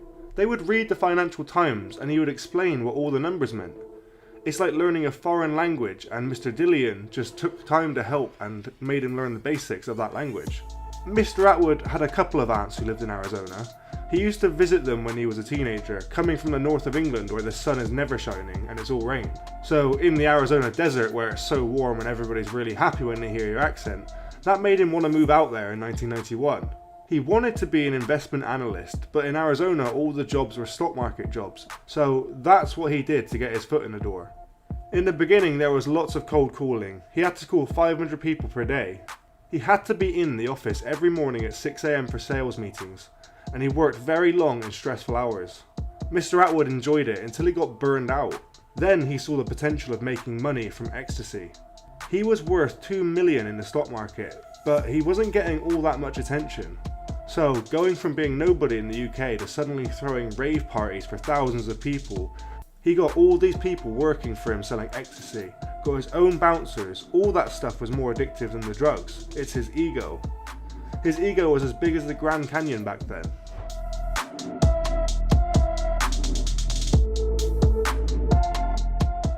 As Mr. Attwood began to organise larger parties with his money, he started purchasing and eventually distributing large amounts of ecstasy. This gradually turned into an empire, with Mr. Attwood buying pills from the Netherlands to bypass traffickers in Los Angeles.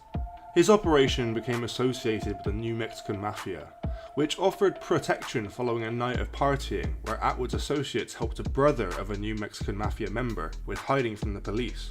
Allegedly, his main competitor in the ecstasy market was Salvatore "Sammy the Bull" Gravano, a mafia mass murderer and former underboss of the Gambino crime family. Mr. Gravano's new crew members attempted to kill Mr. Attwood and many of Mr. Attwood's associates, which caused him to stop dealing and give up distributing, retreating to his then girlfriend's apartment and living off money earned during his time distributing. In a YouTube video in November 2020, Mr. Gravano said of Mr. Attwood, "I never met him, I never knew him, he's full of shit." In a rebuttal video, Mr. Attwood stated that he had never claimed to have met Mr. Gravano. In a video on his channel called "Sammy the Bull Brought Heat to Our Ecstasy Ring, Sit Down with Shaun Attwood," Mr. Michael Franzesi, ex-capo regime of the Colombo crime family, confirmed that Mr. Attwood's Arizona ecstasy ring was in competition with Mr. Gravano and that Mr. Franzesi knew about both rings in the late 90s, when they were both active at the time. Attwood estimated that he'd smuggled up to £4 million of drugs into Arizona, including ecstasy, Xanax and ketamine. Evidence had already been collected against Mr. Attwood from his years as an ecstasy kingpin, and on the 16th of May 2002 he was arrested at the apartment. Mr. Attwood, who had attempted to cleanse himself of any connections to his previous life as distributor, was caught after 10 witnesses came forward. After serving 2 years in Maricopa County Jail prior to sentencing, Mr. Attwood pleaded guilty for a sentence of 9.5 years and served the balance of his sentence in the Arizona Department of Corrections. Mr. Attwood is banned for life from entering the United States. And while imprisoned, Attwood wrote about his experiences in prison. These accounts were posted online on a blog titled John's Jail Journey to preserve his anonymity. This began to draw international media attention to the conditions that prevailed under Sheriff Joe Arpaio. While incarcerated, Attwood submerged himself in literature, reading over 1,000 books in just under 6 years, including many classics. By studying original texts in psychology and philosophy, he sought to better understand himself and his past behaviour. The parties were like a couple of hundred people in the beginning, but then it went up to a couple of thousand.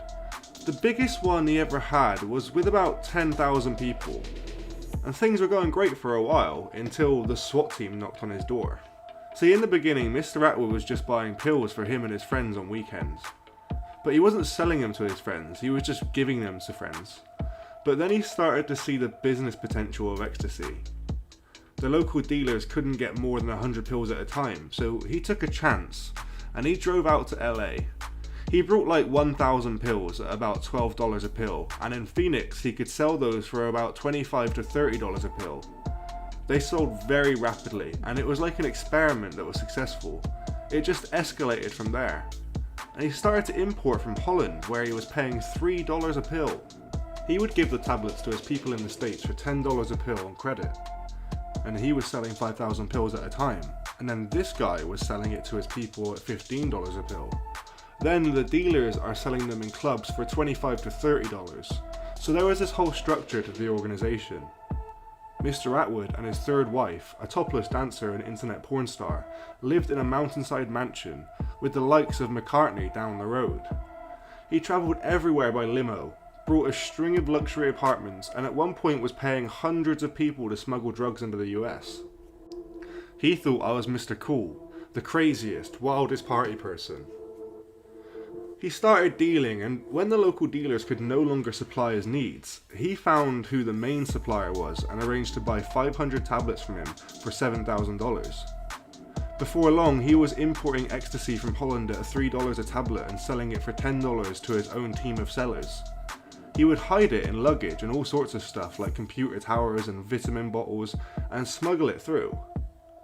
He would send his employees from Phoenix to Germany or France, and then onto a train to Amsterdam and back, and later through Mexico and over the US border.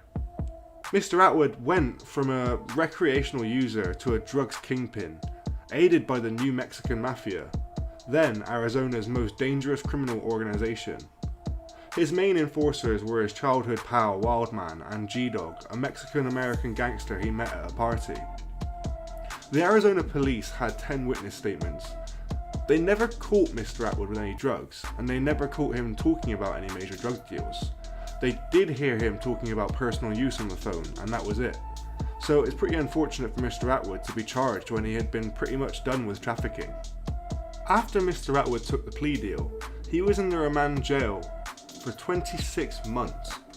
He was fighting his own case, and as he wouldn't cooperate with the district attorney who did all kinds of dirty tricks. Her final one was when she told the prison system he had a 34-year sentence instead of 9.5 years. So that's how he ended up fast-tracked to the Supermax. In the Supermax, you very rarely get out of your cell. The guards all have on the Darth Vader outfits and the shank-proof body armour. You're allowed out to have a shower every 3 days. They handcuff you to a hole in the door, and they open the door and they say, we're going to walk to the shower, and if you signal to another prisoner or turn your head, we're going to grab you and smash your face into the concrete. Then they leave you in the shower for hours on end, and you can imagine what it's like in there with mold, jizz and insects.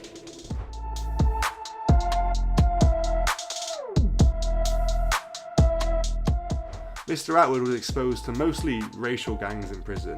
In the case of Arizona, it was the whites, blacks, Mexicans and Mexican Americans. As soon as he went in, neo-Nazi skinheads from the Aryan Brotherhood say, hey, we want a word with you, we can get in that cell. You can't say no, as they are just going to smash you then and there into the wall. So in the cell, they wanted to see his charges. His charges were on a little sheet, on a little printout. He didn't know how to behave in prison, so they almost beat him up. They were okay with his charge sheet as they went on to find people who were in for sex offences. It is KOS for prisoners who are in sex offences. KOS is kill on sight, and that's how the Aryan Brotherhood earn their tattoos, by killing and beating people up. The media only focuses on extreme crimes. Prisoners who are child molesters, rapists and murderers. But since the war on drugs, most arrests are of young people with weed possessions. The average arrest is a black or Mexican kid with a little bit of weed. It's all about filling these private prisons up to make money off the back of it. People don't care about prisoners because of the media, and they don't understand what's going on inside. The worst thing that Ian knew had happened, he didn't actually see it, but what happened was to one of his friends, Miss Zena. She was gang raped by other inmates multiple times. She was beaten unconscious and then they shoved things inside of her anus, including a broomstick. She told them that she didn't care if she lived or died anymore. And she came up with an idea, and the next time they tried to rape her, the first guy who put his hand on her, she plucked his eyeball out. She plucked 2 different rapists' eyeballs out, and they left her alone after that. Over 100 people were arrested with Mr. Attwood, including some of his bouncers, so at first, they were protecting him. After they were sent to different jails, he got mafia protection from a guy called Two Tonys. He'd killed a lot of people. He was looking for someone to write his life story, so Mr. Attwood became his official biographer, and he protected him for the almost 6 years that he was in prison. Prison, according to Mr. Attwood, was inherently quite boring. You wake up early, go for breakfast, come back to your cell, do some working out, some reading, some writing, and then you go for your next meal. Depending on your security level at night, they either lock you down again with a head count or just lock you down as normal, and it's the exact same every day. The most dangerous prisoner in Arizona history was a guy named Bonsai. He was like the bogeyman. As a young person, he'd come to prison on a short-term sentence for some burglaries. His real name was Robert Wayne Vickers. One morning his cellmate didn't wake him up for breakfast, so Robert murdered him. He stabbed him with a shank made out of a toothbrush, and he'd carved the word bonsai into his cellmate's chest, but he spelt it wrong. Instead of B-O, he wrote B-A, and when the guard came and asked why he had killed his cellmate, Bonsai said, because he didn't wake me up for breakfast and he drank my Kool-Aid. Now, he is going back and forth to court as he's murdered someone. He got out of his handcuffs in court, stabs a guard, and ran around the courtroom. He was even escaping out of cells. They put him in a high security prison, and one day he showed his neighbour in the next cell a picture of his niece. The neighbour made a crude sexual comment. Bonsai then built a bomb out of hair care products, and as he was going to the shower, he looked over his neighbour and threw the bomb, and the guy burned to death. The smoke coming from him almost killed all the prisoners in the building, as the jail wasn't very well ventilated. He was considered so dangerous that he was the only prisoner to have a private shower built in his cell, and his cell door was welded shut. The only time that he ever got out again was when they executed him. Mr. Attwood's worst cellmate was a home invader who didn't like him at all. He had a padlock in his sock and he threatened to smash Mr. Attwood's skull when he first met him. After a short time he managed to get moved. Mr. Attwood managed to keep himself out of trouble thanks to his alliances with certain people, including his pal Peter. Mr. Peter knocked the guy out who asked him what his charges were. No one messed with Mr. Attwood once they knew he was with him. The stress of being on constant edge led Mr. Attwood down to a dark path where he contemplated suicide. But he found solace in a surprise place: reading. During his time locked up, Mr. Attwood read more than 1,000 books. He learnt Spanish and yoga and began writing about his experience, which later became his book trilogy of published memoirs. The English Shaun trilogy consists of Party Time, Hard Time and Prison Time. He has also released a self-help book called Life Lessons. His writing also formed a groundbreaking blog documenting the conditions of the infamous jail, which included dead rats in the food, cockroaches crawling in his ears at night, and inmate murders. He would write on bits of paper which were smuggled out of the jail before being published online in John's Jail Journal. The covert blog he started from behind bars to expose inhumane conditions inside the US jail system has led him to write a book which he hopes will be published later this year. The book will focus on his time at Maricopa County Jail, a strange and unforgiving environment for a middle-class Widnes boy who graduated from Liverpool University with a top-class economics degree. Mr. Attwood then spent 2 years awaiting sentence in Maricopa County Jail, a cockroach-infested hellhole run by the notorious Sheriff Joe Arpaio, where inmates endured starvation and frequently attempted suicide. During this time, his fiancée broke off their engagement and, horrified by his surroundings, he started the blog, titled John's Jail Journal, to protect his identity. Mr. Attwood wrote his notes using a tiny blunt pencil stub and paper which was usually soaked in sweat because of the intense heat. He then sent it to his aunties and father, who published the notes on his website. Meanwhile, his parents liquidated their pension and remortgaged their home to pay for a top US attorney, who eventually negotiated a plea bargain sentence of 9.5 years. The online diary tells a disturbing story of life in the Maricopa penal system, before Shaun was moved to a less severe jail. Sheriff Arpaio forces inmates to wear pink underpants, pits women on chain gangs, and brags that it costs more to feed the guard dogs than his prisoners. He thrives on the reputation as America's toughest sheriff, but his hardline tactics have infuriated human rights campaigners. Mr. Attwood spent many a night lying awake worrying. On his first day at Maricopa, he had barely eaten for a couple of days and had started to hallucinate. He was put in a one-man cell with 3 people in it, and if he raised his head from his bunk, it would hit the ceiling. It was squalid with violence happening all the time. The majority of people inside use heroin or crystal meth, and it makes them paranoid. While I was there, I saw loads of race riots and things could kick off at any second. Because he was from England, people thought he was a novelty. He told them that he was from a town near Liverpool where Sporty Spice was from, and they liked that. He was only attacked once by this biker who got at him a couple of hours before a visit from his parents. Meanwhile, Mr. Attwood's blog started to raise eyebrows as his accounts of the pitiful food served to inmates spread around the world. There were 2 meals. One was mouldy bread, which you just scrape the mould off and eat with a raw bologna, and the other was called Red Death, a stew the colour of blood with potato peel. 2 of the lads found rats in their stew. It turned Mr. Attwood into a vegetarian.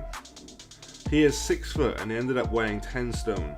His parents said he looked like a skeleton.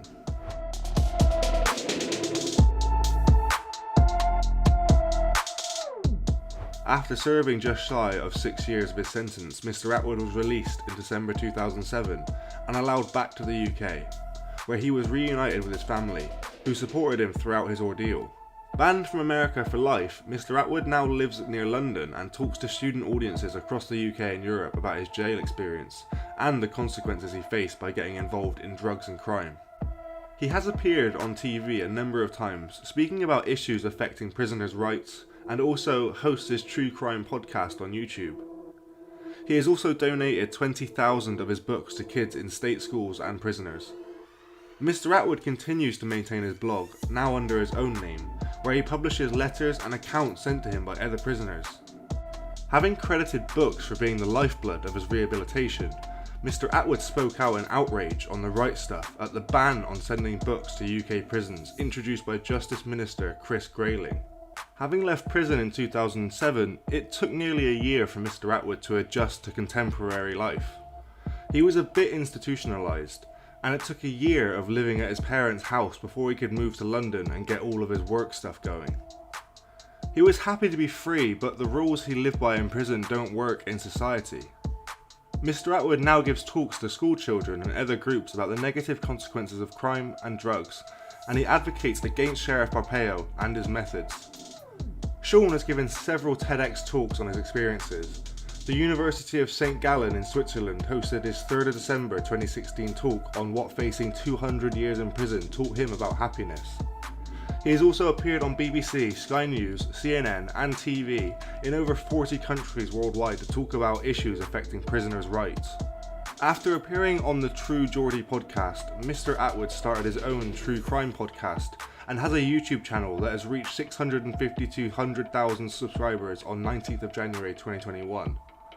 He answers questions about what prison was like, and he interviews true crime guests and retells stories of what happened during his time in prison. Mr. Shaun Attwood has conducted several interviews and has written on the case surrounding the underage sex trafficking ring around Jeffrey Epstein, and has interviewed conspiracy theorist Mr. David Icke regarding the September 11th attacks and the Epstein case. Reading was the lifeblood of his rehabilitation. He had addiction issues and he didn't understand that he had been self-medicating with street drugs, and by reading philosophy and psychology texts, they forced him to look inside himself and address the root causes of his addiction, and do all the inner work that was necessary, and build up tools so that when he got out, he wouldn't be drawn to that addictive behaviour.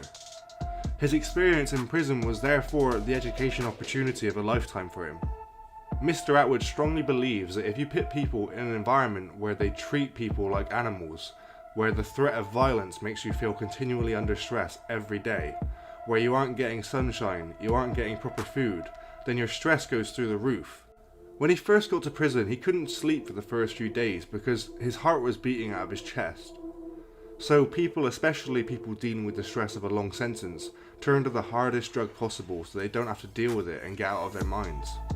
In Arizona, there was no attempt to rehabilitate prisoners at all. The guards were selling drugs to prisoners, and it only takes 1 or 2 guards to flood the whole prison with drugs. Drugs laws have corrupted everything. They have corrupted the police, the prisons, the guards. It's inescapable. In the UK and the US, prison rules and procedures are used as a carrot and stick to govern behaviour. If a guard doesn't like a prisoner, they will threaten them with a urine test, knowing full well that the prisoner will test positive for heroin or something else and they will lose their privileges. So because of that, many harder drug users are swapping to newer drugs like spice, which are harder to test for than cannabis, and they stay in the system for a much shorter time. In America, it's changed slowly because so many people were arrested for weed, and there was a backlash against criminalisation at the state level. When you have a kid calling home saying, "Mum, I just got caught with some pot and I'm in prison with a cellmate who has a padlock and a sock who's threatening to rape me. I need $10,000 to get out on bail. I need a lawyer." That's when people start to wake up, and the federal government has cannabis set as a Schedule 1 substance. But people at the state level have gone against that, demanding reclassification for cannabis. So in terms of cannabis, there has been a change of heart, and even people like Mrs. Hillary Clinton are now saying they will take cannabis down to Schedule 2, riding that wave of popular opinion. With heroin, there's a popular opinion that users are causing crime, shoplifting, robbing houses, etc. However, in his hometown with Ness in the late 80s, where they ran a pilot scheme to help provide heroin to addicts, crime stats collapsed. They had shops pitting up money to keep the program going, and there were plans to roll it out nationally. The DEA got wind of it, and there was a call to Downing Street and the whole thing closed down. One of the things he teaches to schools are life lessons, and one of these lessons is, learn a relaxation technique. From his own experience, he had to try and deal with all the built-up stress from his days as a stockbroker with drugs. And obviously that led to a very self-destructive ups and down cycle, where he got to prison, dealing with the awful conditions, facing a 200-year maximum sentence. It became like a vice that forced him towards medication. At first it was impossible to slow down my thoughts, as prison conditions were so hectic. However, the medication soon started to bear fruit. Mr. Attwood had created a successful YouTube channel, however it was removed by YouTube, and then reinstated, to be removed again, only to be reinstated a second time with an explanation from YouTube that his channel had been removed by the algorithm, and once it had been reviewed by a human, it was re-uploaded. Mr. Attwood has helped many people gain a following of their own, off the back of his own platform, and is always willing to help new and up-and-coming people who are interested in sharing their own story or creating their own YouTube channel. Mr. Attwood is a very important person in the UK criminal underworld, but not for the crimes that he's committed in the UK, but for the fact that he has helped, or at the very least inspired others, even if it's under the mentality of "I'm a bigger gangster" or "I can do a better job," to share their own story about crime to the younger generation, so that the younger generation can learn from the mistakes that the older ones made. What are your opinions on the crimes committed by Mr. Attwood? Do you believe Mr. Attwood's channel was removed because of the sensitive issues that he was talking about, or was it just a mistake by the YouTube algorithm? Thanks for joining us today. If you enjoyed the video, don't forget to give it a like and a share, and leave any thoughts or suggestions you have in the comments section. We love to read through them all. And if you're new but enjoy UK true crime content, then subscribe to see when our newest video releases. And as always, stay safe. Hello, and thanks for joining us today. Today we're going to look at one of the most infamous UK criminal syndicates, known as the Addams family, and how they become one of the most feared and respected families in the UK criminal underworld. The family started out during the 1980s. Terence (Terry George) Addams formed a syndicate with his brothers Thomas (Tommy Shaun) Addams and Patrick (Patsy) Daniel John Addams as its financier and enforcer respectively. The brothers Thomas and Daniel Addams were born to Irish parents, part of a very large family of 11 children who grew up in Barnsbury, Islington. The syndicate was based in Clerkenwell, while Terry Addams, until his admission of money laundering in 2007, had lived in Barnsbury. The syndicate expanded over the following years to include other members of the Addams family and close childhood friends. A number of the brothers' siblings are understood to have no involvement in the crime though. The Clerkenwell crime syndicate is allegedly heavily involved in drug trafficking and extortion, as well as the hijacking of gold bullion shipments and security fraud. The Clerkenwell crime syndicate has also been linked to 25 gangland murders of informants and rival criminals. In addition to developing alleged connections to Metropolitan Police officials, the Clerkenwell crime syndicate was also stated to have had a British Conservative MP in their pocket at one point. The shooting of the then 68-year-old Mad Frankie Fraser, a former enforcer for the Richardson gang, in July 1991 was said to have been ordered by the Addams family, though Fraser himself said that he had been targeted by rogue police, which could have still been consequently from the Addams family and the Clerkenwell crime syndicate organisation. The Addams family is believed to have connections with various criminal organisations, specifically with South American drug cartels.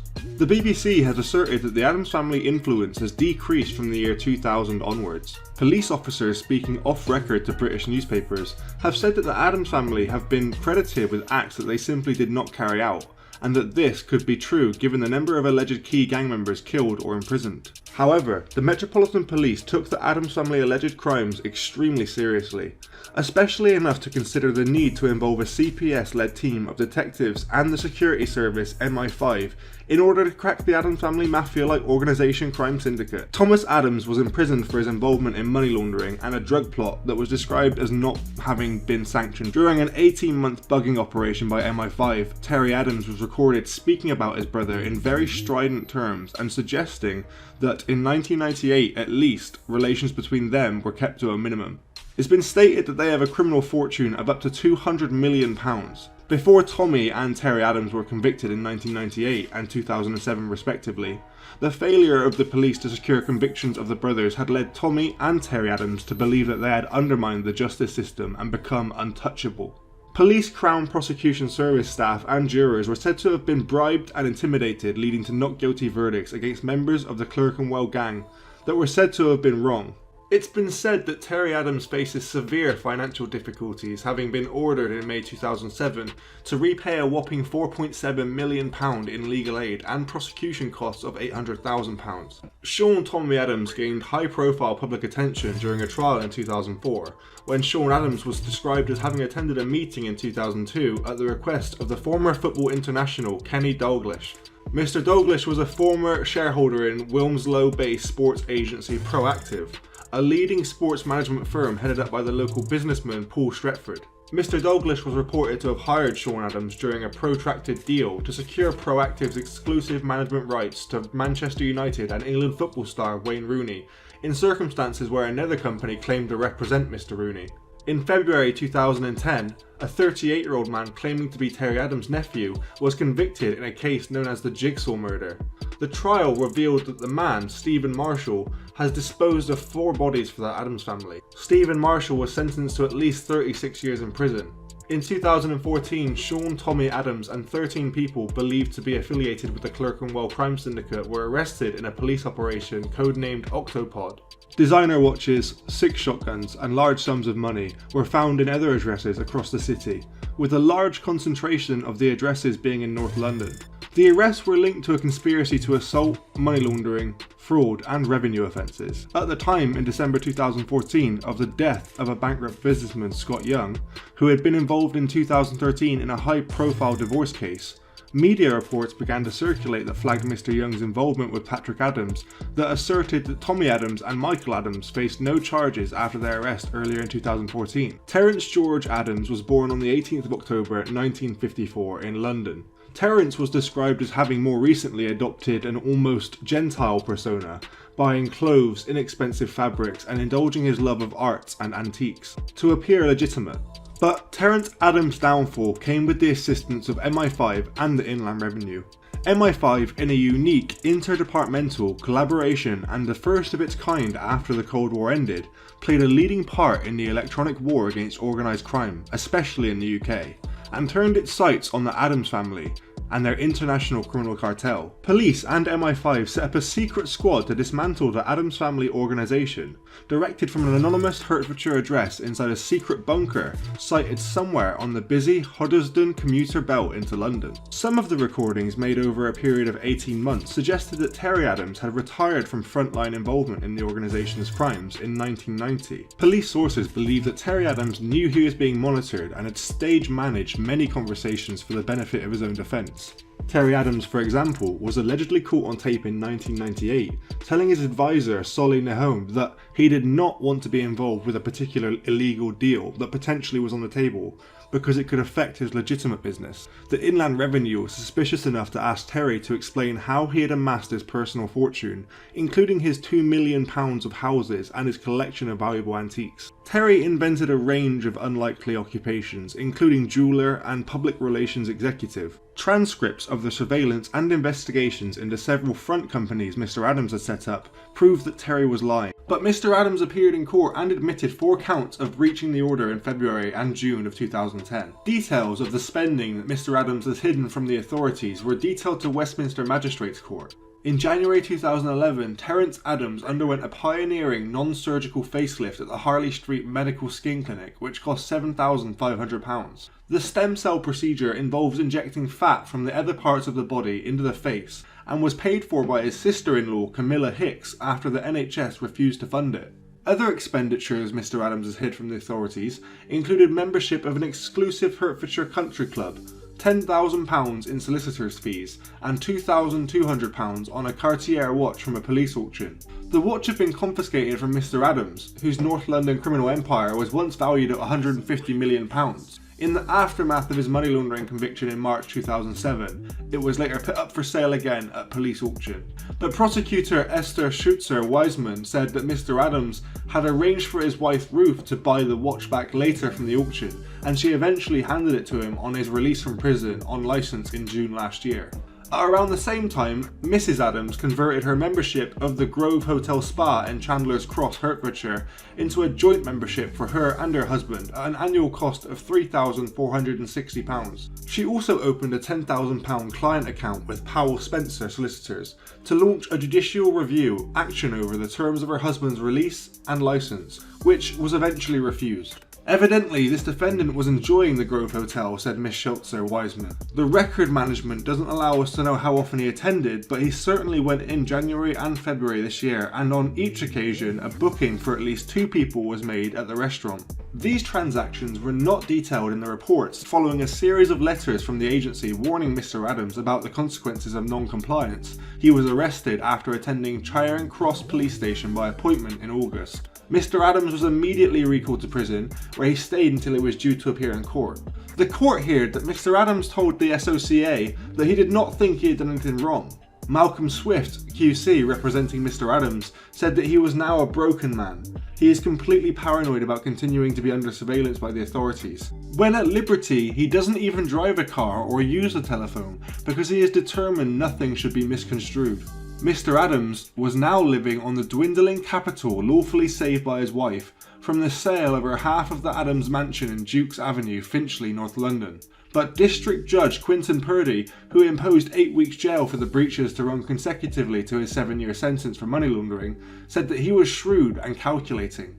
The judge said, "You willfully and in my judgment arrogantly sought to frustrate the effect of a financial reporting order, well knowing that a significant confiscation order remains largely unpaid." The judge said that Mr. Adams' earliest release date will be December 2013. In March 2017, Mr. Adams lost his appeal against the order to pay £700,000 under the Proceeds of Crime Act. In November 2017, a district judge sitting in Weston-super-Mare ordered Terence Adams to pay the remaining amount within 30 days or return to prison for at least another 2.5 years. In December 2017, Terence Adams repaid the entire confiscation order, around £725,000, despite his repeated claims of poverty. Terence Adams also attempted to gag the press and to stop people from knowing that he in fact repaid the confiscation in full rather than return to jail.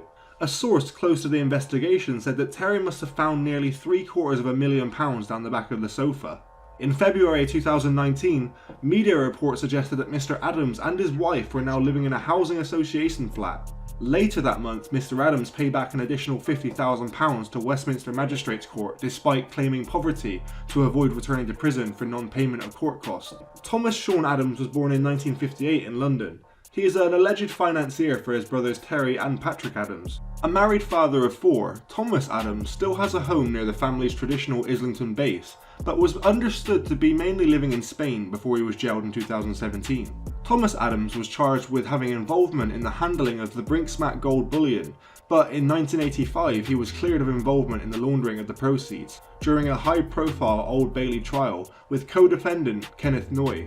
Thomas Adams is suspected of establishing connections to other international criminal organisations, including numerous Yardie gangs, as well as gaining an $80 million credit line from Colombian drug cartels. In 1998, Thomas Adams was convicted of masterminding an £8 million hashish smuggling operation into Britain, for which he was jailed for 7 years. At trial, Mr. Adams was also ordered to pay an unprecedented £6 million criminal assets embargo, or face an additional 5 years imprisonment on top of his 7-year term.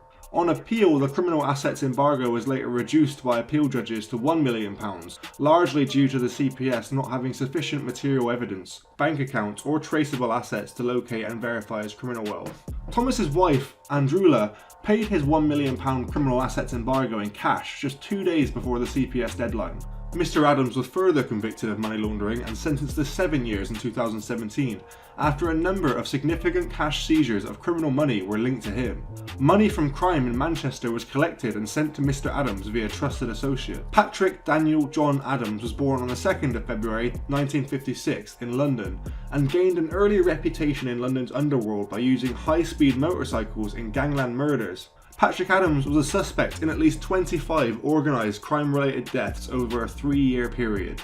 Patrick was sentenced to 7 years in prison in the 1970s for an armed robbery. Although subordinate to Terry, Patrick, sometimes known as Patsy, has participated in many individual criminal activities. Most notably, Patrick is suspected of the 1991 murder attempt on Frankie Fraser. Also, according to one account, Patrick Adams assaulted Mr. Fraser's son, David Fraser, with a knife, cutting off part of David Fraser's ear during a drug deal. Mr. Adams and his wife, Constance Adams, were wanted in connection with attempted murder in Clerkenwell, London on the 22nd of December 2013, and were both arrested in Amsterdam on the 7th of August 2015. Patrick admitted to causing grievous bodily harm with intent at Woolwich Crown Court and was sentenced to 9 years in 2016. The members of police who searched Patrick's flat in the days after the shooting found a handwritten note from Mr. Tiernan, who was 54 at the time, which said, "I ain't no effing grass," and urged Patrick Adams, his former friend, to face me. In an interview in 2020, Paul Tiernan stated that Patrick was released from prison earlier in the year. The Adams family has long been connected to the Brinksmat robbery and other criminal individuals who helped sell the stolen gold, including the likes of Kenneth Noy. What are your opinions on the crimes committed and the legacy left by the Adams family? Please let us know what you think in the comments down below. Thanks for joining us today. If you enjoyed this content, don't forget to like and share, and if you're new to the channel and want to see more Street Crime UK content, then don't forget to subscribe and hit that bell so you can join us on the next video. Thanks for joining us, and until next time, stay safe. Hello, and welcome to the Street Crime UK YouTube channel. Please don't forget to like, share, comment and subscribe. Today we take a look at a criminal gang who were notorious in the southwest criminal underworld. In the St. Paul's district of Bristol lies the story of one of the most dangerous drug gangs of the 1990s, the Aggie Crew. The Aggie Crew operated from the early 1990s until its violent end in 1998. The crew was led by Clinton Wilson, who was also known as King Aggie. The group dominated the drug scene, and so much so that it became known as the crack cocaine capital city of the UK. The name Aggie Crew originates from an abbreviation of aggravated burglary, which the gang frequently participated in. It is also an acronym of the names of the members of the crew.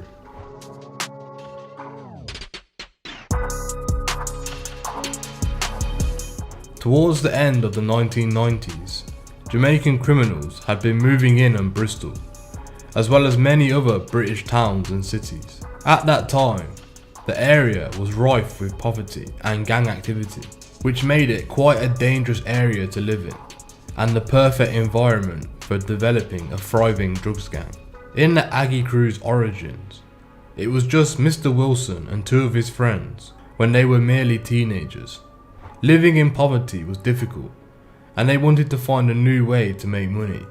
Opportunities in the city were very limited in poorer communities, as there was less funding for projects, and job openings were rarer and harder to come across, so it was harder to make a living. It began with muggings, simply to obtain money to survive, as they were not earning enough from their youth training scheme. However, things soon started to become very violent, and the crew would hurt those who refused to hand over their cash. Mr. Wilson stated that all I was being offered as a young'un was YTS, which was the youth training scheme. I was earning more money than the YTS when I was 13. You have to think, like, before this, we might be out all day for £20. There's been days where we've robbed 4 or 5 people and just got a fiver between 10 of us. We were prepared to do anything to anybody just to make some money. Eventually, the Aggie crew had had enough of not earning enough money from robbery, so they went on to sell crack cocaine on the streets of Bristol, as it had much higher rewards. The gang started to grow in numbers at this point, and the surrounding areas of St Paul's district became populated with drug dealers and runners. They also started to carry guns to maintain control and domination, which triggered the police to release more armed forces onto the streets for people's safety. Frequent police raids were carried out at known drug dealers' accommodations, but the problem was not getting any better. They weren't afraid to hurt people, as Mr. Wilson bluntly states. We'd only take our gun out if we was going to shoot somebody. However, Mr. Wilson also states that he has never shot anyone himself.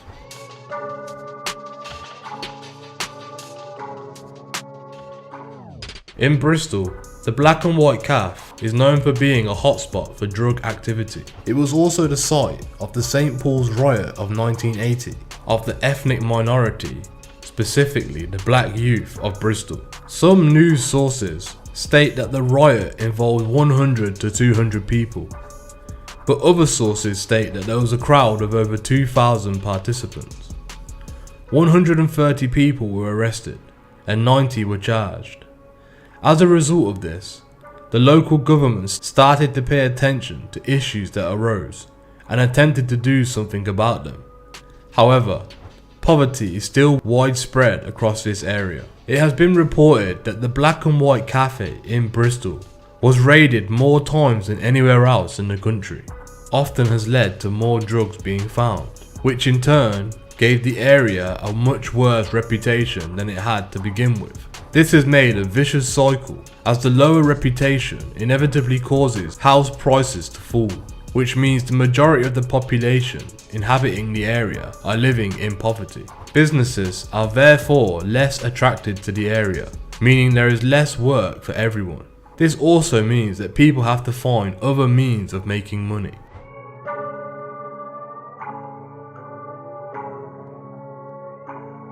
The Black and White Cafe served food, but its success was majorly contributed to the booming Class A drug trade which was taking place inside the business. However, due to legal action, the cafe closed its doors in 2004 and has since been demolished and been replaced by new homes. For the Aggie crew, this was their drugs den, their territory, from where they sold their product and where people knew they could go to get their stuff to get high. In 2003, after some members of the crew had been released from prison, a fight started over the cafe. When the group had vacated the premises and had been arrested after a previous police raid, other gangs such as the Hype Crew and the Mountain View Posse, who were also in alliance with smaller groups such as the Back to Back Gang and Gucci, moved in on the Aggie crew's territory, now claiming it as theirs. The Aggie crew obviously did not approve of this and set out to claim what they believed was theirs. The Aggie crew armed themselves with guns and stormed the pubs, shops and streets, demanding that rival gangs and gangsters who had moved in on their territory must pay them tax in order for them to continue running their trade from their territory. The Aggie crew had ordered the rival gangsters to pay £50 per person daily and £100 per business, and if they didn't pay up, they would suffer the consequences. The new gangs did not agree with these terms, as they believed it was their right to stay there and refused to pay the Aggie crew the money. This created a lot of tension in the city between the groups, and eventually a violent turf war broke out between the gangs. An article from a national newspaper in 2003 states that 5 members of the Aggie crew put on balaclavas, picked up guns, and made a personal tour of the local bars of Bristol. This included the Black Swan, the Malcolm X Centre, Lubeck's, and the Caribbean Club. The Aggie crew announced that they were taking over. Gun crime in Bristol increased dramatically after this. The first incident involved a Height crew member being shot, followed by a shooting of an Aggie crew member. There were many shootings that followed, kidnappings of opposing gang members for negotiation, and, as an act of disrespect towards the other rival gangs, the Aggie crew robbed everyone at gunpoint at the Black and White Cafe, taking all their money and belongings, and later shot fireworks into the building to try and provoke a gunfight. There were deaths of members on both sides of the fight, and many were injured. There was also a lot of property damage, due to the dangerous nature of their actions. The police arrested the majority of the crew at the site, and more through raids of the homes of the members of the gang. After this incident, armed police were released to patrol the streets, as there was a constant fear that further gang violence was going to occur. The feud was going to be very short-lived.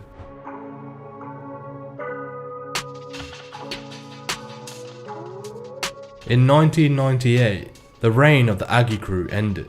300 police officers were involved in raids in which they found many guns, including pistols and shotguns, lots of ammunition, and had arrested 6 members after they caught them holding and dealing an estimated £1 million worth of crack cocaine inside their drugs den. Mr. Wilson was arrested and was given 2 prison sentences, one for 5 years and one for 7 years, whilst some of the other members of the gang were deported back to their home country of Jamaica.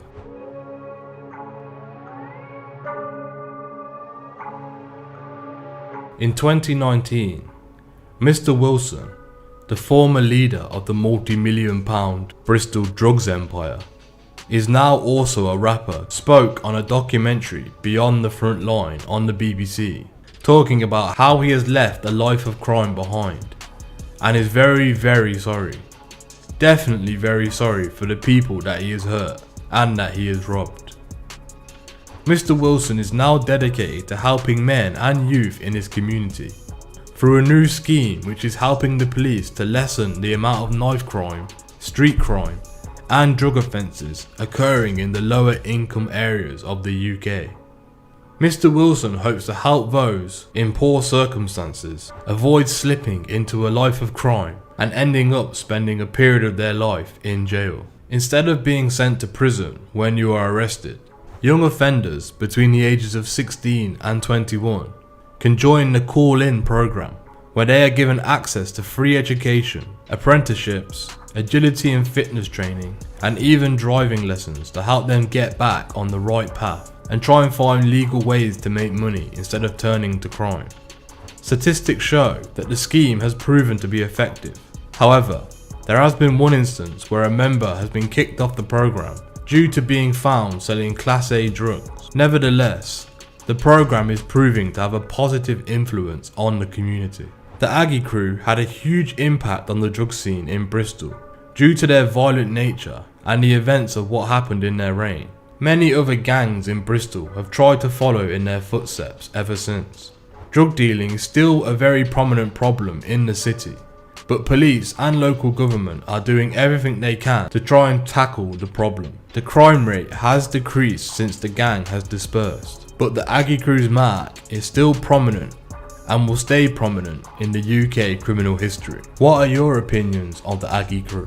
Do you believe the crime rate in Bristol has dropped since the Aggie crew dispersed? Mr. Wilson has been able to turn his life around and is now able to help those in a less fortunate position than himself not go down the wrong path and make the same mistakes that he once made. This is a challenging feat, especially for someone who was as entrenched as Mr. Wilson was in the criminal underworld. We wish him all the best in the future with his music and with helping the younger generation make the right choices. Thank you for joining us today. If you liked today's content, please don't forget to like and share. And if you're new to the channel and you want to see more Street Crime UK content, please don't forget to subscribe and hit that bell button so so you can join us on the next video. Thank you for joining us today, and until next time, stay safe.